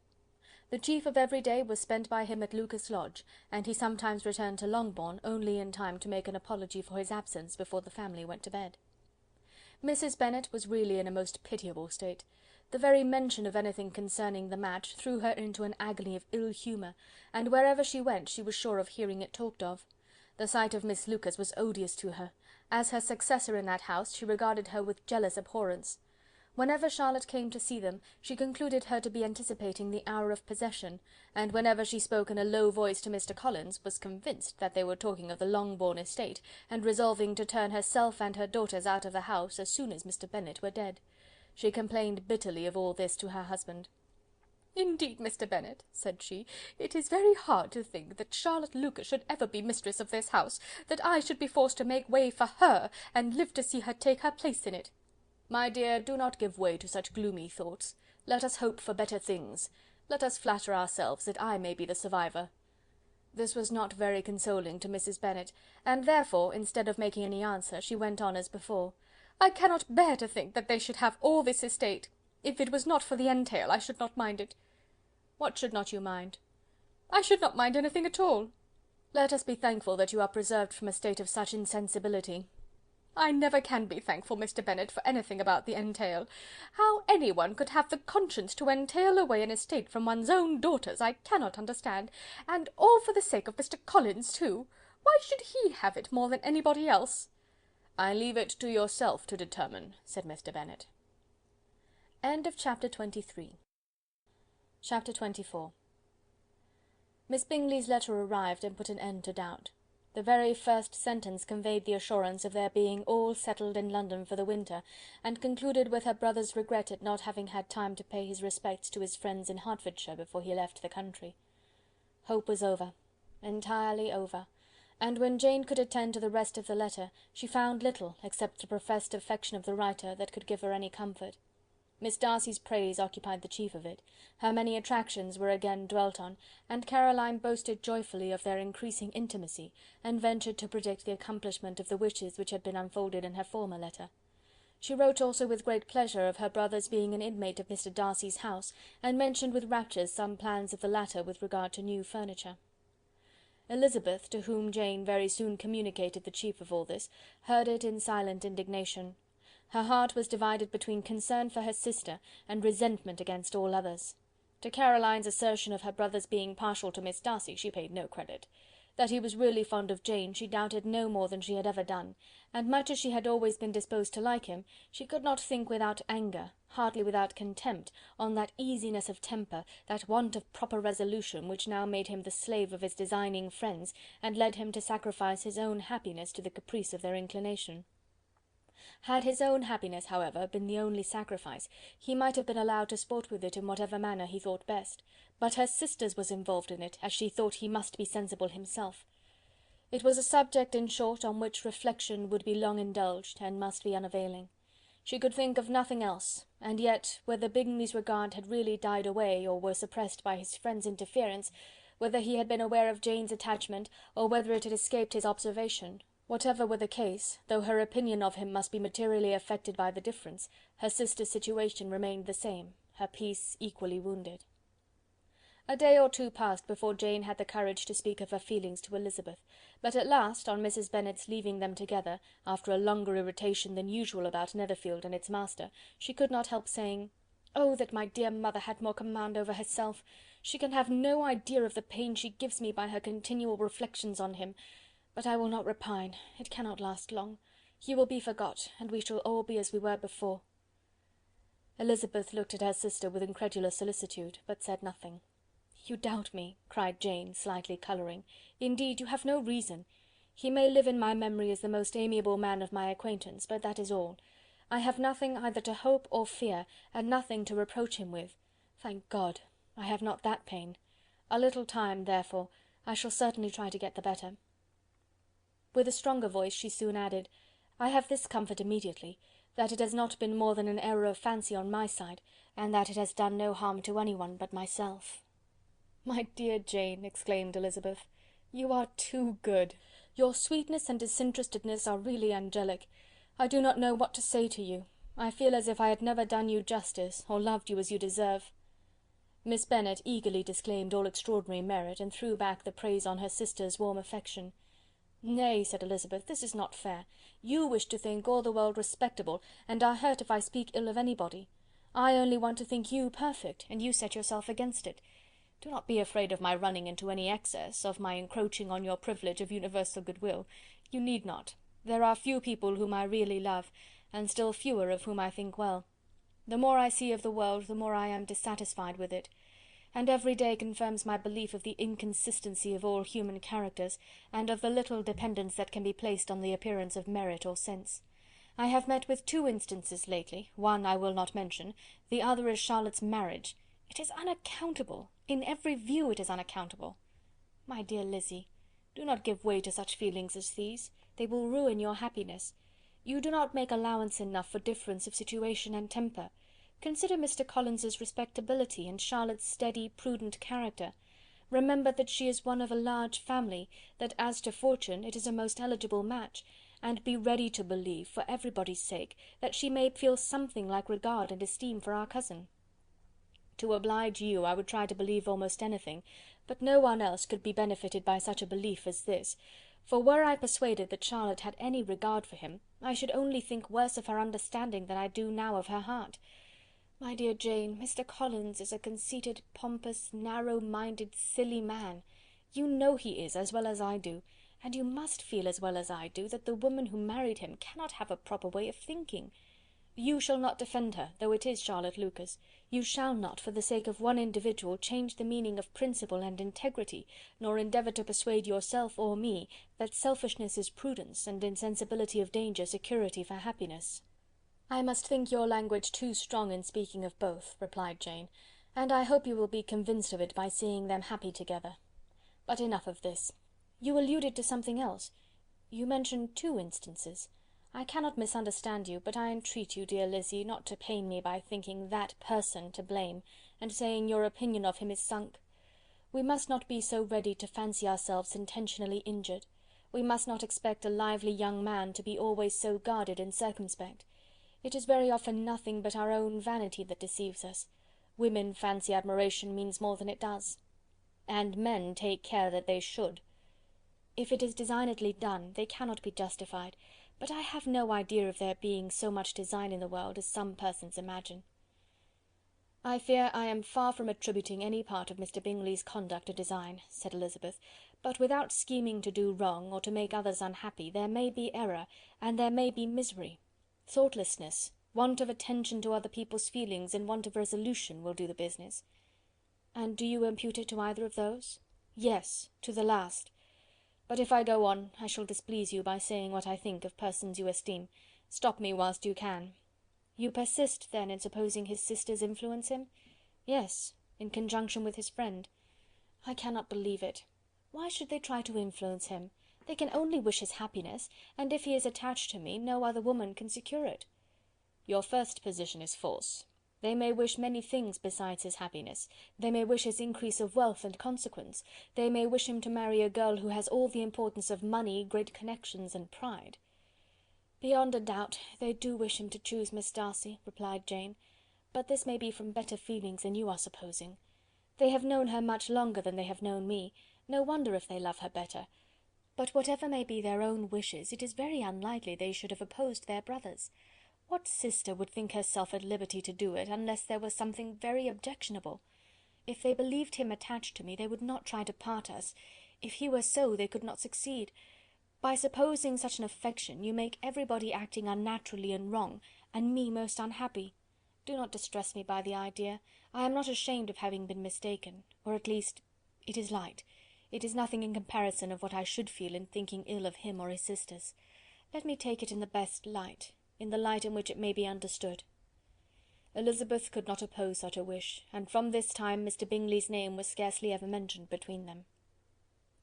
Mrs. Bennet still continued to wonder and repine at his returning no more, and though a day seldom passed in which Elizabeth did not account for it clearly, there was little chance of her ever considering it with less perplexity. Her daughter endeavoured to convince her of what she did not believe herself, that his attentions to Jane had been merely the effect of a common and transient liking, which ceased when he saw her no more; but though the probability of the statement was admitted at the time, she had the same story to repeat every day. Mrs. Bennet's best comfort was that Mr. Bingley must be down again in the summer. Mr. Bennet treated the matter differently. "So, Lizzy," said he one day, "your sister is crossed in love, I find. I congratulate her. Next to being married, a girl likes to be crossed a little in love now and then. It is something to think of, and it gives her a sort of distinction among her companions. When is your turn to come? You will hardly bear to be long outdone by Jane. Now is your time. Here are officers enough in Meryton to disappoint all the young ladies in the country. Let Wickham be your man. He is a pleasant fellow, and would jilt you creditably." "Thank you, sir, but a less agreeable man would satisfy me. We must not all expect Jane's good fortune." "True," said Mr. Bennet, "but it is a comfort to think that whatever of that kind may befall you, you have an affectionate mother who will make the most of it." Mr. Wickham's society was of material service in dispelling the gloom which the late perverse occurrences had thrown on many of the Longbourn family. They saw him often, and to his other recommendations was now added that of general unreserve. The whole of what Elizabeth had already heard, his claims on Mr. Darcy, and all that he had suffered from him, was now openly acknowledged and publicly canvassed, and everybody was pleased to know how much they had always disliked Mr. Darcy before they had known anything of the matter. Miss Bennet was the only creature who could suppose there might be any extenuating circumstances in the case, unknown to the society of Hertfordshire. Her mild and steady candour always pleaded for allowances, and urged the possibility of mistakes; but by everybody else Mr. Darcy was condemned as the worst of men. Chapter 24. Chapter 25. After a week spent in professions of love and schemes of felicity, Mr. Collins was called from his amiable Charlotte by the arrival of Saturday. The pain of separation, however, might be alleviated on his side by preparations for the reception of his bride, as he had reason to hope that shortly after his return into Hertfordshire the day would be fixed that was to make him the happiest of men.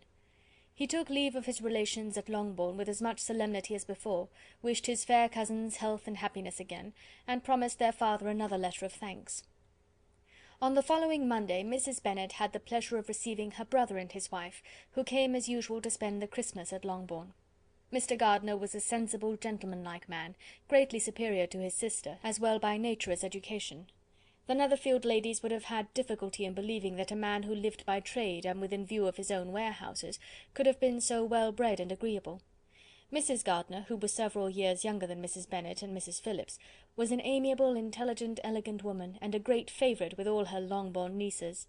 Between the two eldest and herself especially there subsisted a particular regard. They had frequently been staying with her in town. The first part of Mrs. Gardiner's business on her arrival was to distribute her presents and describe the newest fashions. When this was done, she had a less active part to play. It became her turn to listen. Mrs. Bennet had many grievances to relate, and much to complain of. They had all been very ill used since she last saw her sister. 2 of her girls had been upon the point of marriage, and after all there was nothing in it. "I do not blame Jane," she continued, "for Jane would have got Mr. Bingley if she could. But Lizzy! Oh, sister, it is very hard to think that she might have been Mr. Collins's wife by this time, had it not been for her own perverseness. He made her an offer in this very room, and she refused him. The consequence of it is, that Lady Lucas will have a daughter married before I have, and that the Longbourn estate is just as much entailed as ever. The Lucases are very artful people indeed, sister. They are all for what they can get. I am very sorry to say it of them, but so it is.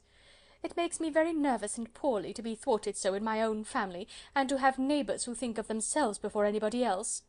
However, your coming just at this time is the greatest of comforts, and I am very glad to hear what you tell us of long sleeves." Mrs. Gardiner, to whom the chief of this news had been given before, in the course of Jane and Elizabeth's correspondence with her, made her sister a slight answer, and in compassion to her nieces, turned the conversation. When alone with Elizabeth afterwards, she spoke more on the subject. "It seems likely to have been a desirable match for Jane," said she. "I am sorry it went off. But these things happen so often. A young man, such as you describe Mr. Bingley, so easily falls in love with a pretty girl for a few weeks, and when accident separates them, so easily forgets her, that these sorts of inconsistencies are very frequent." "An excellent consolation in its way," said Elizabeth, "but it will not do for us. We do not suffer by accident. It does not often happen that the interference of friends will persuade a young man of independent fortune to think no more of a girl whom he was violently in love with only a few days before." "But that expression of violently in love is so hackneyed, so doubtful, so indefinite, that it gives me very little idea. It is as often applied to feelings which arise from a half-hour's acquaintance as to a real strong attachment. Pray, how violent was Mr. Bingley's love?" "I never saw a more promising inclination. He was growing quite inattentive to other people, and wholly engrossed by her. Every time they met, it was more decided and remarkable. At his own ball he offended 2 or 3 young ladies by not asking them to dance, and I spoke to him twice myself without receiving an answer. Could there be finer symptoms? Is not general incivility the very essence of love?" "Oh yes, of that kind of love which I suppose him to have felt. Poor Jane! I am sorry for her, because, with her disposition, she may not get over it immediately. It had better have happened to you, Lizzy. You would have laughed yourself out of it sooner. But do you think she would be prevailed upon to go back with us? Change of scene might be of service, and perhaps a little relief from home may be as useful as anything." Elizabeth was exceedingly pleased with this proposal, and felt persuaded of her sister's ready acquiescence. "I hope," added Mrs. Gardiner, "that no consideration with regard to this young man will influence her. We live in so different a part of town, all our connections are so different, and as you well know, we go out so little, that it is very improbable that they should meet at all, unless he really comes to see her." "And that is quite impossible, for he is now in the custody of his friend, and Mr. Darcy would no more suffer him to call on Jane in such a part of London. My dear aunt, how could you think of it? Mr. Darcy may perhaps have heard of such a place as Gracechurch Street, but he would hardly think a month's ablution enough to cleanse him from its impurities, were he once to enter it, and depend upon it, Mr. Bingley never stirs without him." "So much the better. I hope they will not meet at all. But does not Jane correspond with his sister? She will not be able to help calling." "She will drop the acquaintance entirely." But in spite of the certainty in which Elizabeth affected to place this point, as well as the still more interesting one of Bingley's being withheld from seeing Jane, she felt a solicitude on the subject which convinced her, on examination, that she did not consider it entirely hopeless. It was possible, and sometimes she thought it probable, that his affection might be reanimated, and the influence of his friend successfully combated by the more natural influence of Jane's attractions. Miss Bennet accepted her aunt's invitation with pleasure, and the Bingleys were no otherwise in her thoughts at the same time than as she hoped by Caroline's not living in the same house with her brother, she might occasionally spend a morning with her without any danger of seeing him. The Gardiners stayed a week at Longbourn, and what with the Phillipses, the Lucases, and the officers, there was not a day without its engagement. Mrs. Bennet had so carefully provided for the entertainment of her brother and sister that they did not once sit down to a family dinner.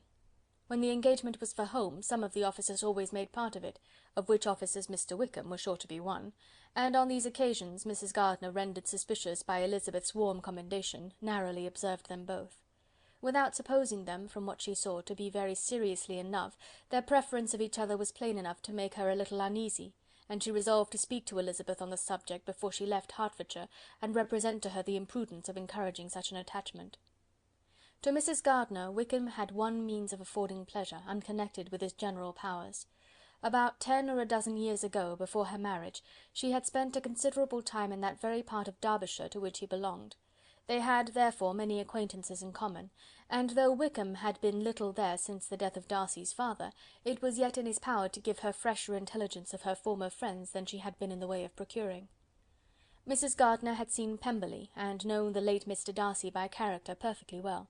Here, consequently, was an inexhaustible subject of discourse, in comparing her recollection of Pemberley with the minute description which Wickham could give, and in bestowing her tribute of praise on the character of its late possessor, she was delighting both him and herself. On being made acquainted with the present Mr. Darcy's treatment of him, she tried to remember some of that gentleman's reputed disposition when quite a lad, which might agree with it, and was confident at last that she recollected having heard Mr. Fitzwilliam Darcy formerly spoken of as a very proud, ill-natured boy. End of chapter 25. Chapter 26. Mrs. Gardiner's caution to Elizabeth was punctually and kindly given on the first favourable opportunity of speaking to her alone. After honestly telling her what she thought, she thus went on. "You are too sensible a girl, Lizzy, to fall in love merely because you are warned against it, and therefore I am not afraid of speaking openly. Seriously, I would have you be on your guard. Do not involve yourself, or endeavour to involve him in an affection which the want of fortune would make so very imprudent. I have nothing to say against him. He is a most interesting young man, and if he had the fortune he ought to have, I should think you could not do better. But as it is, you must not let your fancy run away with you. You have sense, and we all expect you to use it. Your father would depend on your resolution and good conduct, I am sure. You must not disappoint your father." "My dear aunt, this is being serious indeed." "Yes, and I hope to engage you to be serious likewise." "Well, then, you need not be under any alarm. I will take care of myself, and of Mr. Wickham too. He shall not be in love with me if I can prevent it." "Elizabeth, you are not serious now." "I beg your pardon, I will try again. At present I am not in love with Mr. Wickham. No, I certainly am not.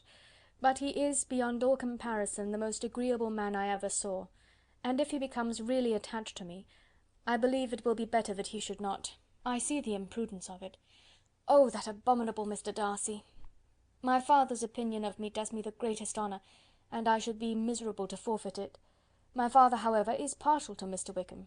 In short, my dear aunt, I should be very sorry to be the means of making any of you unhappy, but since we see every day that where there is affection young people are seldom withheld by immediate want of fortune from entering into engagements with each other, how can I promise to be wiser than so many of my fellow creatures if I am tempted, or how am I even to know that it would be wisdom to resist?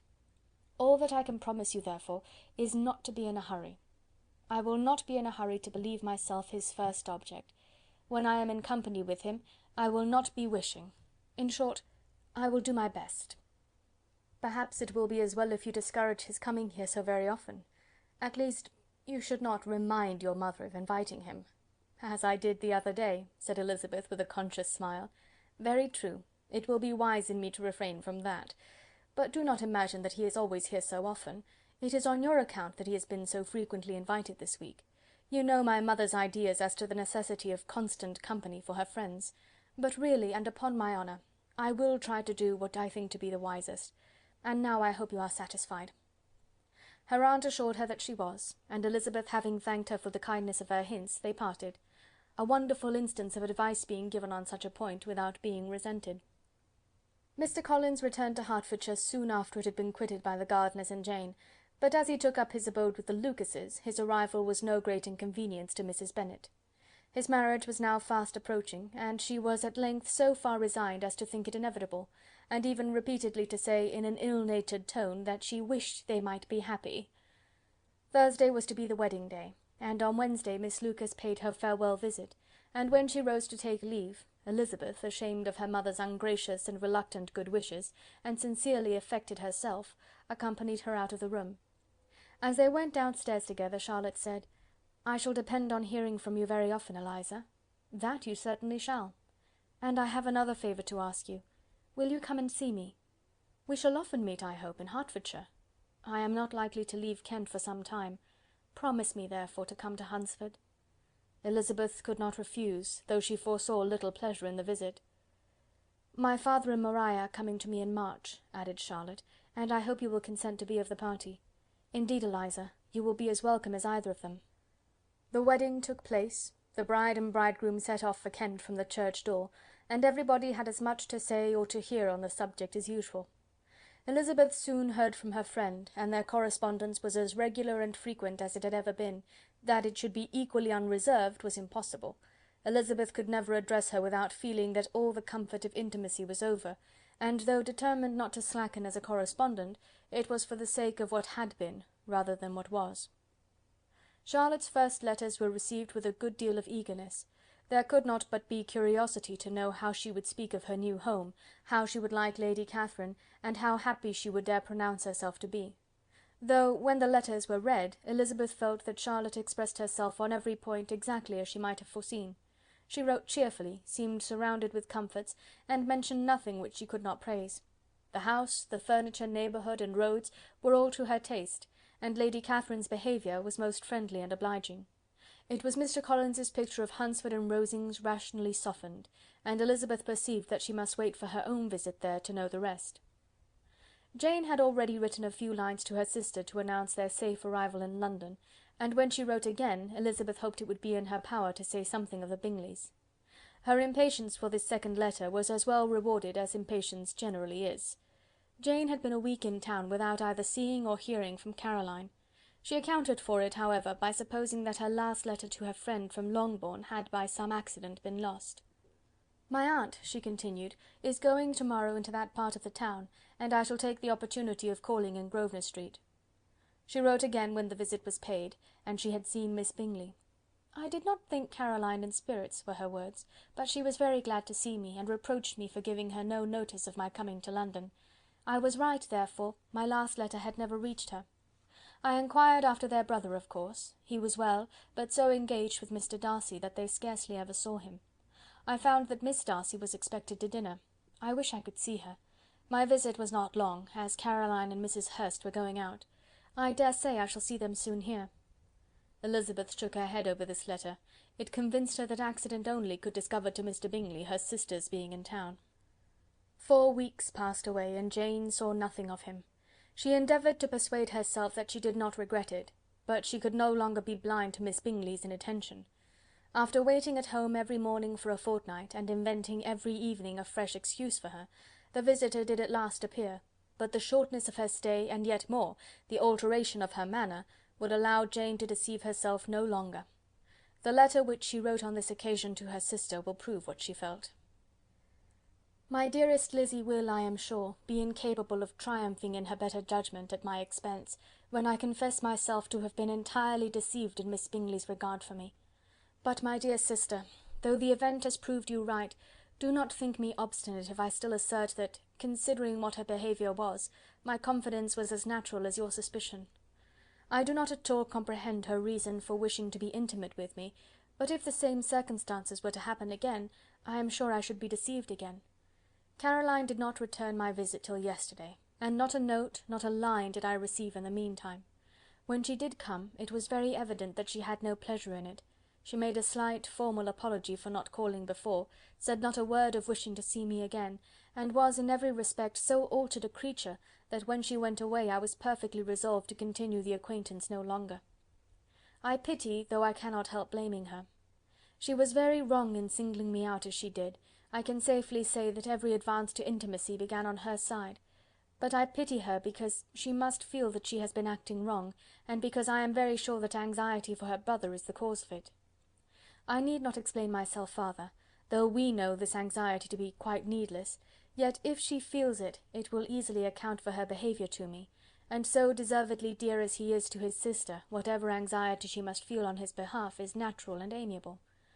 I cannot but wonder, however, at her having any such fears now, because, if he had at all cared about me, we must have met long ago. He knows of my being in town, I am certain, from something she said herself, and yet it would seem, by her manner of talking, as if she wanted to persuade herself that he is really partial to Miss Darcy. I cannot understand it. If I were not afraid of judging harshly, I should be almost tempted to say that there is a strong appearance of duplicity in all this, but I will endeavour to banish every painful thought, and think only of what will make me happy, your affection, and the invariable kindness of my dear uncle and aunt. Let me hear from you very soon. Miss Bingley said something of his never returning to Netherfield again, of giving up the house, but not with any certainty. We had better not mention it. I am extremely glad that you have such pleasant accounts from our friends at Hunsford. Pray go to see them with Sir William and Maria. I am sure you will be very comfortable there. Yours, etc. This letter gave Elizabeth some pain, but her spirits returned as she considered that Jane would no longer be duped, by the sister at least. All expectation from the brother was now absolutely over. She could not even wish for a renewal of his attentions. His character sunk on every review of it, and as a punishment for him, as well as a possible advantage to Jane, she seriously hoped that he might really soon marry Mr. Darcy's sister, as, by Wickham's account, she would make him abundantly regret what he had thrown away. Mrs. Gardiner about this time reminded Elizabeth of her promise concerning that gentleman, and required information, and Elizabeth had such to send as might rather give contentment to her aunt than to herself. His apparent partiality had subsided, his attentions were over, he was the admirer of someone else. Elizabeth was watchful enough to see it all, but she could see it and write of it without material pain. Her heart had been but slightly touched, and her vanity was satisfied with believing that she would have been his only choice, had fortune permitted it. The sudden acquisition of £10,000 was the most remarkable charm of the young lady to whom he was now rendering himself agreeable, but Elizabeth, less clear-sighted perhaps in this case than in Charlotte's, did not quarrel with him for his wish of independence. Nothing, on the contrary, could be more natural, and while able to suppose that it cost him a few struggles to relinquish her, she was ready to allow it a wise and desirable measure for both, and could very sincerely wish him happy. All this was acknowledged to Mrs. Gardiner, and after relating the circumstances, she thus went on. "I am now convinced, my dear aunt, that I have never been much in love, for had I really experienced that pure and elevating passion, I should at present detest his very name, and wish him all manner of evil. But my feelings are not only cordial towards him, they are even impartial towards Miss King. I cannot find out that I hate her at all, or that I am in the least unwilling to think her a very good sort of girl. There can be no love in all this. My watchfulness has been effectual, and though I certainly should be a more interesting object to all my acquaintances were I distractedly in love with him, I cannot say that I regret my comparative insignificance. Importance may sometimes be purchased too dearly. Kitty and Lydia take his defection much more to heart than I do. They are young in the ways of the world, and not yet open to the mortifying conviction that handsome young men must have something to live on as well as the plain." End of chapter 26. Chapter 27. With no greater events than these in the Longbourn family, and otherwise diversified by little beyond the walks to Meryton, sometimes dirty and sometimes cold, did January and February pass away. March was to take Elizabeth to Hunsford. She had not at first thought very seriously of going thither, but Charlotte, she soon found, was depending on the plan, and she gradually learned to consider it herself with greater pleasure as well as greater certainty. Absence had increased her desire of seeing Charlotte again, and weakened her disgust of Mr. Collins. There was novelty in the scheme, and as with such a mother and such uncompanionable sisters, home could not be faultless, a little change was not unwelcome for its own sake.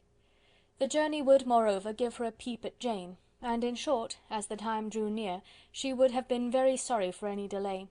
Everything, however, went on smoothly, and was finally settled according to Charlotte's first sketch. She was to accompany Sir William and his second daughter. The improvement of spending a night in London was added in time, and the plan became as perfect as plan could be. The only pain was in leaving her father, who would certainly miss her, and who, when it came to the point, so little liked her going, that he told her to write to him, and almost promised to answer her letter. The farewell between herself and Mr. Wickham was perfectly friendly, on his side even more. His present pursuit could not make him forget that Elizabeth had been the first to excite and to deserve his attention, the first to listen and to pity, the first to be admired; and in his manner of bidding her adieu, wishing her every enjoyment, reminding her of what she was to expect in Lady Catherine de Bourgh, and trusting their opinion of her, their opinion of everybody, would always coincide, there was a solicitude, an interest, which she felt must ever attach her to him with a most sincere regard; and she parted from him convinced that, whether married or single, he must always be her model of the amiable and pleasing. Her fellow travellers the next day were not of a kind to make her think him less agreeable. Sir William Lucas and his daughter Maria, a good-humoured girl, but as empty-headed as himself, had nothing to say that could be worth hearing, and were listened to with about as much delight as the rattle of the chaise. Elizabeth loved absurdities, but she had known Sir William's too long. He could tell her nothing new of the wonders of his presentation and knighthood, and his civilities were worn out, like his information. It was a journey of only 24 miles, and they began it so early as to be in Gracechurch Street by noon. As they drove to Mr. Gardiner's door, Jane was at a drawing-room window, watching their arrival. When they entered the passage, she was there to welcome them, and Elizabeth, looking earnestly in her face, was pleased to see it healthful and lovely as ever. On the stairs were a troop of little boys and girls, whose eagerness for their cousin's appearance would not allow them to wait in the drawing-room, and whose shyness, as they had not seen her for a twelvemonth, prevented their coming lower. All was joy and kindness. The day passed most pleasantly away, the morning in bustle and shopping, and the evening at one of the theatres. Elizabeth then contrived to sit by her aunt. Their first object was her sister, and she was more grieved than astonished to hear, in reply to her minute inquiries, that though Jane always struggled to support her spirits, there were periods of dejection. It was reasonable, however, to hope that they would not continue long. Mrs. Gardiner gave her the particulars also of Miss Bingley's visit in Gracechurch Street, and repeated conversations occurring at different times between Jane and herself, which proved that the former had, from her heart, given up the acquaintance. Mrs. Gardiner then rallied her niece on Wickham's desertion, and complimented her on bearing it so well. "But, my dear Elizabeth," she added, "what sort of girl is Miss King? I should be sorry to think our friend mercenary." "Pray, my dear aunt, what is the difference in matrimonial affairs between the mercenary and the prudent motive? Where does discretion end and avarice begin? Last Christmas you were afraid of his marrying me because it would be imprudent, and now, because he is trying to get a girl with only 10,000 pounds, you want to find out that he is mercenary. If you will only tell me what sort of girl Miss King is, I shall know what to think. She is a very good kind of girl, I believe. I know no harm of her. But he paid her not the smallest attention till her grandfather's death made her mistress of this fortune. No, what should he? If it were not allowable for him to gain my affections because I had no money, what occasion could there be for making love to a girl whom he did not care about, and who was equally poor? But there seems an indelicacy in directing his attentions toward her so soon after this event. A man in distressed circumstances has not time for all those elegant decorums which other people may observe. If she does not object to it, why should we? Her not objecting to it does not justify him. It only shows her being deficient in something herself, sense or feeling. "Well," cried Elizabeth, "have it as you choose. He shall be mercenary and she shall be foolish." "No, Lizzy, that is what I do not choose. I should be sorry, you know, to think ill of a young man who has lived so long in Derbyshire." "Oh, if that is all, I have a very poor opinion of young men who live in Derbyshire, and their intimate friends who live in Hertfordshire are not much better. I am sick of them all. Thank Heaven, I am going to-morrow, where I shall find a man who has not one agreeable quality, who has neither manner nor sense to recommend him. Stupid men are the only ones worth knowing after all." "Take care, Lizzy, that speech savours strongly of disappointment." Before they were separated by the conclusion of the play, she had the unexpected happiness of an invitation to accompany her uncle and aunt in a tour of pleasure which they proposed taking in the summer. "We have not determined how far it shall carry us," said Mrs. Gardiner, "but perhaps to the Lakes." No scheme could have been more agreeable to Elizabeth, and her acceptance of the invitation was most ready and grateful. "Oh, my dear, dear aunt," she rapturously cried, "what delight! What felicity! You give me fresh life and vigour. Adieu to disappointment and spleen. What are young men to rocks and mountains? Oh, what hours of transport we shall spend! and when we do return, it shall not be like other travellers, without being able to give one accurate idea of anything. We will know where we have gone, we will recollect what we have seen. Lakes, mountains, and rivers shall not be jumbled together in our imaginations, nor when we attempt to describe any particular scene, will we begin quarrelling about its relative situation. Let our first effusions be less insupportable than those of the generality of travellers. End of chapter 27. Chapter 28. Every object in the next day's journey was new and interesting to Elizabeth, and her spirits were in a state of enjoyment, for she had seen her sister looking so well as to banish all fear for her health, and the prospect of her northern tour was a constant source of delight. When they left the high road for the lane to Hunsford, every eye was in search of the parsonage, and every turning expected to bring it in view. The palings of Rosings Park was their boundary on one side. Elizabeth smiled at the recollection of all that she had heard of its inhabitants. At length the parsonage was discernible. The garden sloping to the road, the house standing in it, the green pales and the laurel hedge, everything declared they were arriving. Mr. Collins and Charlotte appeared at the door, and the carriage stopped at the small gate which led by a short gravel walk to the house, amidst the nods and smiles of the whole party. In a moment they were all out of the chaise, rejoicing at the sight of each other. Mrs. Collins welcomed her friend with the liveliest pleasure, and Elizabeth was more and more satisfied with coming when she found herself so affectionately received. She saw instantly that her cousin's manners were not altered by his marriage. His formal civility was just what it had been, and he detained her some minutes at the gate to hear and satisfy his inquiries after all her family. They were then, with no other delay than his pointing out the neatness of the entrance, taken into the house, and as soon as they were in the parlour, he welcomed them a second time, with ostentatious formality, to his humble abode, and punctually repeated all his wife's offers of refreshment. Elizabeth was prepared to see him in his glory, and she could not help fancying that in displaying the good proportion of the room, its aspect and its furniture, he addressed himself particularly to her, as if wishing to make her feel what she had lost in refusing him. But though everything seemed neat and comfortable, she was not able to gratify him by any sigh of repentance, and rather looked with wonder at her friend that she could have so cheerful an air with such a companion. When Mr. Collins said anything of which his wife might reasonably be ashamed, which certainly was not unseldom, she involuntarily turned her eye on Charlotte. Once or twice she could discern a faint blush, but in general Charlotte wisely did not hear. After sitting long enough to admire every article of furniture in the room, from the sideboard to the fender, to give an account of their journey and of all that had happened in London, Mr. Collins invited them to take a stroll in the garden, which was large and well laid out, and to the cultivation of which he attended himself. To work in this garden was one of his most respectable pleasures, and Elizabeth admired the command of countenance with which Charlotte talked of the healthfulness of the exercise, and owned she encouraged it as much as possible. Here, leading the way through every walk and cross-walk, and scarcely allowing them an interval to utter the praises he asked for, every view was pointed out with a minuteness which left beauty entirely behind. He could number the fields in every direction, and could tell how many trees there were in the most distant clump. But of all the views which his garden, or which the country or kingdom could boast, none were to be compared with the prospect of Rosings, afforded by an opening in the trees that bordered the park nearly opposite the front of his house. It was a handsome modern building, well situated on rising ground. From his garden Mr. Collins would have led them round his 2 meadows, but the ladies, not having shoes to encounter the remains of a white frost, turned back, and while Sir William accompanied him, Charlotte took her sister and friend over the house, extremely well pleased probably to have the opportunity of showing it without her husband's help. It was rather small, but well built and convenient, and everything was fitted up and arranged with a neatness and consistency of which Elizabeth gave Charlotte all the credit. When Mr. Collins could be forgotten, there was really an air of great comfort throughout, and by Charlotte's evident enjoyment of it, Elizabeth supposed he must be often forgotten. She had already learnt that Lady Catherine was still in the country. It was spoken of again while they were at dinner, when Mr. Collins, joining in, observed: "Yes, Miss Elizabeth, you will have the honour of seeing Lady Catherine de Bourgh on the ensuing Sunday at church, and I need not say you will be delighted with her.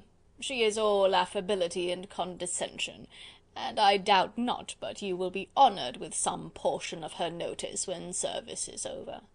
I have scarcely any hesitation in saying she will include you and my sister Maria in every invitation with which she honours us during your stay here.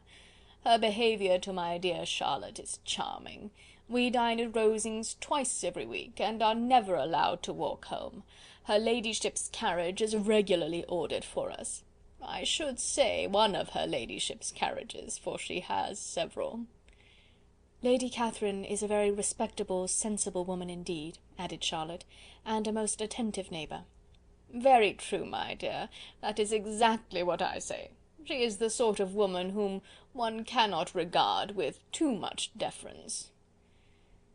The evening was spent chiefly in talking over Hertfordshire news, and telling again what had already been written, and when it closed, Elizabeth, in the solitude of her chamber, had to meditate upon Charlotte's degree of contentment, to understand her address in guiding, and composure in bearing with, her husband, and to acknowledge that it was all done very well. She also had to anticipate how her visit would pass. The quiet tenor of their usual employments, the vexatious interruptions of Mr. Collins, and the gaieties of their intercourse with Rosings. A lively imagination soon settled it all. About the middle of the next day, as she was in her room getting ready for a walk, a sudden noise below seemed to speak the whole house in confusion, and after listening a moment, she heard somebody running upstairs in a violent hurry, and calling loudly after her. She opened the door and met Maria in the landing-place, who, breathless with agitation, cried out, "Oh, my dear Eliza! Pray make haste and come into the dining-room, for there is such a sight to be seen! I will not tell you what it is. Make haste and come down this moment." Elizabeth asked questions in vain. Maria would tell her nothing more, and down they ran into the dining-room, which fronted the lane, in quest of this wonder. It was two ladies stopping in a low phaeton in the garden gate. "And is this all?" cried Elizabeth. "I expected at least that the pigs were got into the garden, and here is nothing but Lady Catherine and her daughter." "La, my dear," said Maria, quite shocked at the mistake, "it is not Lady Catherine. The old lady is Mrs. Jenkinson, who lives with them. The other is Mr. Burgh. Only look at her! She is quite a little creature. Who would have thought that she could be so thin and small? She is abominably rude to keep Charlotte out of doors in all this wind. Why does she not come in?" "Oh, Charlotte says she hardly ever does. It is the greatest of favours when Mr. Burgh comes in." "I like her appearance," said Elizabeth, struck with other ideas. "She looks sickly and cross. Yes, she will do for him very well. She will make him a very proper wife." Mr. Collins and Charlotte were both standing at the gate, in conversation with the ladies, and Sir William, to Elizabeth's high diversion, was stationed in the doorway, in earnest contemplation of the greatness before him, and constantly bowing whenever Mr. Burgh looked that way. At length there was nothing more to be said. The ladies drove on, and the others returned into the house. Mr. Collins no sooner saw the two girls than he began to congratulate them on their good fortune, which Charlotte explained by letting them know that the whole party was asked to dine at Rosings the next day. Chapter 28. Chapter 29. Mr. Collins's triumph, in consequence of this invitation, was complete. The power of displaying the grandeur of his patroness to his wandering visitors, and of letting them see her civility towards himself and his wife, was exactly what he had wished for, and that an opportunity of doing it should be given so soon, was such an instance of Lady Catherine's condescension as he knew not how to admire enough. "I confess," said he, "that I should not have been at all surprised by her ladyship's asking us on Sunday to drink tea and spend the evening at Rosings. I rather expected, from my knowledge of her affability, that it would happen. But who could have foreseen such an attention as this? Who could have imagined that we should receive an invitation to dine there, an invitation, moreover, including the whole party, so immediately after your arrival?" "I am the less surprised at what has happened," replied Sir William, "from that knowledge of what the manners of the great really are, which my situation in life has allowed me to acquire. About the court such instances of elegant breeding are not uncommon." Scarcely anything was talked of the whole day or next morning but their visit to Rosings. Mr. Collins was carefully instructing them in what they were to expect, that the sight of such rooms, so many servants, and so splendid a dinner might not wholly overpower them. When the ladies were separating for the toilette, he said to Elizabeth, "Do not make yourself uneasy, my dear cousin, about your apparel. Lady Catherine is far from requiring that elegance of dress in us which becomes herself and her daughter. I would advise you merely to put on whatever of your clothes is superior to the rest. There is no occasion for anything more. Lady Catherine will not think the worse of you for being simply dressed. She likes to have the distinction of rank preserved." While they were dressing, he came 2 or 3 times to their different doors, to recommend their being quick, as Lady Catherine very much objected to be kept waiting for her dinner. Such formidable accounts of her ladyship, and her manner of living, quite frightened Maria Lucas, who had been little used to company, and she looked forward to her introduction at Rosings with as much apprehension as her father had done to his presentation at St. James'. As the weather was fine, they had a pleasant walk of about half a mile across the park. Every park has its beauty and its prospects, and Elizabeth saw much to be pleased with, though she could not be in such raptures as Mr. Collins expected the scene to inspire, and was but slightly affected by his enumeration of the windows in front of the house, and his relation of what the glazing altogether had originally cost Sir Lewis de Bourgh. When they ascended the steps to the hall, Maria's alarm was every moment increasing, and even Sir William did not look perfectly calm. Elizabeth's courage did not fail her. She had heard nothing of Lady Catherine that spoke her awful from any extraordinary talents or miraculous virtue, and the mere stateliness of money or rank she thought she could witness without trepidation. From the entrance hall, of which Mr. Collins pointed out with a rapturous air the fine proportion and the finished ornaments, they followed the servants through an antechamber to the room where Lady Catherine, her daughter, and Mrs. Jenkinson were sitting. Her ladyship, with great condescension, arose to receive them, and as Mrs. Collins had settled it with her husband that the office of introduction should be hers, it was performed in a proper manner, without any of those apologies and thanks which he would have thought necessary. In spite of having been at St. James's, Sir William was so completely awed by the grandeur surrounding him, that he had but just courage enough to make a very low bow and take his seat without saying a word, and his daughter, frightened almost out of her senses, sat on the edge of her chair, not knowing which way to look. Elizabeth found herself quite equal to the scene, and could observe the 3 ladies before her composedly. Lady Catherine was a tall, large woman, with strongly marked features, which might once have been handsome. Her air was not conciliating, nor was her manner of receiving them such as to make her visitors forget their inferior rank.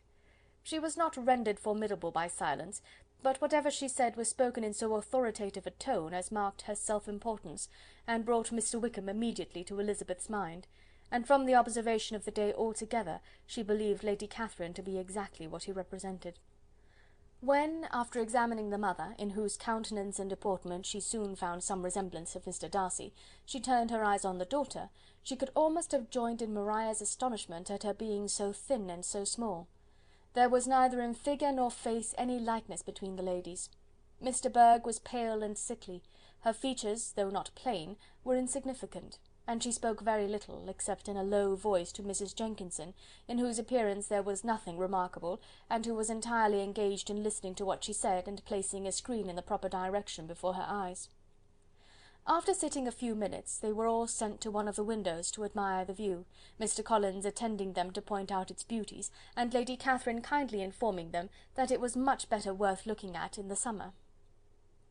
The dinner was exceedingly handsome, and there were all the servants and all the articles of plate which Mr. Collins had promised, and as he had likewise foretold, he took his seat at the bottom of the table, by her ladyship's desire, and looked as if he felt that life could furnish nothing greater. He carved, and ate, and praised with delighted alacrity, and every dish was commended, first by him and then by Sir William, who was now enough recovered to echo whatever his son-in-law said, in a manner which Elizabeth wondered Lady Catherine could bear. But Lady Catherine seemed gratified by their excessive admiration, and gave most gracious smiles, especially when any dish on the table proved a novelty to them. The party did not supply much conversation. Elizabeth was ready to speak whenever there was an opening, but she was seated between Charlotte and Miss de Bourgh, the former of whom was engaged in listening to Lady Catherine, and the latter said not a word to her all dinner-time. Mrs. Jenkinson was chiefly employed in watching how little Miss de Bourgh ate, pressing her to try some other dish, and fearing she was indisposed. Maria thought speaking out of the question, and the gentlemen did nothing but eat and admire. When the ladies returned to the drawing-room, there was little to be done but to hear Lady Catherine talk, which she did without any intermission till coffee came in, delivering her opinion on every subject in so decisive a manner as proved that she was not used to have her judgment controverted. She inquired into Charlotte's domestic concerns familiarly and minutely, gave her a great deal of advice as to the management of them all, told her how everything ought to be regulated in so small a family as hers, and instructed her as to the care of her cows and her poultry. Elizabeth found that nothing was beneath this great lady's attention, which could furnish her with an occasion of dictating to others. In the intervals of her discourse with Mrs. Collins, she addressed a variety of questions to Maria and Elizabeth, but especially to the latter, of whose connections she knew the least, and who, she observed to Mrs. Collins, was a very genteel, pretty kind of girl. She asked her, at different times, how many sisters she had, whether they were older or younger than herself, whether any of them were likely to be married, whether they were handsome, where they had been educated, what carriage her father kept, and what had been her mother's maiden name. Elizabeth felt all the impertinence of her questions, but answered them very composedly. Lady Catherine then observed, "Your father's estate is entailed on Mr. Collins, I think. For your sake," turning to Charlotte, "I am glad of it, but otherwise I see no occasion for entailing estates from the female line. It was not thought necessary in Sir Lewis de Bourgh's family. Do you play and sing, Miss Bennet?" "A little." "Oh, then some time or other we shall be happy to hear you. Our instrument is a capital one, probably superior to... You shall try it some day. Do your sisters play and sing?" "One of them does." "Why did not you all learn? You ought all to have learned. The Miss Webbs all play, and their father has not so good an income as yours. Do you draw?" "No, not at all." "What, none of you?" "Not one." "That is very strange, but I suppose you had no opportunity. Your mother should have taken you to town every spring for the benefit of masters." "My mother would have had no objection, but my father hates London." "Has your governess left you?" "We never had a governess." "No governess! How was that possible? 5 daughters brought up at home without a governess! I never heard of such a thing. Your mother must have been quite a slave to your education." Elizabeth could hardly help smiling as she assured her that had not been the case. "Then who taught you? Who attended to you? Without a governess you must have been neglected." "Compared with some families, I believe we were, but such of us as wished to learn never wanted the means. We were always encouraged to read, and had all the masters that were necessary. Those who chose to be idle certainly might." "Ay, no doubt, but that is what a governess will prevent, and if I had known your mother, I should have advised her most strenuously to engage one. I always say that nothing is to be done in education without steady and regular instruction, and nobody but a governess can give it.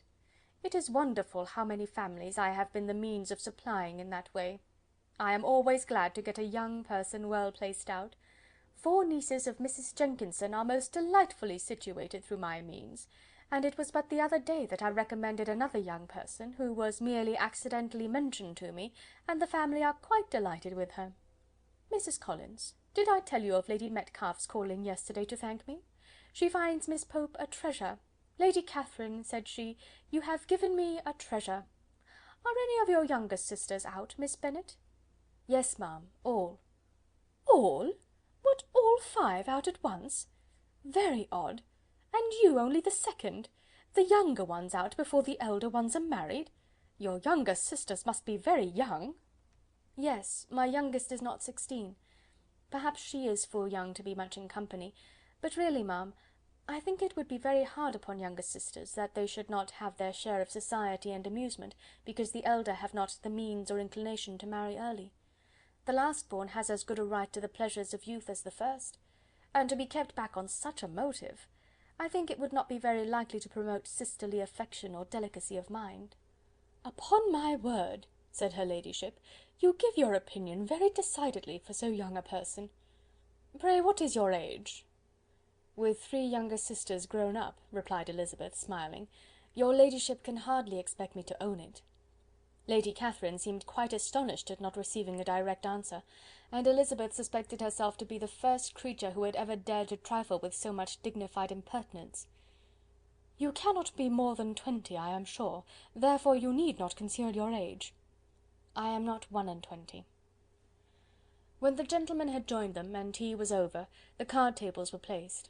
Lady Catherine, Sir William, and Mr. and Mrs. Collins sat down to quadrille, and as Miss de Bourgh chose to play at casino, the two girls had the honour of assisting Mrs. Jenkinson to make up her party. Their table was superlatively stupid. Scarcely a syllable was uttered that did not relate to the game, except when Mrs. Jenkinson expressed her fears of Miss de Bourgh's being too hot or too cold, or having too much or too little light. A great deal more passed at the other table. Lady Catherine was generally speaking, stating the mistakes of the three others, or relating some anecdote of herself.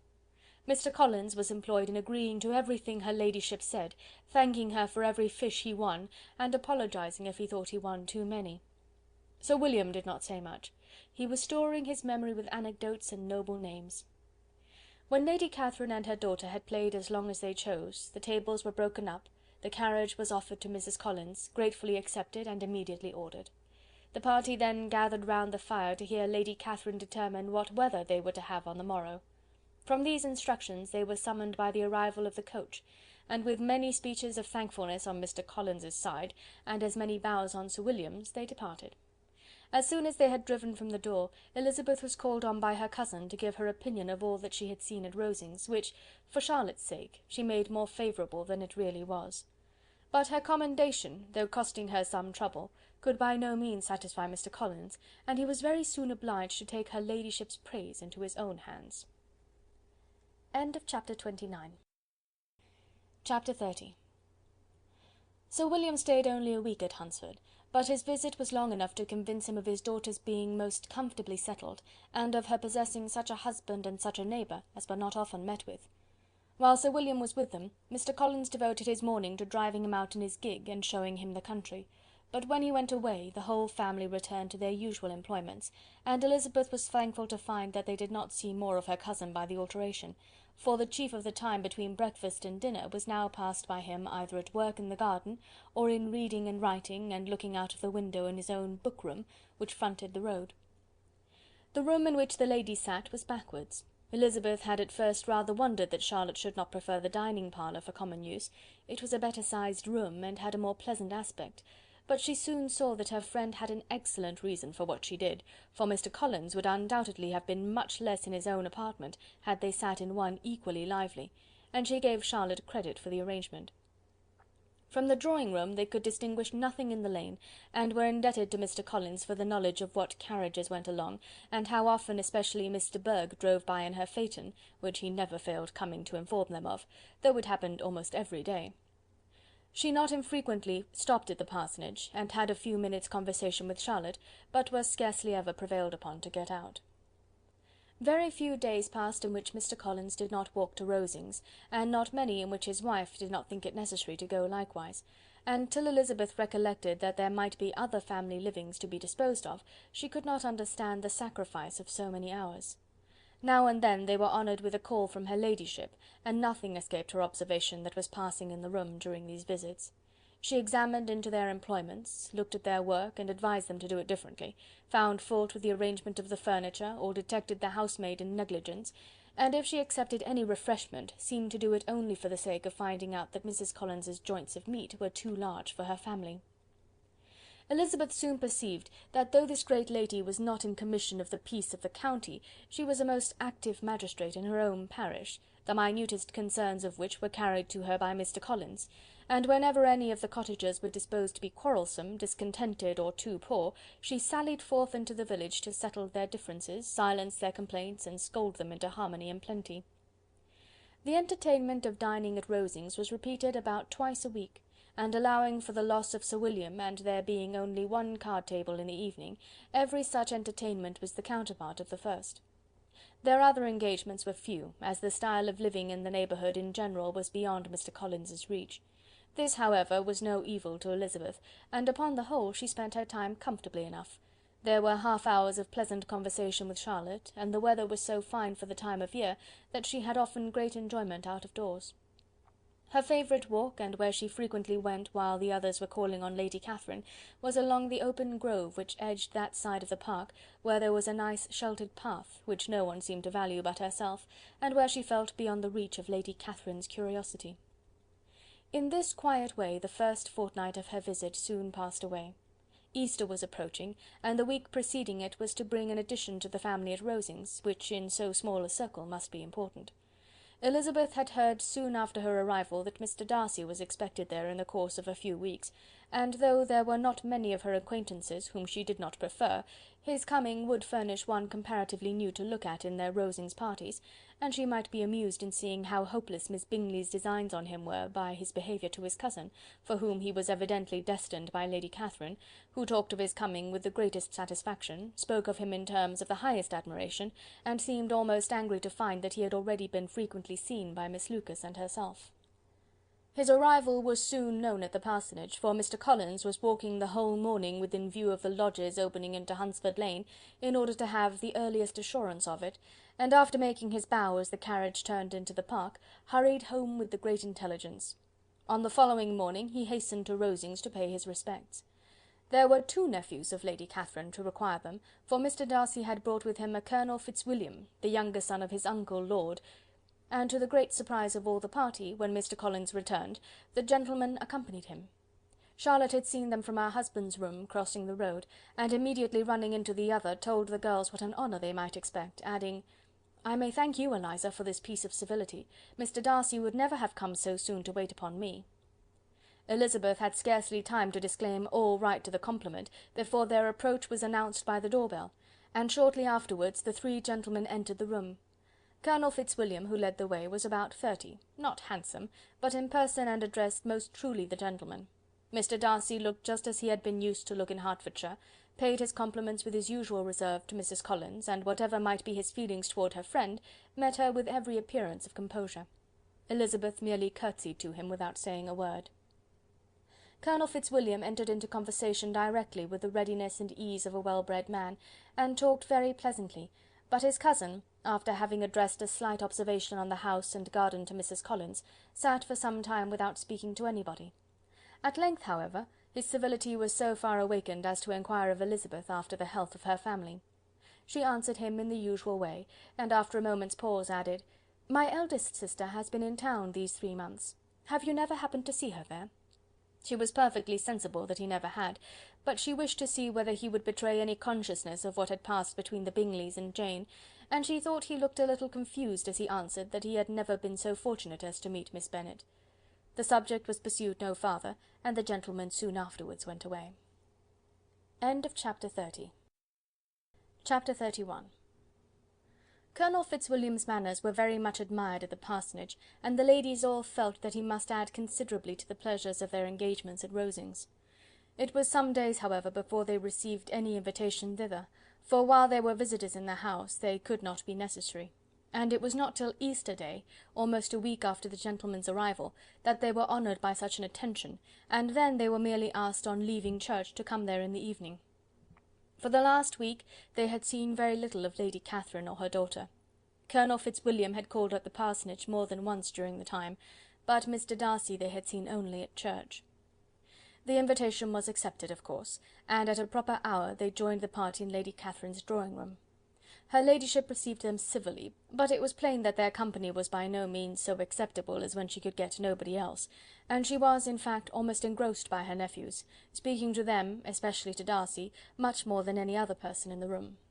Colonel Fitzwilliam seemed really glad to see them. Anything was a welcome relief to him at Rosings, and Mrs. Collins's pretty friend had, moreover, caught his fancy very much.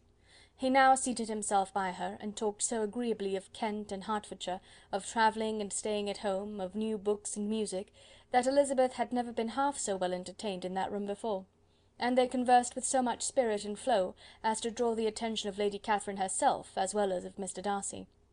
His eyes had been soon and repeatedly turned towards them with a look of curiosity, and that her ladyship after a while shared the feeling was more openly acknowledged, for she did not scruple to call out, "What is it that you are saying, Fitzwilliam? What is it that you are talking of? What are you telling Miss Bennet? Let me hear what it is." "We are speaking of music, madam," said he, when no longer able to avoid a reply. "Of music? Then pray speak aloud. It is, of all subjects, my delight. I must have my share in the conversation, if you are speaking of music. There are few people in England, I suppose, who have more true enjoyment of music than myself, or a better natural taste. If I had ever learned, I should have been a great proficient, and so would Anne, if her health had allowed her to apply. I am confident that she would have performed delightfully. How does Georgiana get on, Darcy?" Mr. Darcy spoke with affectionate praise of his sister's proficiency. "I am very glad to hear such a good account of her," said Lady Catherine, "and pray tell her from me that she cannot expect to excel if she does not practise a good deal." "I assure you, madam," he replied, "that she does not need such advice. She practises very constantly." "So much the better. It cannot be done too much, and when I next write to her, I shall charge her not to neglect it on any account. I often tell young ladies that no excellence in music is to be acquired without constant practice. I have told Miss Bennet several times that she will never play really well unless she practises more, and though Mrs. Collins has no instrument, she is very welcome, as I have often told her, to come to Rosings every day and play on the pianoforte in Mrs. Jenkinson's room. She would be in nobody's way, you know, in that part of the house." Mr. Darcy looked a little ashamed of his aunt's ill-breeding, and made no answer. When coffee was over, Colonel Fitzwilliam reminded Elizabeth of having promised to play to him, and she sat down directly to the instrument. He drew a chair near her. Lady Catherine listened to half a song, and then talked, as before, to her other nephew, till the latter walked away from her, and making with his usual deliberation towards the pianoforte, stationed himself so as to command a full view of the fair performer's countenance. Elizabeth saw what he was doing, and at the first convenient pause turned to him with an arch smile, and said, "You mean to frighten me, Mr. Darcy, by coming in all this state to hear me? I will not be alarmed, though your sister does play so well. There is a stubbornness about me that can never bear to be frightened at the will of others. My courage always rises at every attempt to intimidate me." "I shall not say you are mistaken," he replied, "because you could not really believe me to entertain any design of alarming you, and I have had the pleasure of your acquaintance long enough to know that you find great enjoyment in occasionally professing opinions which, in fact, are not your own." Elizabeth laughed heartily at this picture of herself, and said to Colonel Fitzwilliam, "Your cousin will give you a very pretty notion of me, and teach you not to believe a word I say. I am particularly unlucky in meeting with a person so able to expose my real character in a part of the world where I had hoped to pass myself off with some degree of credit. Indeed, Mr. Darcy, it is very ungenerous in you to mention all that you knew to my disadvantage in Hertfordshire, and, give me leave to say, very impolitic too, for it is provoking me to retaliate, and such things may come out as will shock your relations to hear." "I am not afraid of you," said he, smilingly. "Pray let me hear what you have to accuse him of," cried Colonel Fitzwilliam. "I should like to know how he behaves among strangers."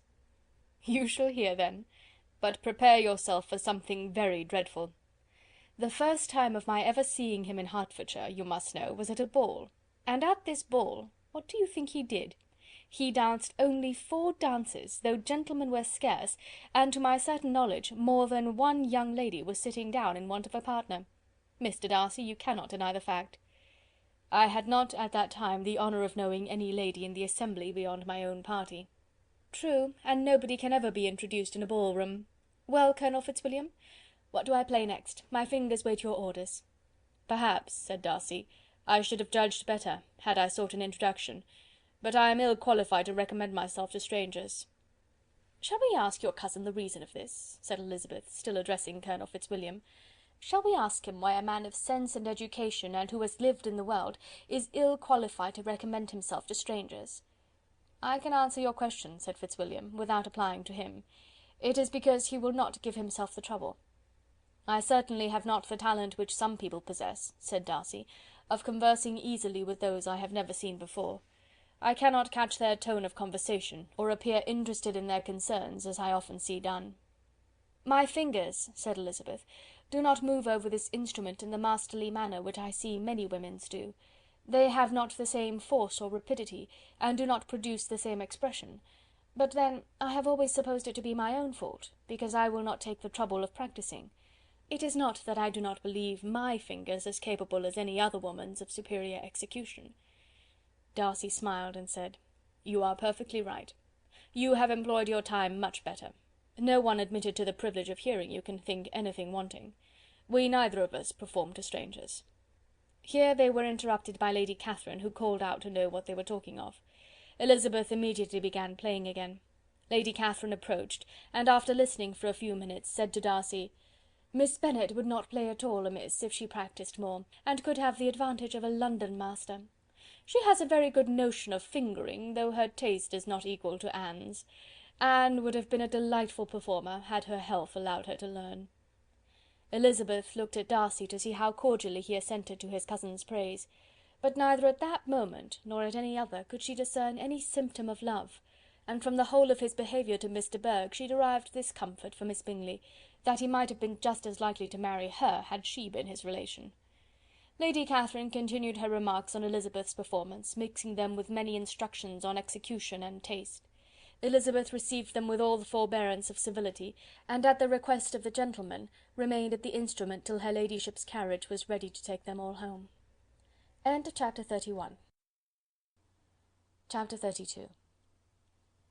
Elizabeth was sitting by herself the next morning, and writing to Jane, while Mrs. Collins and Maria were gone on business into the village, when she was startled by a ring at the door, the certain signal of a visitor. As she had heard no carriage, she thought it not unlikely to be Lady Catherine, and under that apprehension was putting away her half-finished letter, that she might escape all impertinent questions, when the door opened, and to her very great surprise, Mr. Darcy, and Mr. Darcy only, entered the room. He seemed astonished too on finding her alone, and apologized for his intrusion by letting her know that he had understood all the ladies were to be within. They then sat down, and when her inquiries after Rosings were made, seemed in danger of sinking into total silence. It was absolutely necessary, therefore, to think of something, and in this emergence recollecting when she had seen him last in Hertfordshire, and feeling curious to know what he would say on the subject of their hasty departure, she observed, "How very suddenly you all quitted Netherfield last November, Mr. Darcy. It must have been a most agreeable surprise to Mr. Bingley to see you all after him so soon, for if I recollect right, he went but the day before. He and his sisters were well, I hope, when you left London?" "Perfectly so, I thank you." She found that she was to receive no other answer, and after a short pause added, "I think I have understood that Mr. Bingley has not much idea of ever returning to Netherfield again." "I have heard him say so, but it is probable that he may spend very little of his time there in the future. He has many friends, and is at a time of life when friends and engagements are continually increasing." "If he means to be but little at Netherfield, it would be better for the neighbourhood that he should give up the place entirely, for then we might possibly get a settled family there. But perhaps Mr. Bingley did not take the house so much for the convenience of the neighbourhood as for his own, and we must expect him to keep it or quit it on the same principle." "I should not be surprised," said Darcy, "if he were to give it up as soon as any eligible purchase offers." Elizabeth made no answer. She was afraid of talking longer of his friend, and having nothing else to say, was now determined to leave the trouble of finding a subject to him. He took the hint, and soon began with, "This seems a very comfortable house. Lady Catherine, I believe, did a great deal to it when Mr. Collins first came to Hunsford." "I believe she did, and I am sure she could not have bestowed her kindness on a more grateful object." "Mr. Collins appears to be very fortunate in his choice of a wife." "Yes, indeed. His friends may well rejoice in his having met with one of the very few sensible women who would have accepted him, or have made him happy if they had. My friend has an excellent understanding, though I am not certain that I consider her marrying Mr. Collins as the wisest thing she ever did. She seems perfectly happy, however, and in a prudential light it is certainly a very good match for her." "It must be very agreeable for her to be settled within so easy a distance of her own family and friends." "An easy distance, do you call it? It is nearly 50 miles." "And what is 50 miles of good road? Little more than half a day's journey. Yes, I call it a very easy distance." "I should never have considered the distance as one of the advantages of the match," cried Elizabeth. "I should never have said Mrs. Collins was settled near her family." "It is a proof of your own attachment to Hertfordshire. Anything beyond the neighbourhood of Longbourn, I suppose, would appear far." As he spoke, there was a sort of smile which Elizabeth fancied she understood. He must be supposing her to be thinking of Jane and Netherfield, and she blushed as she answered, "I do not mean to say that a woman may not be settled too near her family. The far and the near must be relative, and depend on many varying circumstances. Where there is fortune to make the expenses of travelling unimportant, distance becomes no evil. But that is not the case here. Mr. and Mrs. Collins have a comfortable income, but not such a one as will allow of frequent journeys, and I am persuaded my friend would not call herself near her family under less than half the present distance." Mr. Darcy drew his chair a little towards her, and said, "You cannot have a right to such very strong local attachment. You cannot have been always at Longbourn." Elizabeth looked surprised. The gentleman experienced some change of feeling. He drew back his chair, took a newspaper from the table, and glancing over it, said in a colder voice, "Are you pleased with Kent?" A short dialogue on the subject of the country ensued, on either side calm and concise, and soon put an end to by the entrance of Charlotte and her sister, just returned from her walk. The tete-a-tete surprised them. Mr. Darcy related the mistake which had occasioned his intruding on Miss Bennet, and after sitting a few minutes longer without saying much to anybody, went away. "What can be the meaning of this?" said Charlotte, as soon as he was gone. "My dear Eliza, he must be in love with you, or he would never have called on us in this familiar way." But when Elizabeth told of his silence, it did not seem very likely, even to Charlotte's wishes, to be the case, and after various conjectures they could at last only suppose his visit to proceed from the difficulty of finding anything to do, which was the more probable from the time of year. All field sports were over. Within doors there was Lady Catherine, books, and a billiard table, but gentlemen cannot always be within doors, and in the nearness of the parsonage, or the pleasantness of the walk to it, or of the people who lived in it, the two cousins found a temptation from this period of walking thither almost every day. They called at various times of the morning, sometimes separately, sometimes together, and now and then accompanied by their aunt. It was plain to them all that Colonel Fitzwilliam came because he had pleasure in their society, a persuasion which of course recommended him still more, and Elizabeth was reminded by her own satisfaction in being with him, as well as by his evident admiration of her former favourite, George Wickham, and though, in comparing them, she saw there was less captivating softness in Colonel Fitzwilliam's manners, she believed he might have the best informed mind.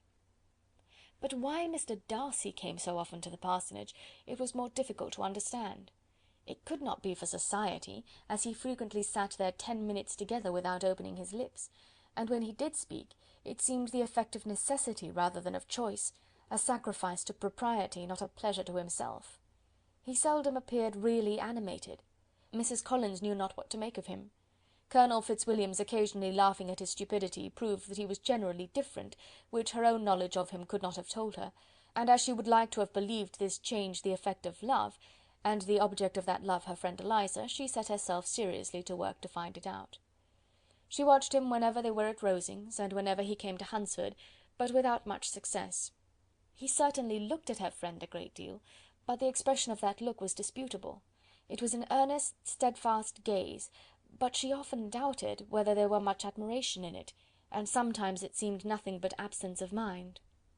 She had once or twice suggested to Elizabeth the possibility of his being partial to her, but Elizabeth always laughed at the idea, and Mrs. Collins did not think it right to press the subject, from the danger of raising expectations which might only end in disappointment, for in her opinion it admitted not of a doubt that all her friend's dislike would vanish if she could suppose him to be in her power.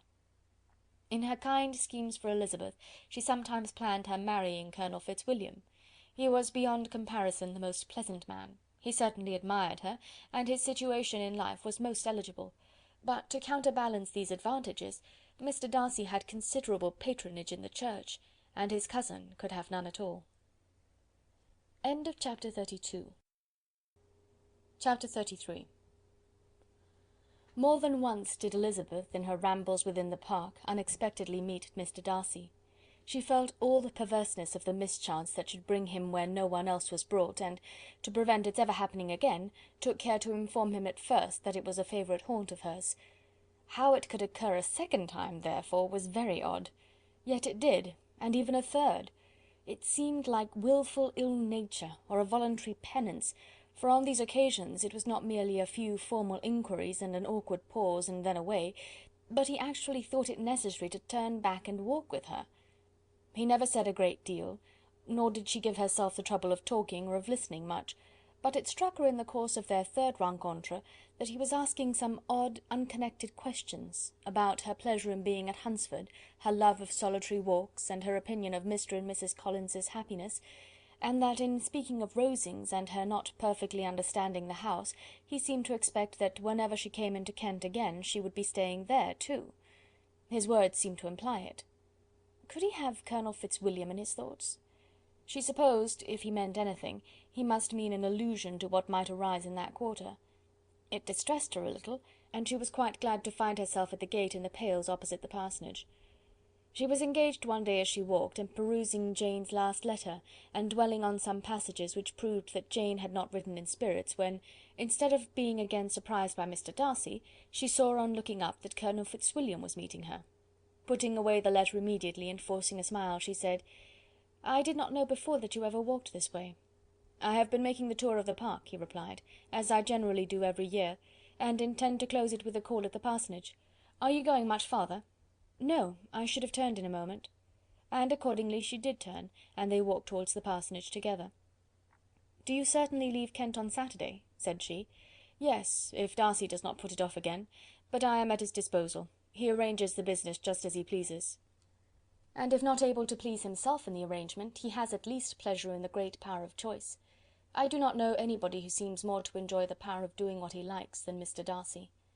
"He likes to have his own way very well," replied Colonel Fitzwilliam, "but so we all do.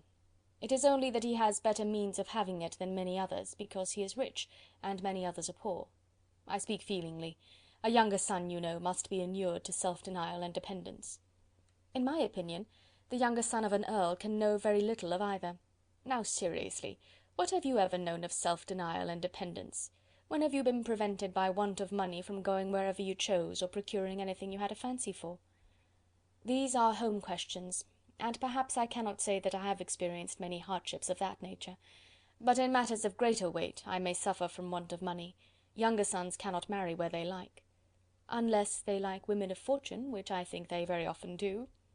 "Our habits of expense make us too dependent, and there are not many in my rank of life who can afford to marry without some attention to money." "Is this," thought Elizabeth, "meant for me?" And she coloured at the idea, but recovering herself, said in a lively tone, "And pray, what is the usual price of an earl's younger son? Unless the elder brother is very sickly, I suppose you would not ask above £50,000? He answered her in the same style, and the subject dropped. To interrupt a silence which might make him fancy her affected with what had passed, she soon afterwards said, "I imagine your cousin brought you down with him chiefly for the sake of having some one at his disposal. I wonder he does not marry, to secure a lasting convenience of that kind, but perhaps his sister does as well for the present, and, as she is under his sole care, he may do what he likes with her." "No," said Colonel Fitzwilliam, "that is an advantage which he must divide with me. I am joined with him in the guardianship of Miss Darcy." "Are you indeed? And pray what sort of guardians do you make? Does your charge give you much trouble? Young ladies of her age are sometimes a little difficult to manage, and if she has the true Darcy spirit, she may like to have her own way."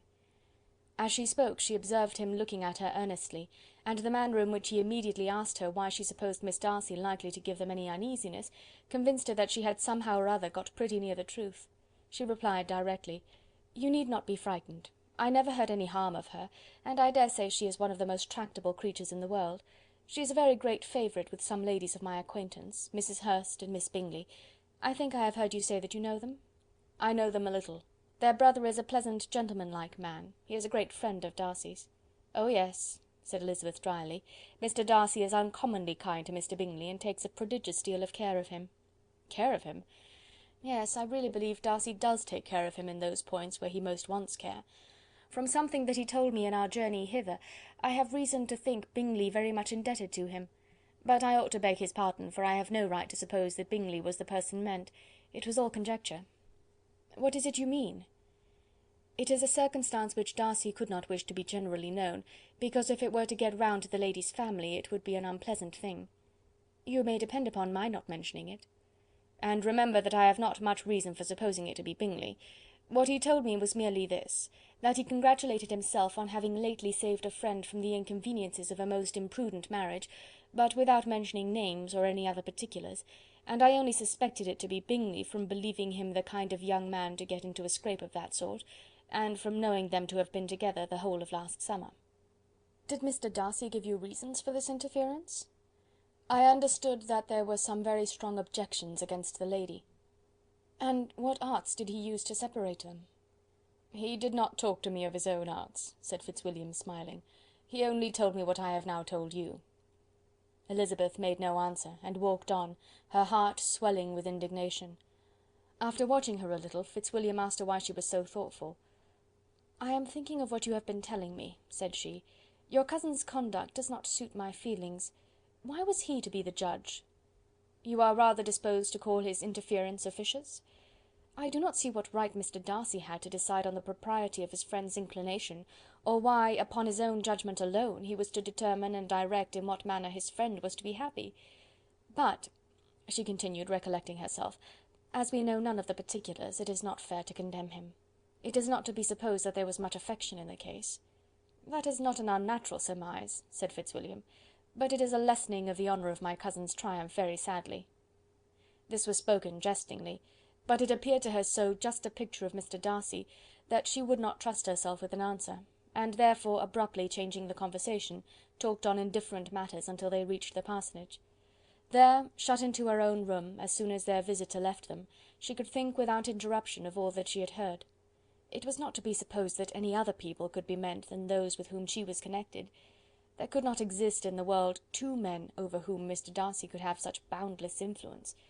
That he had been concerned in the measures taken to separate Bingley and Jane she had never doubted, but she had always attributed to Miss Bingley the principal design and arrangement of them. If his own vanity, however, did not mislead him, he was the cause, his pride and caprice were the cause, of all that Jane had suffered, and still continued to suffer. He had ruined for a while every hope of happiness for the most affectionate, generous heart in the world, and no one could say how lasting an evil he might have inflicted. There were some very strong objections against the lady, were Colonel Fitzwilliam's words, and those strong objections probably were her having one uncle who was a country attorney, and another who was in business in London. To Jane herself, she exclaimed, there could be no possibility of objection. All loveliness and goodness as she is, her understanding excellent, her mind improved, and her manners captivating. Neither could anything be urged against my father, who, though with some peculiarities, has abilities Mr. Darcy himself need not disdain, and respectability which he will probably never reach. When she thought of her mother, her confidence gave way a little, but she would not allow that any objections there had material weight with Mr. Darcy, whose pride, she was convinced, would receive a deeper wound from the want of importance in his friend's connections, than from their want of sense, and she was quite decided at last that he had been partly governed by this worst kind of pride, and partly by the wish of retaining Mr. Bingley for his sister. The agitation and tears which the subject occasioned brought on a headache, and it grew so much worse towards the evening that, added to her unwillingness to see Mr. Darcy, it determined her not to attend her cousins to Rosings, where they were engaged to drink tea. Mrs. Collins, seeing that she was really unwell, did not press her to go, and as much as possible prevented her husband from pressing her, but Mr. Collins could not conceal his apprehension of Lady Catherine's being rather displeased by her staying at home. Chapter 33. Chapter 34. When they were gone, Elizabeth, as if intending to exasperate herself as much as possible against Mr. Darcy, chose for her employment the examination of all the letters which Jane had written to her since her being in Kent. They contained no actual complaint, nor was there any revival of past occurrences, or any communication of present suffering. But in all, and in almost every line of each, there was a want of that cheerfulness which had been used to characterize her style, and which, proceeding from the serenity of a mind at ease with itself and kindly disposed towards everyone, had been scarcely ever clouded. Elizabeth noticed every sentence conveying the idea of uneasiness with an attention which it had hardly received on the first perusal. Mr. Darcy's shameful boast of what misery he had been able to inflict gave her a keener sense of her sister's sufferings. It was some consolation to think that his visit to Rosings was to end on the day after the next, and a still greater, that in less than a fortnight she should herself be with Jane again, and enabled to contribute to the recovery of her spirits by all that affection could do. She could not think of Darcy's leaving Kent without remembering that his cousin was to go with him, but Colonel Fitzwilliam had made it clear that he had no intentions at all, and agreeable as he was, she did not mean to be unhappy about him. While settling this point, she was suddenly roused by the sound of the door-bell, and her spirits were a little fluttered by the idea of its being Colonel Fitzwilliam himself, who had once before called late in the evening, and might now come to inquire particularly after her. But this idea was soon banished, and her spirits were very differently affected, when, to her utter amazement, she saw Mr. Darcy walk into the room. In an hurried manner he immediately began an inquiry after her health, imputing his visit to a wish of hearing that she were better. She answered him with cold civility. He sat down for a few moments, and then, getting up, walked about the room. Elizabeth was surprised, but said not a word. After a silence of several minutes he came towards her in an agitated manner, and thus began: "In vain I have struggled. It will not do. My feelings will not be repressed. You must allow me to tell you how ardently I admire and love you." Elizabeth's astonishment was beyond expression. She stared, coloured, doubted, and was silent. This he considered sufficient encouragement, and the avowal of all that he felt, and had long felt for her, immediately followed. He spoke well, but there were feelings besides those of the heart to be detailed, and he was not more eloquent on the subject of tenderness than of pride. His sense of her inferiority, of its being a degradation, of the family obstacles which had always opposed to inclination, were dwelt on with a warmth which seemed due to the consequence he was wounding, but was very unlikely to recommend his suit. In spite of her deeply rooted dislike, she could not be insensible to the compliment of such a man's affection, and though her intentions did not vary for an instant, she was at first sorry for the pain he was to receive, till, roused to resentment by his subsequent language, she lost all compassion in anger. She tried, however, to compose herself to answer him with patience when he should have done. He concluded with representing to her the strength of that attachment which, in spite of all his endeavours, he had found impossible to conquer, and with expressing his hope that it would now be rewarded by her acceptance of his hand. As he said this, she could easily see that he had no doubt of a favourable answer. He spoke of apprehension and anxiety, but his countenance expressed real security. Such a circumstance could only exasperate farther, and when he ceased, the colour rose into her cheeks, and she said: "In cases such as these, it is, I believe, the established mode to express a sense of obligation for the sentiments avowed, however unequally they may be returned. It is natural that obligation should be felt, and if I could feel gratitude, I would now thank you. But I cannot. I have never desired your good opinion, and you have certainly bestowed it most unwillingly. I am sorry to have occasioned pain to anyone.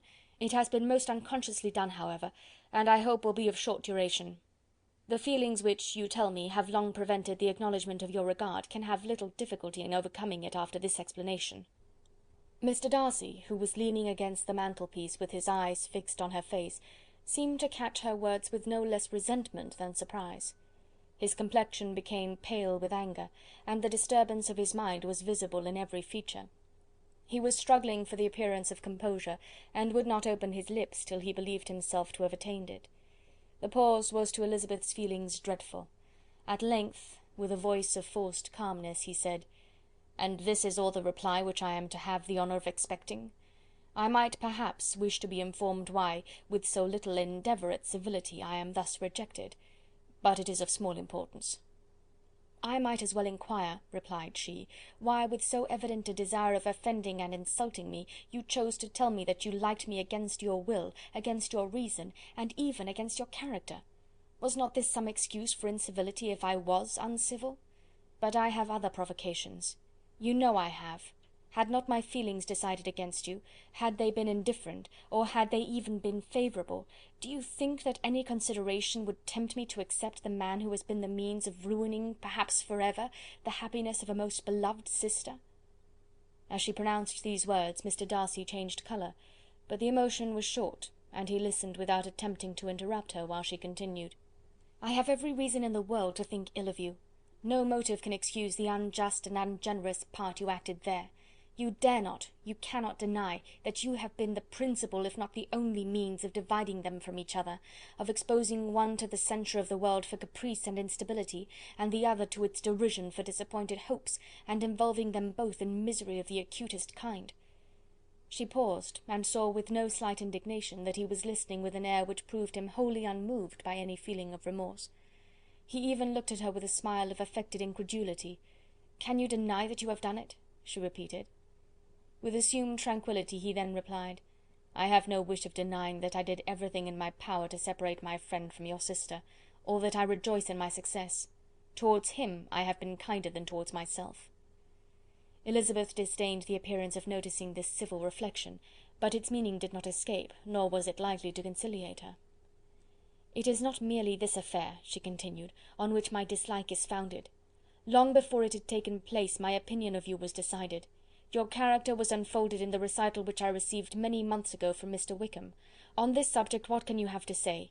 In what imaginary act of friendship can you here defend yourself? Or under what misrepresentation can you here impose upon others?" "You take an eager interest in that gentleman's concerns," said Darcy, in a less tranquil tone, and with a heightened colour. "Who that knows what his misfortunes have been can help feeling an interest in him?" "His misfortunes!" repeated Darcy contemptuously. "Yes, his misfortunes have been great indeed." "And of your infliction," cried Elizabeth with energy. "You have reduced him to his present state of poverty, comparative poverty. You have withheld the advantages which you must know to have been designed for him.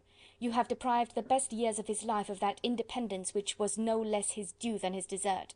You have done all this, and yet you can treat the mention of his misfortune with contempt and ridicule." "And this," cried Darcy, as he walked with quick steps across the room, "is your opinion of me? This is the estimation in which you hold me? I thank you for explaining it so fully. My faults, according to this calculation, are heavy indeed. But perhaps," added he, stopping in his walk and turning towards her, "these offences might have been overlooked, had not your pride been hurt by my honest confession of the scruples that had long prevented my forming any serious design. These bitter accusations might have been suppressed, had I, with greater policy, concealed my struggles, and flattered you into the belief of my being impelled by unqualified, unalloyed inclination. By reason, by reflection, by everything. But disguise of every sort is my abhorrence. Nor am I ashamed of the feelings I related. They were natural and just. Could you expect me to rejoice in the inferiority of your connections? To congratulate myself on the hope of relations whose condition in life is so decidedly beneath my own?" Elizabeth felt herself growing more angry every moment, yet she tried to the utmost to speak with composure when she said, "You are mistaken, Mr. Darcy, if you suppose that the mode of your declaration affected me in any other way than as it spared the concern which I might have felt in refusing you, had you behaved in a more gentlemanlike manner." She saw him start at this, but he said nothing, and she continued, "You could not have made the offer of your hand in any possible way that would have tempted me to accept it." Again his astonishment was obvious, and he looked at her with an expression of mingled incredulity and mortification. She went on, "From the very beginning, from the first moment, I may almost say, of my acquaintance with you, your manners, impressing me with the fullest belief of your arrogance, your conceit, and your selfish disdain of the feelings of others, were such as to form the groundwork of disapprobation on which succeeding events have built so immovable a dislike. And I had not known you a month before I felt that you were the last man in the world whom I could ever be prevailed on to marry." "You have said quite enough, madam. I perfectly comprehend your feelings, and have now only to be ashamed of what my own have been. Forgive me for having taken up so much of your time, and accept my best wishes for your health and happiness." And with these words he hastily left the room, and Elizabeth heard him the next moment open the front door and quit the house. The tumult of her mind was now painfully great. She knew not how to support herself, and from actual weakness sat down and cried for half an hour. Her astonishment, as she reflected on what had passed, was increased by every review of it. That she should receive an offer of marriage from Mr. Darcy! That he should have been in love with her for so many months! So much in love as to wish to marry her in spite of all the objections which had made him prevent his friends marrying her sister, and which must appear at least with equal force in his own case, was almost incredible. It was gratifying to have inspired unconsciously so strong an affection, but his pride, his abominable pride, his shameless avowal of what he had done with respect to Jane, his unpardonable assurance in acknowledging, though he could not justify it, and the unfeeling manner in which he had mentioned Mr. Wickham, his cruelty towards whom he had not attempted to deny, soon overcame the pity which the consideration of his attachment had for a moment excited. She continued in very agitated reflections till the sound of Lady Catherine's carriage made her feel how unequal she was to encounter Charlotte's observation, and hurried her away to her room. Chapter 34.